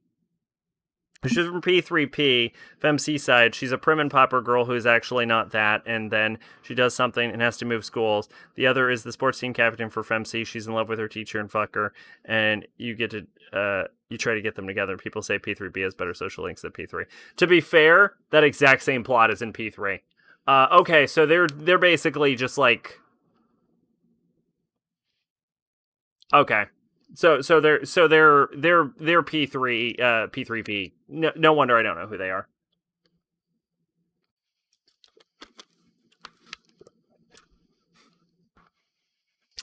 I don't know who this is. This is maybe a P4 teacher. I don't know. I definitely do. I think this is a newscaster or something. We'll put him here. This is a very hot lady. The glasses, for some reason, make me think she might be related to Yukiko, and I don't know who this is. This lady looks familiar, but I don't know who she is. We'll put her in, we'll put all of these in who. Mitsuru, hard Hard A tier. Hard S tier. Hard SS tier. Yeah. Pardon. No, she loves the dude who wants to fuck his teacher. I don't know why you'd be in love with that guy. Oh, okay, I gotcha. Yeah, Mr. Edogawa. Edogawa has the unique distinction of being the only Persona character whose dialogue I ever skipped. Um, Edogawa is Teddy tier. Miss Toriyumi, she's B tier. She's solid B. This is the dorm director in Persona 3. He's okay. Within about 3 seconds of playing Persona 3, I said this guy's probably evil, and then he turned out to be evil, which just continued my streak of always being right about most of my game predictions. Yeah,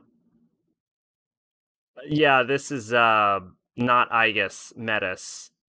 Weird that they didn't separate Justine and Caroline, but they bothered to separate Metis. So those teachers you don't know are from P3. They don't have sprites, but P3P, being a borderline visual novel, they have sprites. Oh, okay. All right. No wonder Well, then we'll just leave them here, because I don't know who these fucking people are. We'll leave anything from P3P down here. Yeah, Metis is cool, I guess. I'll put Metis in B. The dog is okay. We'll give the dog a B tier. I feel bad for everyone that got stuck in the tier with the dog. The lady looks familiar. That's the teacher Kanji wants to fuck. She got a sprite in P3P. Okay, gotcha. Gotcha. Well, she's a bitch then. We'll put her in D. Yes, Ken. I like Ken. I'll put Ken in B. Ken needs to be protected from the harsh realities of the world. Igus is objectively Persona's best mascot character. Hard. You know what? Igus gets S tier. Fuka's actually terrible in P3. She's so boring, and her voice actor sucks so hard. But she's a lot more animated in Persona 3 dancing, but they also changed voice actresses, which is so weird, and I wonder if it was a voice directing decision to make Fuka sound like she's fucking falling asleep. Because the same voice actress does totally okay in other sources, but as fucking Fuka, it's terrible. It's so weird. But I'll put her in C, because it's impossible to have an opinion about Fuka. Now, Fuka...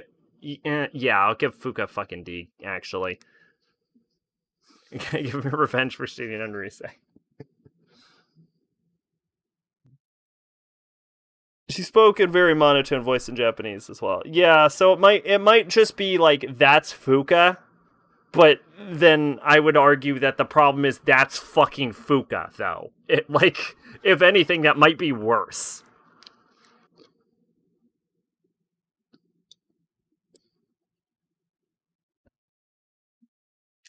Shinji's okay. A lot of people really like Shinji. I don't give a shit about Shinji. I'll put Shinji in C. Akihiko's okay. I'll put Akihiko in C. I don't have strong opinions about it.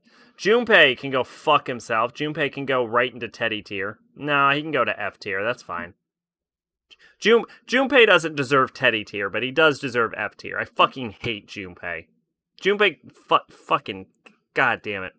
Yukari's actually surprised. A lot of people don't like Yukari, and I don't get it. I like Yukari. I'll put Yukari in A tier. I feel like S tier is too high of a tier for Yukari. Looking at it now, I actually feel like Haru and Akechi might need to come down from S tier, or some characters might need to go up.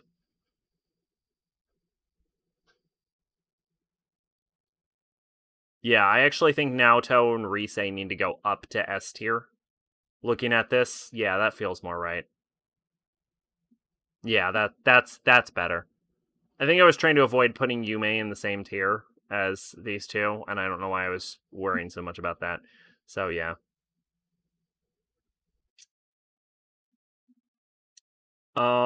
This is FemC. She's got a cute design, but so I'll put her in C.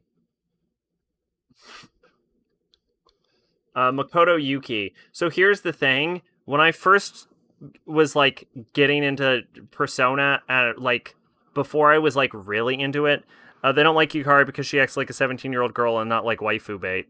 Yeah, I don't have any problems with. I like Yukari. I don't get it. Makoto Yuki. I look at him and I'm like, damn, you would look so good as a girl. So in a way, he's actually my favorite, and I'll put him in B. This fucking asshole. Fuck. Why? His name's not Nate. Mark. Mark is fucking Teddy tier. Mark might be dumpster tier. Fuck. I hate Mark so much. Mark is fucking. Mark is. Oh God. Fucking hate Mark. I fucking hate Mark. I fucking hate. Fuck Mark. Mark is dumpster tier. Mark can go fuck himself. I got into a hate loop there.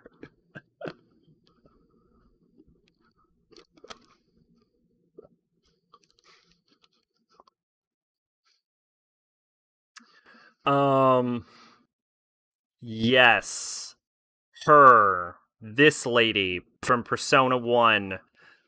She was okay, actually. I remember not liking her as much as I thought I would like her, or did I like her more than I thought I would like her?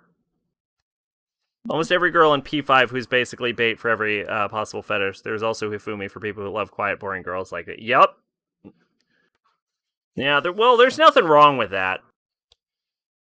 I think it's better than Persona 4's decision to make every fucking girl an archetype and then not deviate their personality in any conceivable way.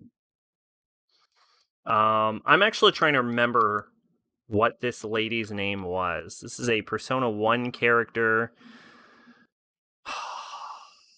This is Yuki Ayasa. I can't remember if I liked her or not, so I guess she's... you know what? I think the fact that I can't remember if I like her or not makes her a C tier. Okay, Mary. Why do I know their fucking... God damn it, maid. Alana. Yeah, why do I know their fucking English names better? This is Maki. Her name is Maki. Maki was okay. Maki's B tier. This dude... She's the only Magician's Arcana to have a decent love life. Hey, good for her. This dude, I don't think I interacted with this guy very much, so I'll put him in C tier. Oh, yeah, this is the main villain of the Sebek route. He actually sucks. So I'll put him in an easy E tier. This dude looks like he'll rape me. I don't know who he is. I'm gonna put him in Who tier. This guy right here looks like he came from Persona 2. But I don't know who this guy is either. This is the roommate from Persona 2 Innocent Sin, and I believe she is a party member. Because you don't care for P1, but I do, and I play English PS1 version, so I use those names. That's why you know this. You know what? Fair enough. This is the roommate. I know she's a party member in 2. She was actually cool. If we played this after Eternal Punishment, she might go up higher. For now, I'll put her in B tier. Trish. Fuck Trish. Trish is E tier. This is the vampire man that owns the clock store, and I think Persona 2. We'll put him in C. This is a man, so he can go in Who tier. This guy has to be a P3P guy because I don't even I don't even slightly recognize this fucker.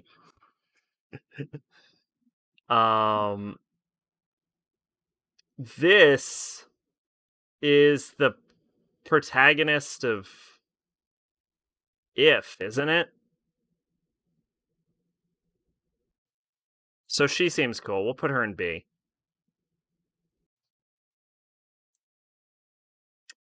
This is that fucking asshole that follows you to P2 from P1, the vice principal. He's actually okay, actually. I'll put him in C. I don't really have a... Rapist is a swindler and an innocent sin. He steals money from Willala. An eternal punishment, he's your prisoner, and you get funny dialogue if you take him to the Velvet Room in Trish Spring. I remember that.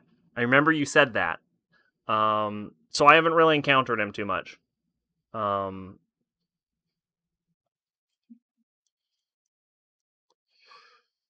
Glasses guy is the second boss in Innocent Sin. I don't remember him, so we'll put him in C tier.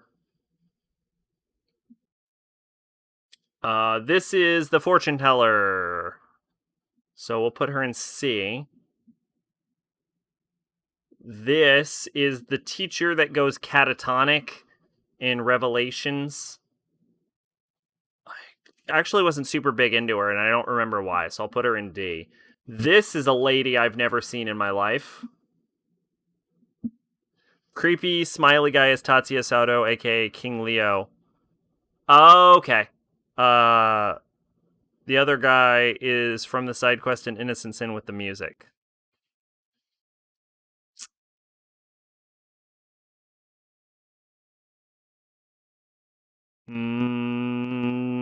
I'm gonna leave him in who because I don't remember him. King Leo is a C tier. This is Creepy Mind Control Man from the Innocent Sin quest. This really is every Persona character, isn't it? Jesus Christ. He was okay. He served his purpose. This is Nameless. Nameless is a fucking C character. Nameless is the that's Noriko. She's Innocent Sin, but she's more of a character in Eternal Blood. Okay, so we'll leave her here because I don't fucking remember her. This is a fucking cutie. This profile picture makes me think she is a character that appeared in P3, but then got a profile picture in P3P. So we'll just leave her in who. This is the attendant in Innocent Sin's theater, so we'll put her a C tier. This is the fucking fat girl from Innocent Sin. Actually, she had a really cute story. I'm damn near willing to say B or A tier for her. She's really good. I'll put her in A tier. Actually, I think she deserves it. This is a guy. We'll put him in who because I don't know who this is. This is someone from 2. She's a teacher in Innocent Sin Cry Quest with Mind Control guy and the other guy. I guess we'll put her in C, because I barely fucking remember this character. I don't know that guy. Okay, great. The profile picture is very crisp. I'm guessing he's someone from P3P.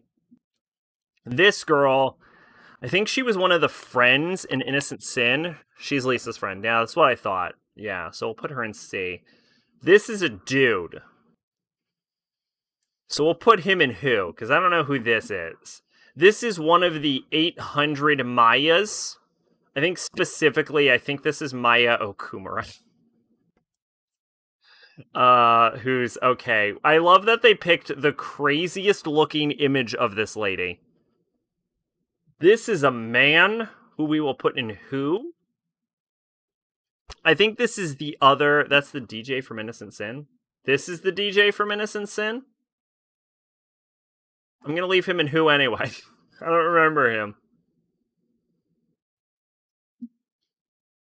I'll put him in C. That's Maya's dad. Oh, this is Maya's dad. Okay, Maya's dad's kind of interesting. I'll put Maya's dad in... No, Maya's dad? I'll put them both in C then. This is Lisa. Lisa's like Chie, but like a million times better. Like everyone who jerks off to Chie should look up Lisa and jerk off to Lisa instead. She deserves... Lisa deserves your cum. Lisa can go SS tier. Lisa's great. Lisa's one of my favorite Persona girls. This, I think, is a Lisa friend. We'll put her in C tier. This is Tatsuya's brother. He seems cool. He's more of a character in Eternal Punishment. So we'll put him here. This is his dad. We'll put him in C. I don't really have a strong feeling. Like, here's the thing. I remember him very distinctly, and I remember he's a very distinct C. This is former actress mom lady who dies. Aquarius, I think. Here's the point. She's a hot MILF lady, so she automatically goes to B. Just by default. This is the quirky cosplayer tomboy from Innocent Sin. We can put her in B tier. She had her funny moments. This is a dude? I don't know who that dude is.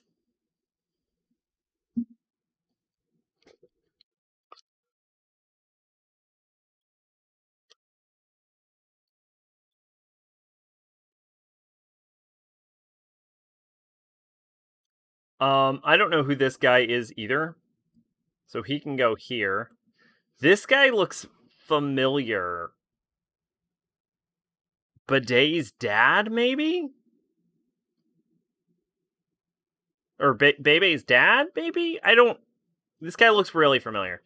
This dude, no idea. That's the guy who took Ikichi's place as Death Boss. This is... I guess he goes in C. I don't fucking remember him. This guy, I don't know who this guy is. This is very clearly a Persona 2 profile picture, but I don't know who that is. That monk guy is from P2. Yeah, I don't remember him at all.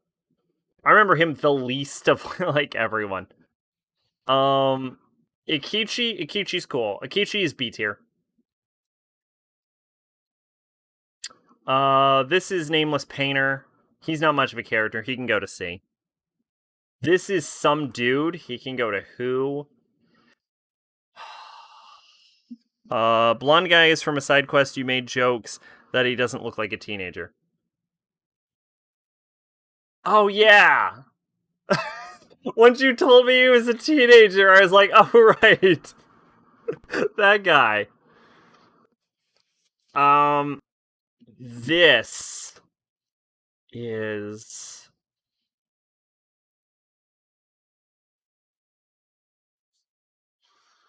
I'm trying to remember who exactly this is. Guy next to him is Ginji. He's a record producer, pedophile, and Prince Taurus. Right. Yeah, he deserves an E tier. Nah, he deserves an F tier. Fuck him.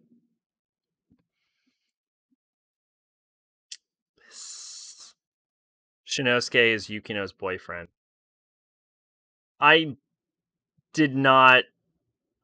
Oh, he dies immediately, right? Yeah, I didn't even like him. He can go to D tier. I'm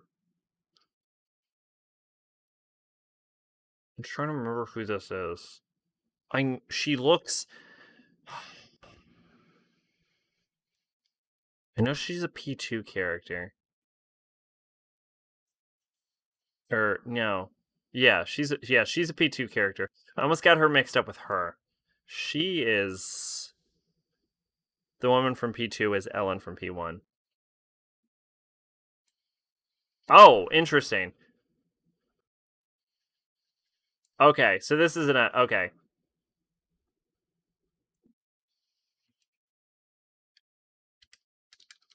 Holy shit, the manga version of Ayase is so fucking adorable. Okay, so this is Ellen. This is a... Well, Ellen's fucking A tier. Feather Hair Girl is Rumor Girl. Yeah, right. I'll put her in C. I only kind of remember her. That guy's the detective from Kuzunoha Detective Agency. That guy? Oh, yeah. Okay, yeah. Alright. Yeah, you right. Alright. Belladonna, C tier. She's barely a character. I barely remember her, so I'll put her in C tier.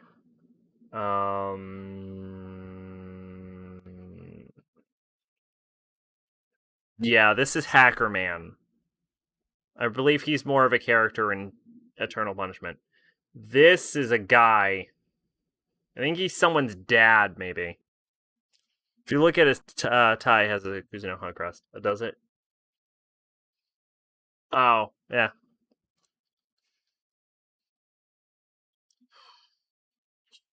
I think she's a cop or something. June's dad.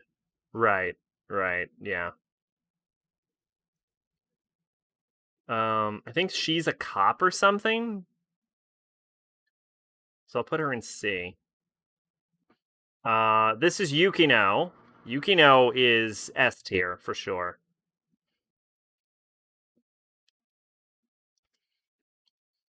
This is June. June sucks. I don't like June. I'll put June in E tier. He took away my Yukino. This is Joker from Persona 2. He can go in C because no, wait. Wait. No, wait a minute. This is Narlithotep Joker, though. Why the fuck did they separate this character, but they didn't separate the twins in Lavenza? But they also had 3 different versions of Maya?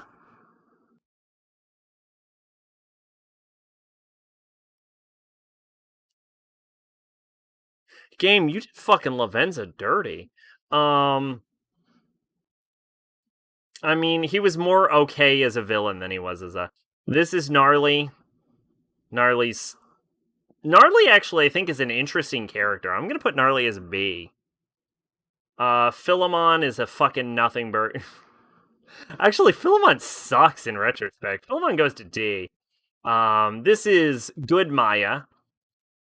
Maya might be SS tier. Maya's S tier. Maya's S tier. Maya's not. Narlithotep picture wasn't even from Persona, it's from Devil Summoner.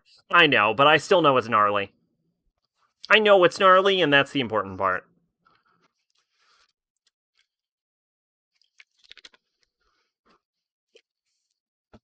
From SMT2. Gotcha.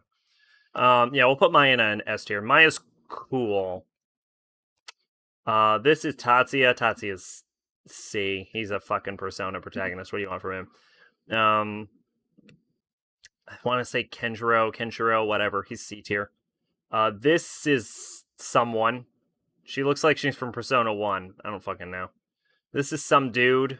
He also looks Persona 1. Put him here. This is Rumor Man. He can go in C.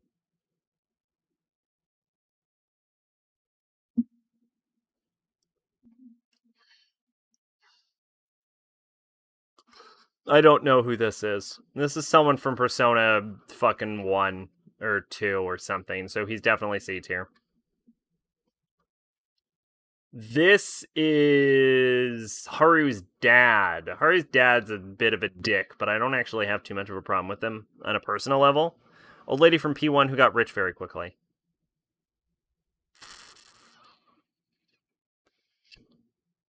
I'm gonna leave her in who because I definitely don't know who that is. This is Young Mary. Young Mary's actually okay. She was kind of nice. I'll put her in B. This is full of herself rich bitch lady. I'll put her in B also from Snow Queen because Snow Queen was so much better. Nanjo's my boy. Nanjo gets A tier. This is the guy from Persona 5 who directs you to Madarame. Madarame's former pupil. Guy from P1 is from manga, and it's Earring Boy's brother who died, and his mom hates Earring Boy because she liked the twin better. Okay, he definitely gets to say in who then, because I have not read the manga. Yeah, this is the guy who rats on Madarame. He I believe stalked his girlfriend, but Yeah, so he's a D tier. Because just because you fix someone's mental problems doesn't, like, the thing about Persona is that they weren't driven insane. Like, some of them were, but the ones that were are noticeably driven insane. Their bad decisions are what led them to where they got to. So if you're like stalking your girlfriend and like doing shit, he's the worst plot point in the manga, but Boyne gets Vishnu from him, so what? This is a person. This, I assume, is also a manga only character, because I don't fucking recognize either of these two assholes. This is a lady, I think from Persona 1. I think she was one of the teachers, right? So we can put her in C. Or a store clerk. She's someone like that. This is Nanjo's butler man. He seemed cool. He can go to the B. He died. Earring Boy is a C character if I ever fucking heard of him.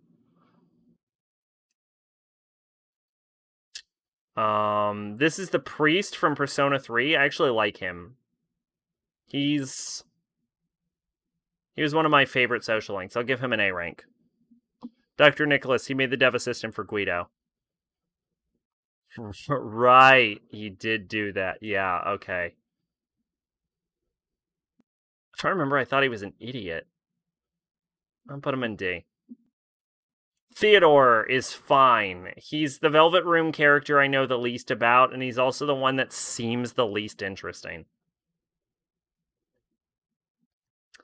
This dude, I know who he is, but I barely interact with him. This is some lady from Persona 1 that I kind of remember on the fringes of my mind. This guy is a literal rapist, so he can go right to the F tier. This guy is not much of a character. I mean, the dude's a real character. That's Chris. Yeah, Chris. Yeah, Chris is a character I remember. He can go to D tier. This man I remember slightly. He can go to C tier. This lady I remember slightly. She can go to C tier. I actually remember Satan Boy was actually pretty cool. He can go to B tier. He's a secret character you have to follow. Yeah, I remember. I remember her slightly, so she can go to C tier. This is one of the teachers from Persona 5. She's a C tier character.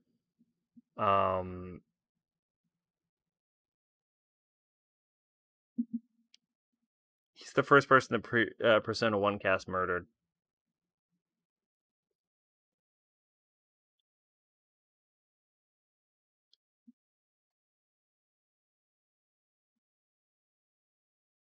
Oh, this guy? Right. One of these is Sexy Mole Girl. And I think it's her.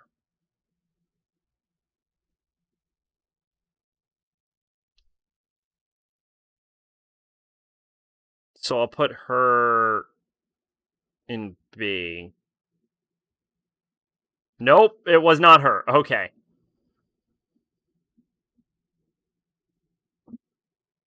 That's the nurse. Oh, she can go right to E tier. Fuck her. Wait, where was Sexy Mole Girl then? Did I already... Is this... Which one was Sexy Mole Girl? Selena's not on the list. Oh, okay. Fair enough then. This dude I remember. C tier. I don't remember who this is. I think she was one of the Snow Queen route characters. So I guess we'll put her in C tier. And then I remember who this is, and the whole party hated her. But I actually really liked her. So I'm willing to say B or A. If I put her A, doesn't this make her my favorite character from Persona 1? Is that fair? Where did I put Nanjo? Oh, I put Nanjo in A tier. Okay, that's fair. All right, all right. As long as she's not above Nanjo, that's fine. That was a Herculean task.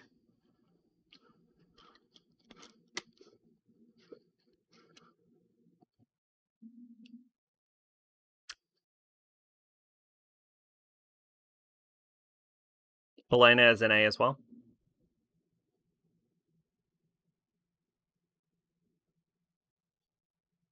Oh yeah, yeah, that's fair. Yeah, she used her fucking P2 sprite, so I fucked up.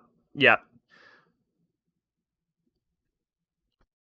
All right. So I think this is pretty solid. I can stand by this. This is a pretty solid list.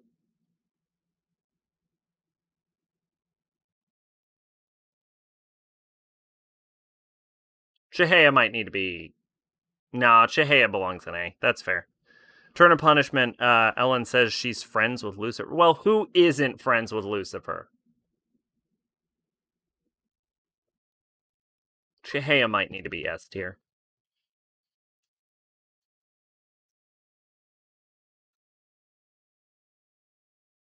Yeah. Well, it's right here. You know what I'm saying? Right here.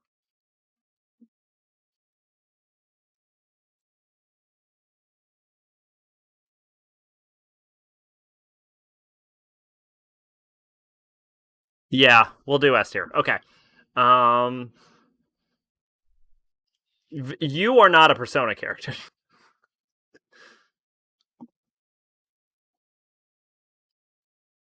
It's first off, it's weird that Selena's not in here. It's weird that Yeldy is here, but Nyx isn't. I guess because Nyx is just a fucking moon. She also says she summons her persona, who remembers Archangel Michael. She summons him to talk about how her day was and to cry about how she never asked Earring Boy out. Oh, that's really sad.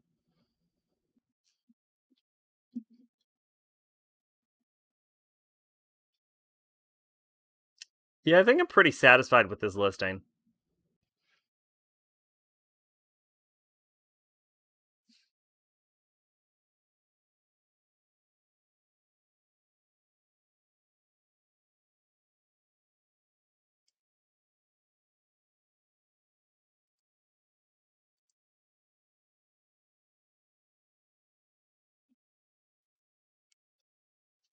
And we will post this later, and that actually brings us to our final tier list once this downloads.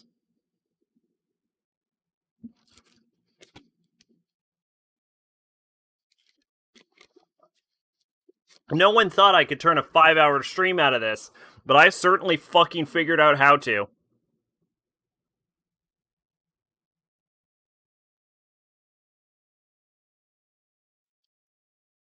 All right, I need to get another drink, and then we'll do this shit. And this will be the last one, probably. And also I need to go to the bathroom. So I'll be right back.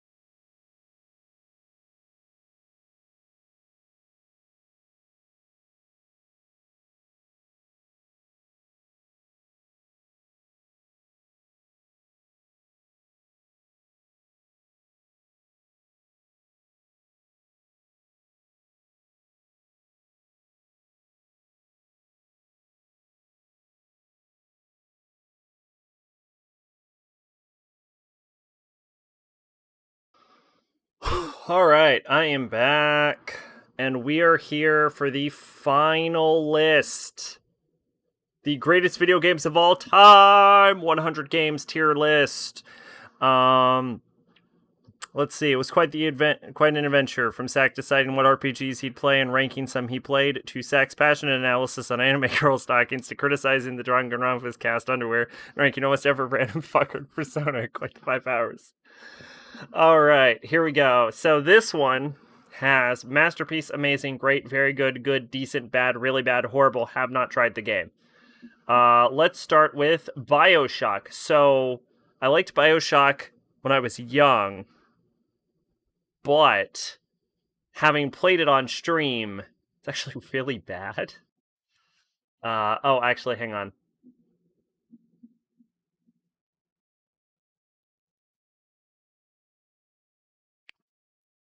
Let's see. This is Castlevania Symphony of the Night.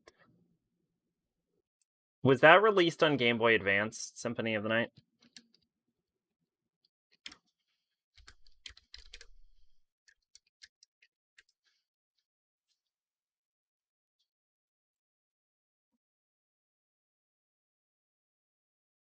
No, it was not. Then I have never played it.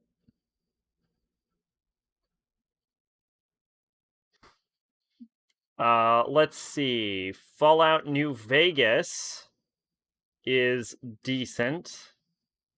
Half-Life. Half-Life did not age well. I wanted to play Half-Life 2 because everyone talks that game up. Half-Life the original, not great, couldn't get through it.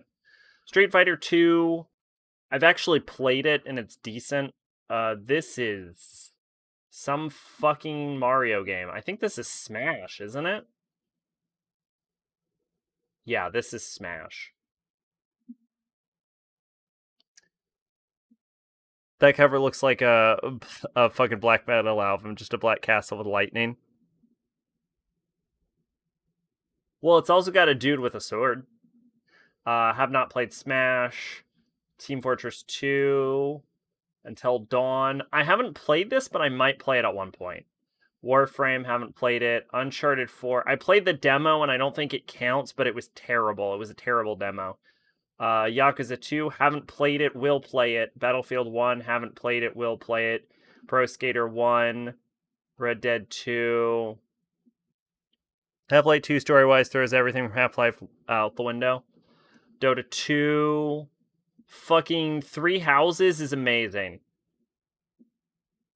Halo Reach, haven't played it. Sonic, haven't played it. Hat in Time is great. Batman Arkham City, haven't played Arkham City. Haven't played whatever Jungle Party is. Haven't played Mario Party 3. Is this a specific Crash Bandicoot, or is this just... This is Crash Team Racing. Okay.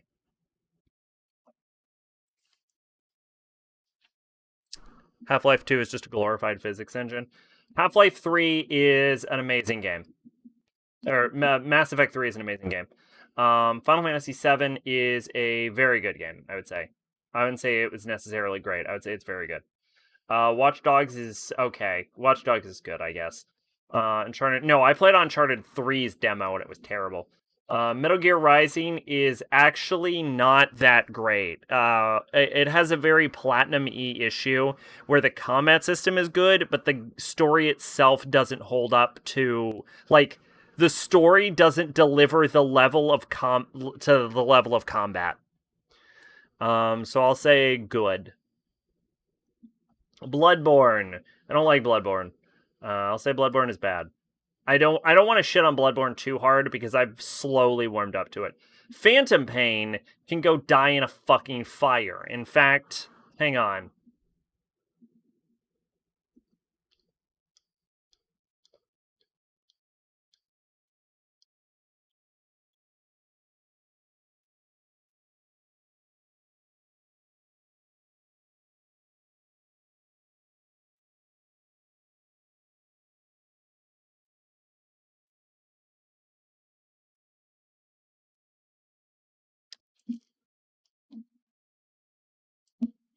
Go die in a fire. Kamiya said when making Bayonetta he wanted to make Devil May Cry but better, and he fucking failed. No, yeah. There, go die in a fire, Phantom Pain. Star Wars original trilogy. This is good. This is actually a very good game. I dare say this is a great game. Shadow of the Colossus, I don't like, actually. I thought it was horrible. I know that's controversial, and I don't care. It's just walking and fighting. Assassin's Creed Brotherhood is good. It's not... I actually prefer Revelations. I think Brotherhood is actually overrated.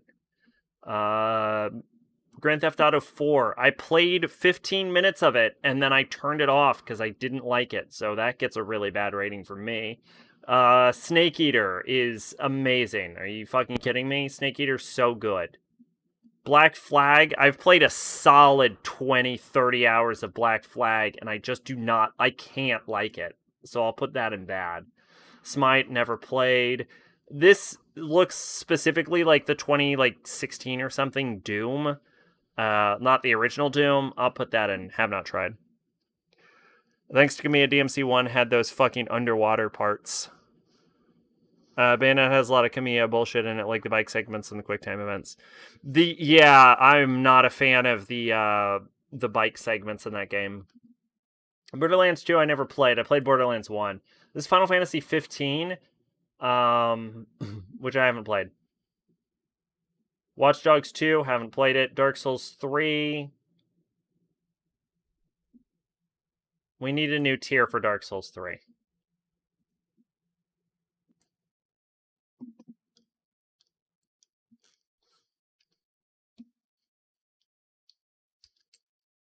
Screams of anger.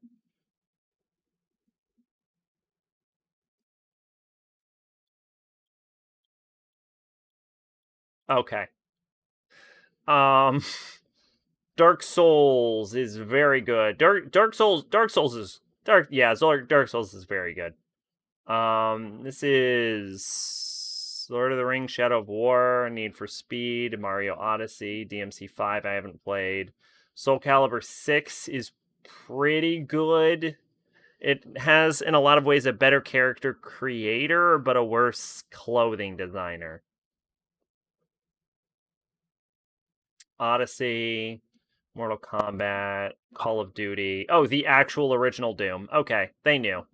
Half-Life 2 I haven't played. League I've played, and I don't actually like it that much, so I'll put that in bad. Overwatch haven't played. You don't need to play Overwatch, though, because the thing I like about Overwatch is the story, but the story's not in the game, so why do I have to play the game? I don't.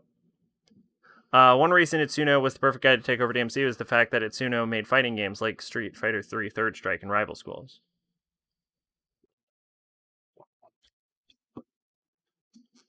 Crash. This is a Crash Bandicoot. I don't know which... This is the entire Crash Bandicoot trilogy. I've only played one of them, but I'll put that here. God of War 3 is an absolutely great game. Dare say amazing. I'll say great. Fighter Z have not played. Far Cry 3 haven't played. FIFA haven't played. Tetris is good. Isn't Overwatch a story comic? Pretty much, yeah. It's cutscenes, trailers, and maybe you'll like the story of Apex Legends then. I mean, is it the same thing? Welcome back, Tier. Fortnite I haven't played. Warcraft is terrible. Warcraft is straight up horrible. Emerald I haven't played specifically Emerald. Are there other... Can I use Emerald to represent Sapphire, or do I have to use it to represent Emerald?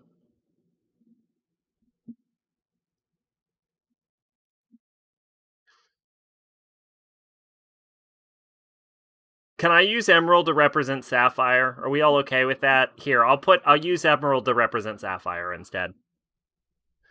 Best thing about God of War 3 is the fact by the end you hate Kratos as much as Kratos hates Kratos. I don't hate Kratos. I actually really like Kratos.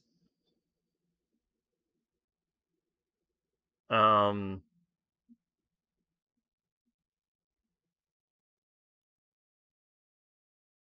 if we're using this to represent Sapphire, it's fucking amazing. We do not need a masterpiece tier. Well, actually,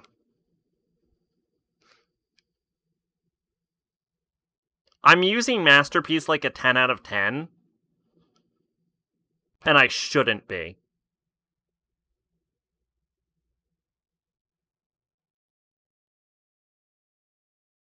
Are we supposed to be rating this on enjoyment or quality? Hold up.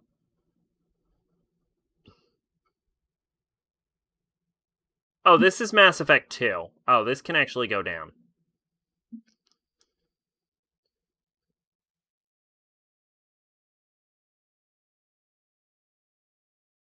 But sad, Kratos doesn't like Kratos. If you ask Kratos his thoughts on Kratos, he'd say, nah, I hate Kratos.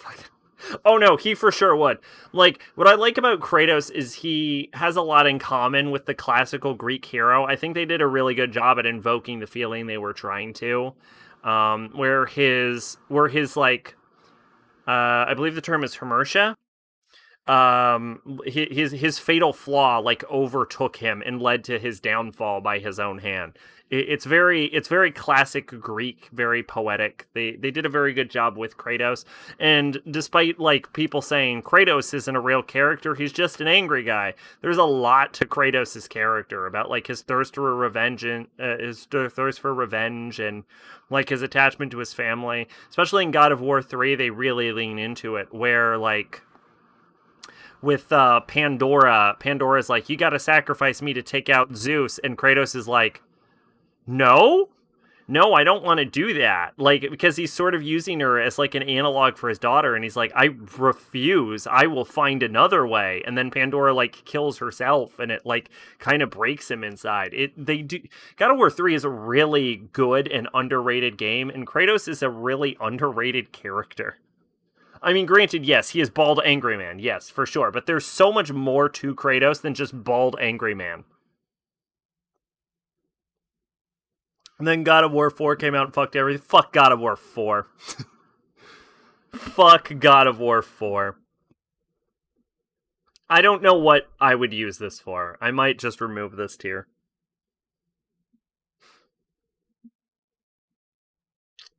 Speaking of fuck God of War 4. GTA 5, believe it or not, have not played this. Haven't played Horizon Zero Dawn. Heard it's actually amazing. Um, Yakuza 0 is a great game. I think this is Injustice. Haven't played it. Know the comic. Indiana Jones, Lego. Haven't played it. Lego Star Wars 1. Not as good as Lego Star Wars 2, actually. Where did I put Lego Star Wars 2 at? Great. Yeah, I'll put that at very good. I hate Joel from The Last of Us. He's selfish, angry old bastard. I don't. I will one up you. I don't. I like Joel. I hate Ellie. Let's see. Mario Kart 8. No, that's Switch. I have not played that. Galaxy. Haven't played it. Minecraft. Minecraft is very good, but I'm slowly declining on my love of it. Monster Hunter I'll play one day. Overcooked I haven't played. Counter-Strike. Pac-Man is fine. I think it's impossible to hate Pac-Man, but I think it's pretty hard to love Pac-Man. Persona 5 is fucking... You know what? We do need a masterpiece there. There we go. Sword is not very good. This is Pong. It's impossible to hate or like Pong. It's just Pong at the end of at the end of the day. Pong is just fucking Pong. Portal 2. I've beaten Portal 2. Portal 2 is better than Portal 1. I'll put Portal 2 as good. Portal 1 is decent. If I had to hang out with Ellie or Ashley, I'd pick fucking Ashley. Oh yeah, for sure. Plus, think about all those. By the way, Max here. I don't know if you're still there, but how are you doing tonight? Jack by Party Pack 6 I have not played. No, actually I might have. No, actually I think I'm... Whatever, it doesn't... Who gives a fuck? Resident Evil 2 is actually a great-ass game. The remake. I'll put that as amazing. No, I'll put that as great. Resident Evil 4, same diff. Absolutely great game. Sekiro, Super Metroid, Super Mario 2 I've played. It was fine. Galaxy, Terraria is great. The original is better. So I have heard. Skyrim is terrible. You know what? I'll put Skyrim at bad. Last of Us. I didn't like Last of Us. Last of Us is bad. Breath of the Wild is amazing. Here's the thing. Breath of the Wild. I don't know if I like Breath of the Wild more than Metal Gear Solid 3, but Breath of the Wild deserves the term masterpiece. So I want to change this from masterpiece. I think the problem that this is titled masterpiece. So this needs to not be titled masterpiece. This needs to be titled what's one step above amazing? Awesome. We'll invoke some Bible up in this shit.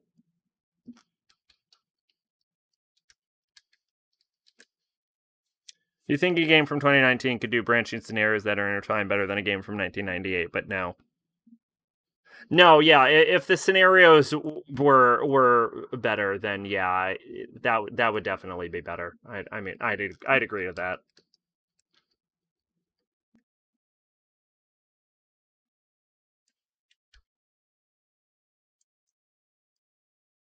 Okay. Oh.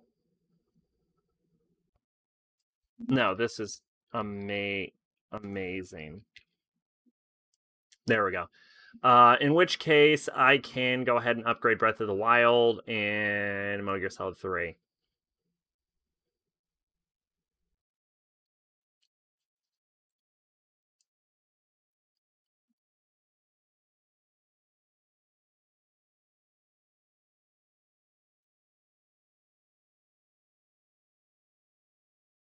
There we go. I want to play Leon A and Claire B because I never do. Then I'll do Leon, then Claire in the remake.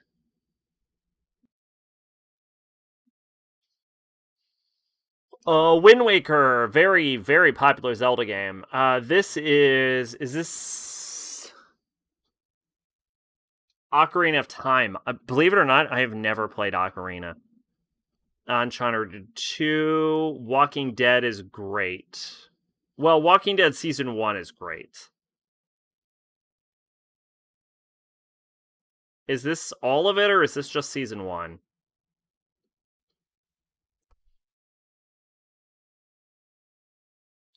This is such a weird assortment of games that I almost wonder if this is every game this person has ever played in their entire life.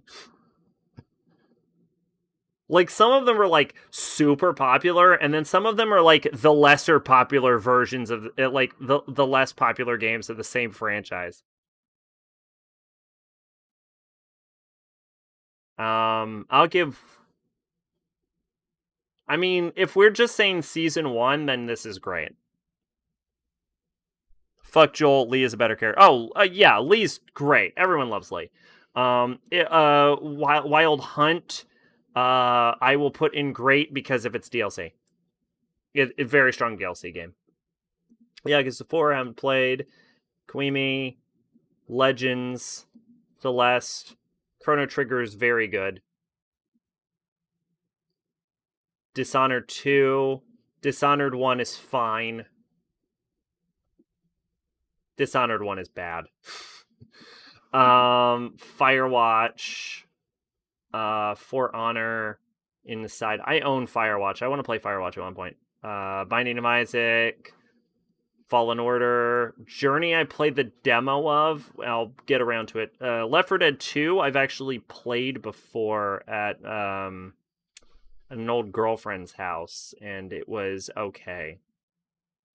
Limbo, Mordho, which is by the Murder Strike, which is the if I remember correctly, the Mordho is the technique where you grab your longsword and you grab it by the blade and you beat someone to death with the hilt. Dishonored, greatest games of all time. Nani the fuck. Yeah, like I said, this is a very weird series of listings. It's almost like this is every game the person has ever played in their life. Because even some of these are like less popular entries of the same franchise, and it's such weird decisions. Maybe they're based on like IMDb, like IMD or not IMDb. Yeah, maybe they're based on like game ratings or something. IGN ratings is what I tried to say. I don't know. Outlast is terrible, but I haven't actually played it. Giving over it. Papers, Please. RE7. I think it's Roblox. Rocket League. I hate. By the way, here's the thing. I find Rocket League to be the most boring game ever to watch. I'm sure it's great to play. It's so boring to look at. Beat Saber. Silent Hill 2 is good. Silent Hill 2 is very good. Very good? Yeah, Silent Hill 2 actually is the best Silent Hill. Like, normally I go against the grain, but after playing Silent Hill 2, it is my favorite Silent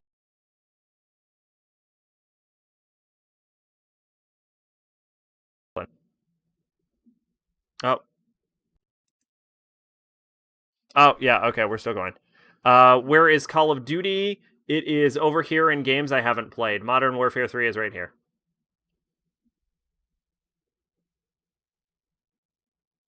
Sims 4, haven't played.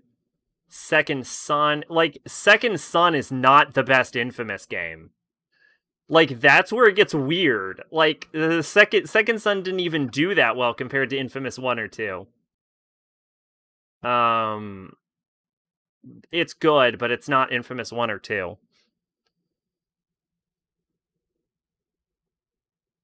And I would almost be like, maybe these are supposed to represent their franchise, but then we have Dishonored and then Dishonored 2 over here, so I don't understand this. Civilization 6, I've played about like 10 minutes of. Spider-Man, this game seemed fun, so I will put this in good, but I haven't actually beaten it. Spore is a good game until the space age. Like, Spore would be higher, but the space age is so fucking boring. Wii Sports, solid. Good workout. Liked the fight. Bully is amazing, actually. Bully is absolutely amazing. DSX, the original, I'm not a fan. I'll put that in regular bad. It's not really bad. DSX Human Revolution, great game. Damn near amazing. You know what? Amazing. Factorio haven't played. Fallout 4. Yeah, okay, so exactly my point. Fallout 4. What? Who? Ever? Would what? Greatest game of all time? What? Fallout 4? Fallout 4 is bad. It's not too bad. Fallout 3, awesome, actually. Next thing you know, real obscure shit comes up like Tulips. Yo, if Tulips is on here, I'll freak the fuck out. Fallout 76, I haven't played. Far Cry 5 goes on sale harder and harder on Steam every time there's a Steam sale. Like, this fucking game is supposed to cost like $60. It goes on sale for like $11. Far Cry 3, Oh, that's Warcraft 3 Frozen Throne. Okay, I was so confused. Counter-Strike. Something, just G. I don't even know what this is. Is this Google? Do I get to rate Google?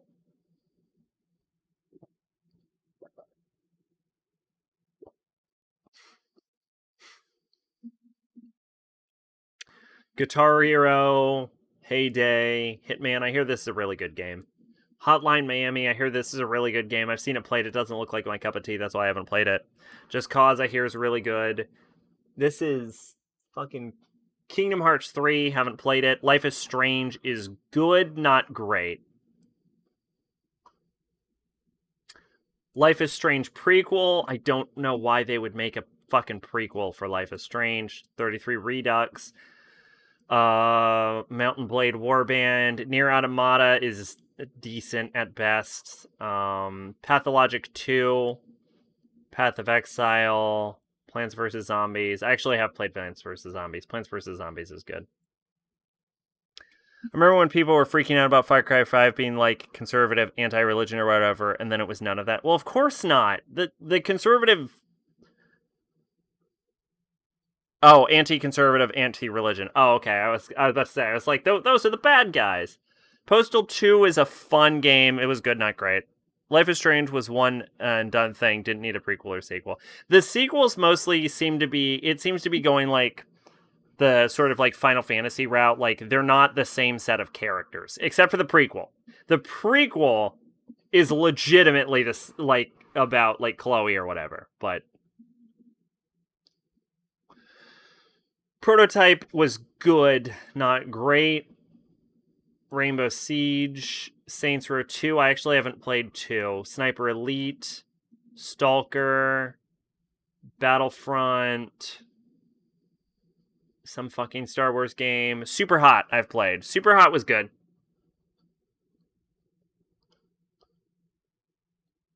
The games are put out by Square, so yeah. I actually prefer it better when everything is in one universe and you get to experience the character as they develop. I actually think that's better. Why is Persona 5 and Persona 5 Royal on this list? Okay, System Shock, Undertale. I like time travel in the original game, don't care for Angry Kid with Force. I've only played the first one. Red and Blue is actually one of the worst Pokemon games, but they were still getting into it, so that's why. Animal Crossing. This is Black and White 2, which I've actually played, and it's fine. I think. I actually think I rated it lower on my RPG list, but it's later in the night. Cuphead, Death Stranding, Diablo 3. I don't know what this is. Play 2. Never fucking heard of it. Grounded. I watched a guy play 2. Gotcha. Just Dance 2020. I haven't played 2020 specifically. NBA 2K. Royal is just Persona 5, but better because you don't have to do second semester, so you can get the original better ending. So it's just Persona 5, but better. Sly 3. I have played Sly 1 and 2. I have not played 3. Spec Ops The Line, Valorant, Crusader Kings, Divinity Original Sin 2. I played a bit of the first one, not the second one. Just Dance Greatest Games of All Time, specifically 2020. Here's a weird one. Dead or Alive 6. The game is considered a crapshoot. Like the other Dead or Alives before that, sure. Like people love other earlier Dead or Alives. 6 is considered a crapshoot. So I don't understand. This is such a weird list. I just bought Automata. I'm sorry.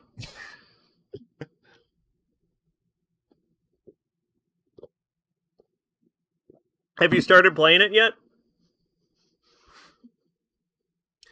Dragon Quest 11, haven't played 11. Dying Light, Fall Guys, haven't played it. Alex, Last of Us Part 2, Metal Gear Solid, absolutely awesome.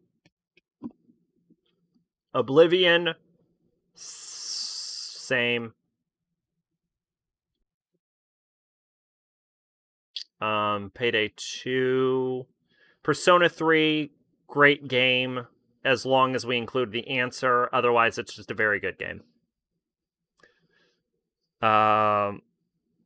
and Deadpool the game and Transformers the game made by Platinum. I actually hear that Transformers game is really good. Deadpool the game I didn't like, and that was the dawn of my realization that I fucking hate Deadpool.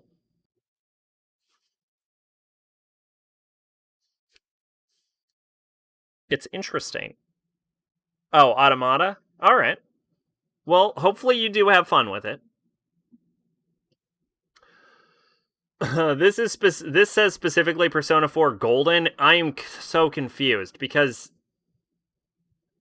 they separated P5 and P5R. So am I supposed to take this as P4 Golden, or am I supposed to take this as whatever? We're going to assume this is just P4, in which case it's bad. Rust, Saints Row the Third, fucking amazing. Maybe awesome. Maybe amazing. Is Saints Row 4 on here? It isn't.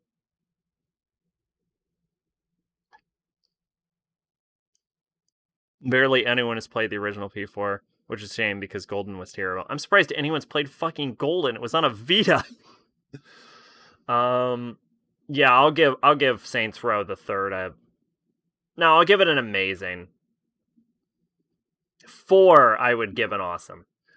Titanfall, Dawn of War, Warzone. What is this list?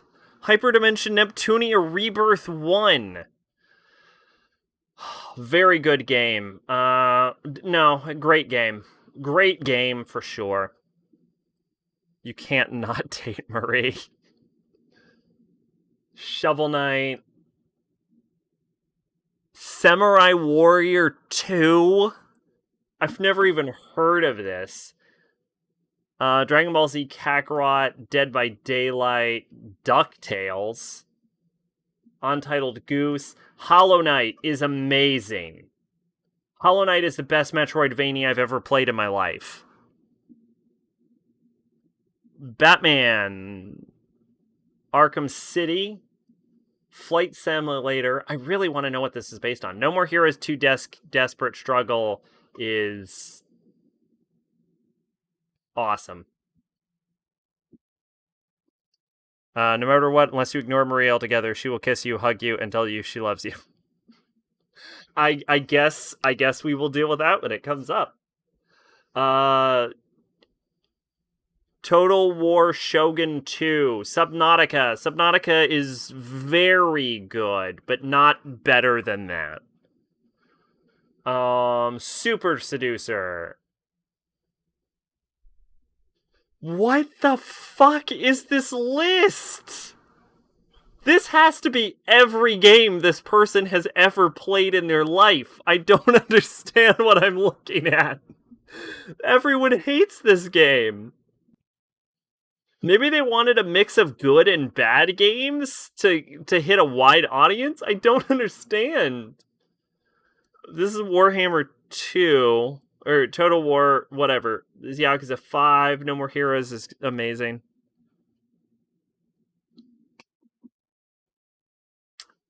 Ghost of Tsushima. I hear Ghost of Tsushima is an absolute fucking banger, actually. It's made by the same guys that do like Infamous. It's done by Sucker Punch. I hear it is amazing. I'm here. It's beloved by all, even by like history buffs that know that like Japan of the time are like, it's not my. No, I didn't fucking make this. Even like history buffs that know the history of the time are like, oh, it's totally inaccurate. I fucking love it. Like, I hear Ghost of Tsushima just, like, universal praise. Didn't it lose to Last of Us 2 for Game of the Year?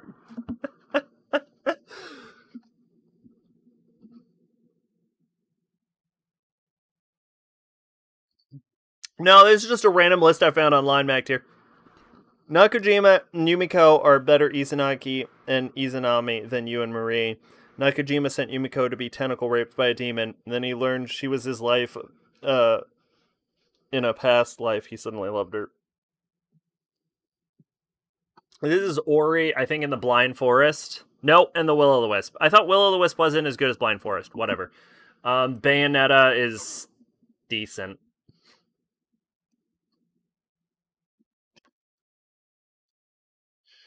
Call of Duty Black Ops Cold War? I didn't even know this game came out or was made. Wife, not life. Oh, okay. Crusader Kings. Cyberpunk. Okay, this really is every game this man has ever played, right?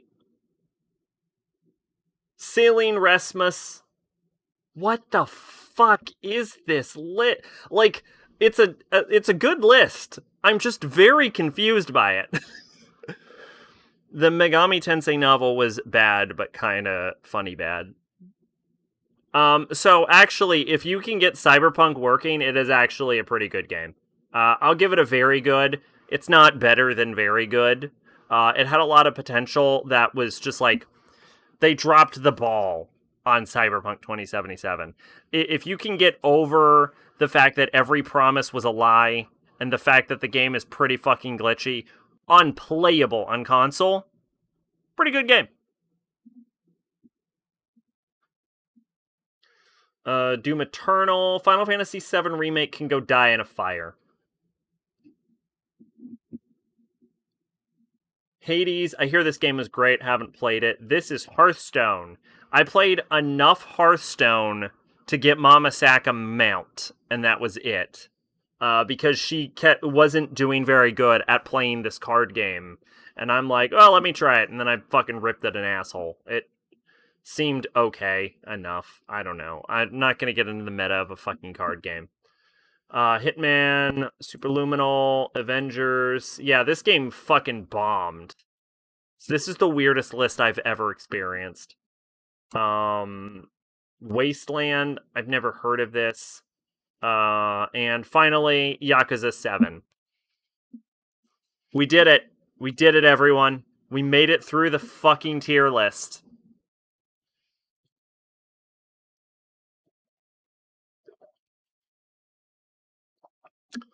I once read a Japanese article talking about how bad Ghost of Tsushima was, and I learned it was on a nationalist website. Excuse me. That makes sense. Ghost of Tsushima, from what I understand, did very well in Japan, and like a lot of Japanese people liked it. But if it was a nationalist website, I can get where the hate would come in.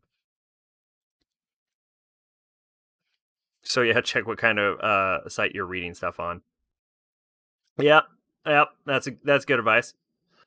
Yeah, here we go. I don't under this list confuses me on a fundamental level, but we did it. We made it through. And let me just do another pass. I'm actually pretty satisfied about this. No More Heroes is like on the cusp. So is Three Houses. Three Houses is very, very good.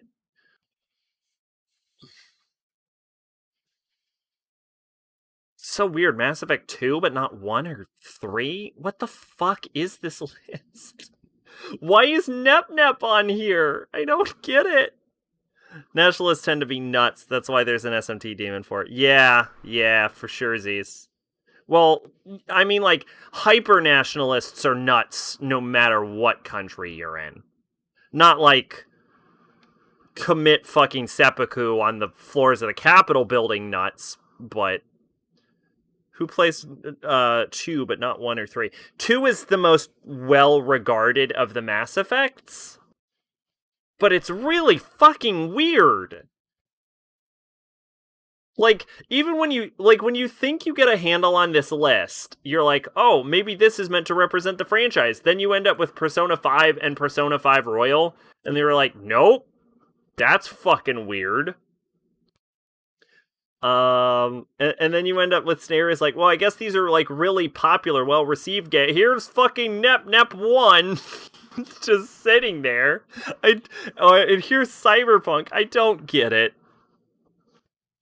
I don't understand who. I want to ask questions to the person who made this list.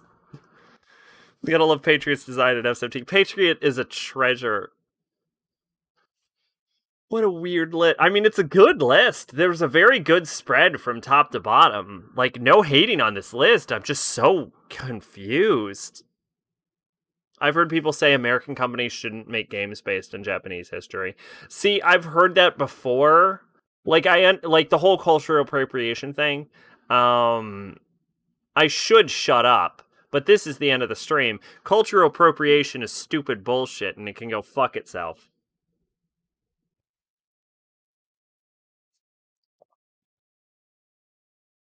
If it wasn't a zombie, I swear some crazy COD fan would have it on their wall. See, that's where you're wrong, Made. Call of Duty fans love zombies. And also, I love the fact that it's a zombie, because zombies are also an American monster, so it just makes it even more American. I'm thinking of Japanese media that takes place outside of Japan. Yeah, see, there's nothing wrong with crossing the streams.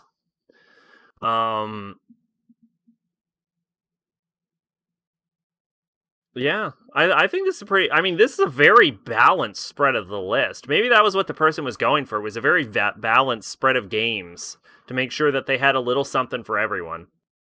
In which case, they fucking succeeded. But yeah, this is a very, very, very good list. Is there a way to rate up a list without having to sign into something?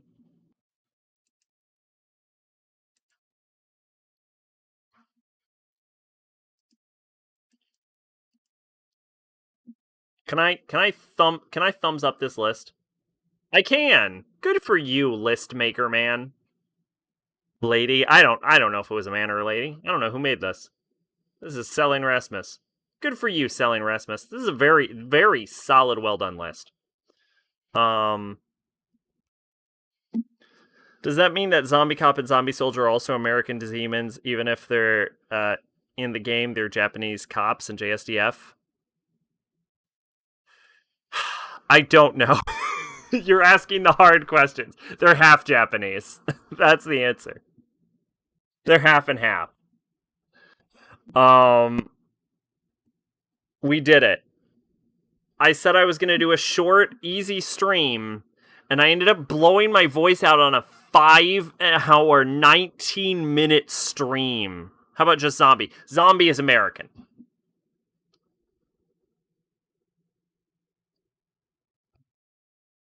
Reanimated corpse of a Japanese person, debatable. Straight up zombie monster that got spawned out of, what is it, Makai? The Expanse? I think it's Makai, because I believe Makai is the Japanese name for the demon world, right? Yeah. Zombie that got shit out of Makai, that's an American monster. Japanese person that got reanimated, that's debatable. I think the wiki lists all zombies as North American mythology.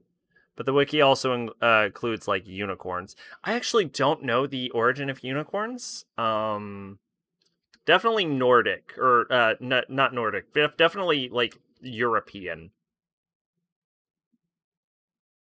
It is... Oh, they were found in the Indus Valley civilization.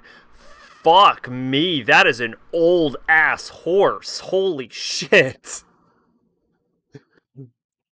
Holy shit. Okay, well, there you go, I guess.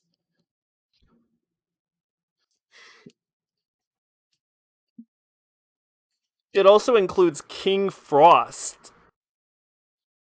Is King Frost North American? I didn't think so. Excuse me. Jack Frost is something. We're just... Pardon me. Where's Jack Frost come from?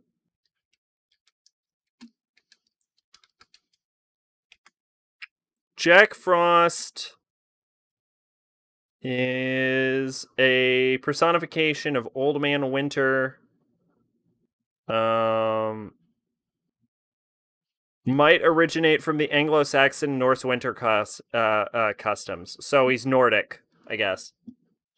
Then there's Wendigo and Maui's, which are Native American. Yeah. Wendigo specifically, I believe, is Algonquin.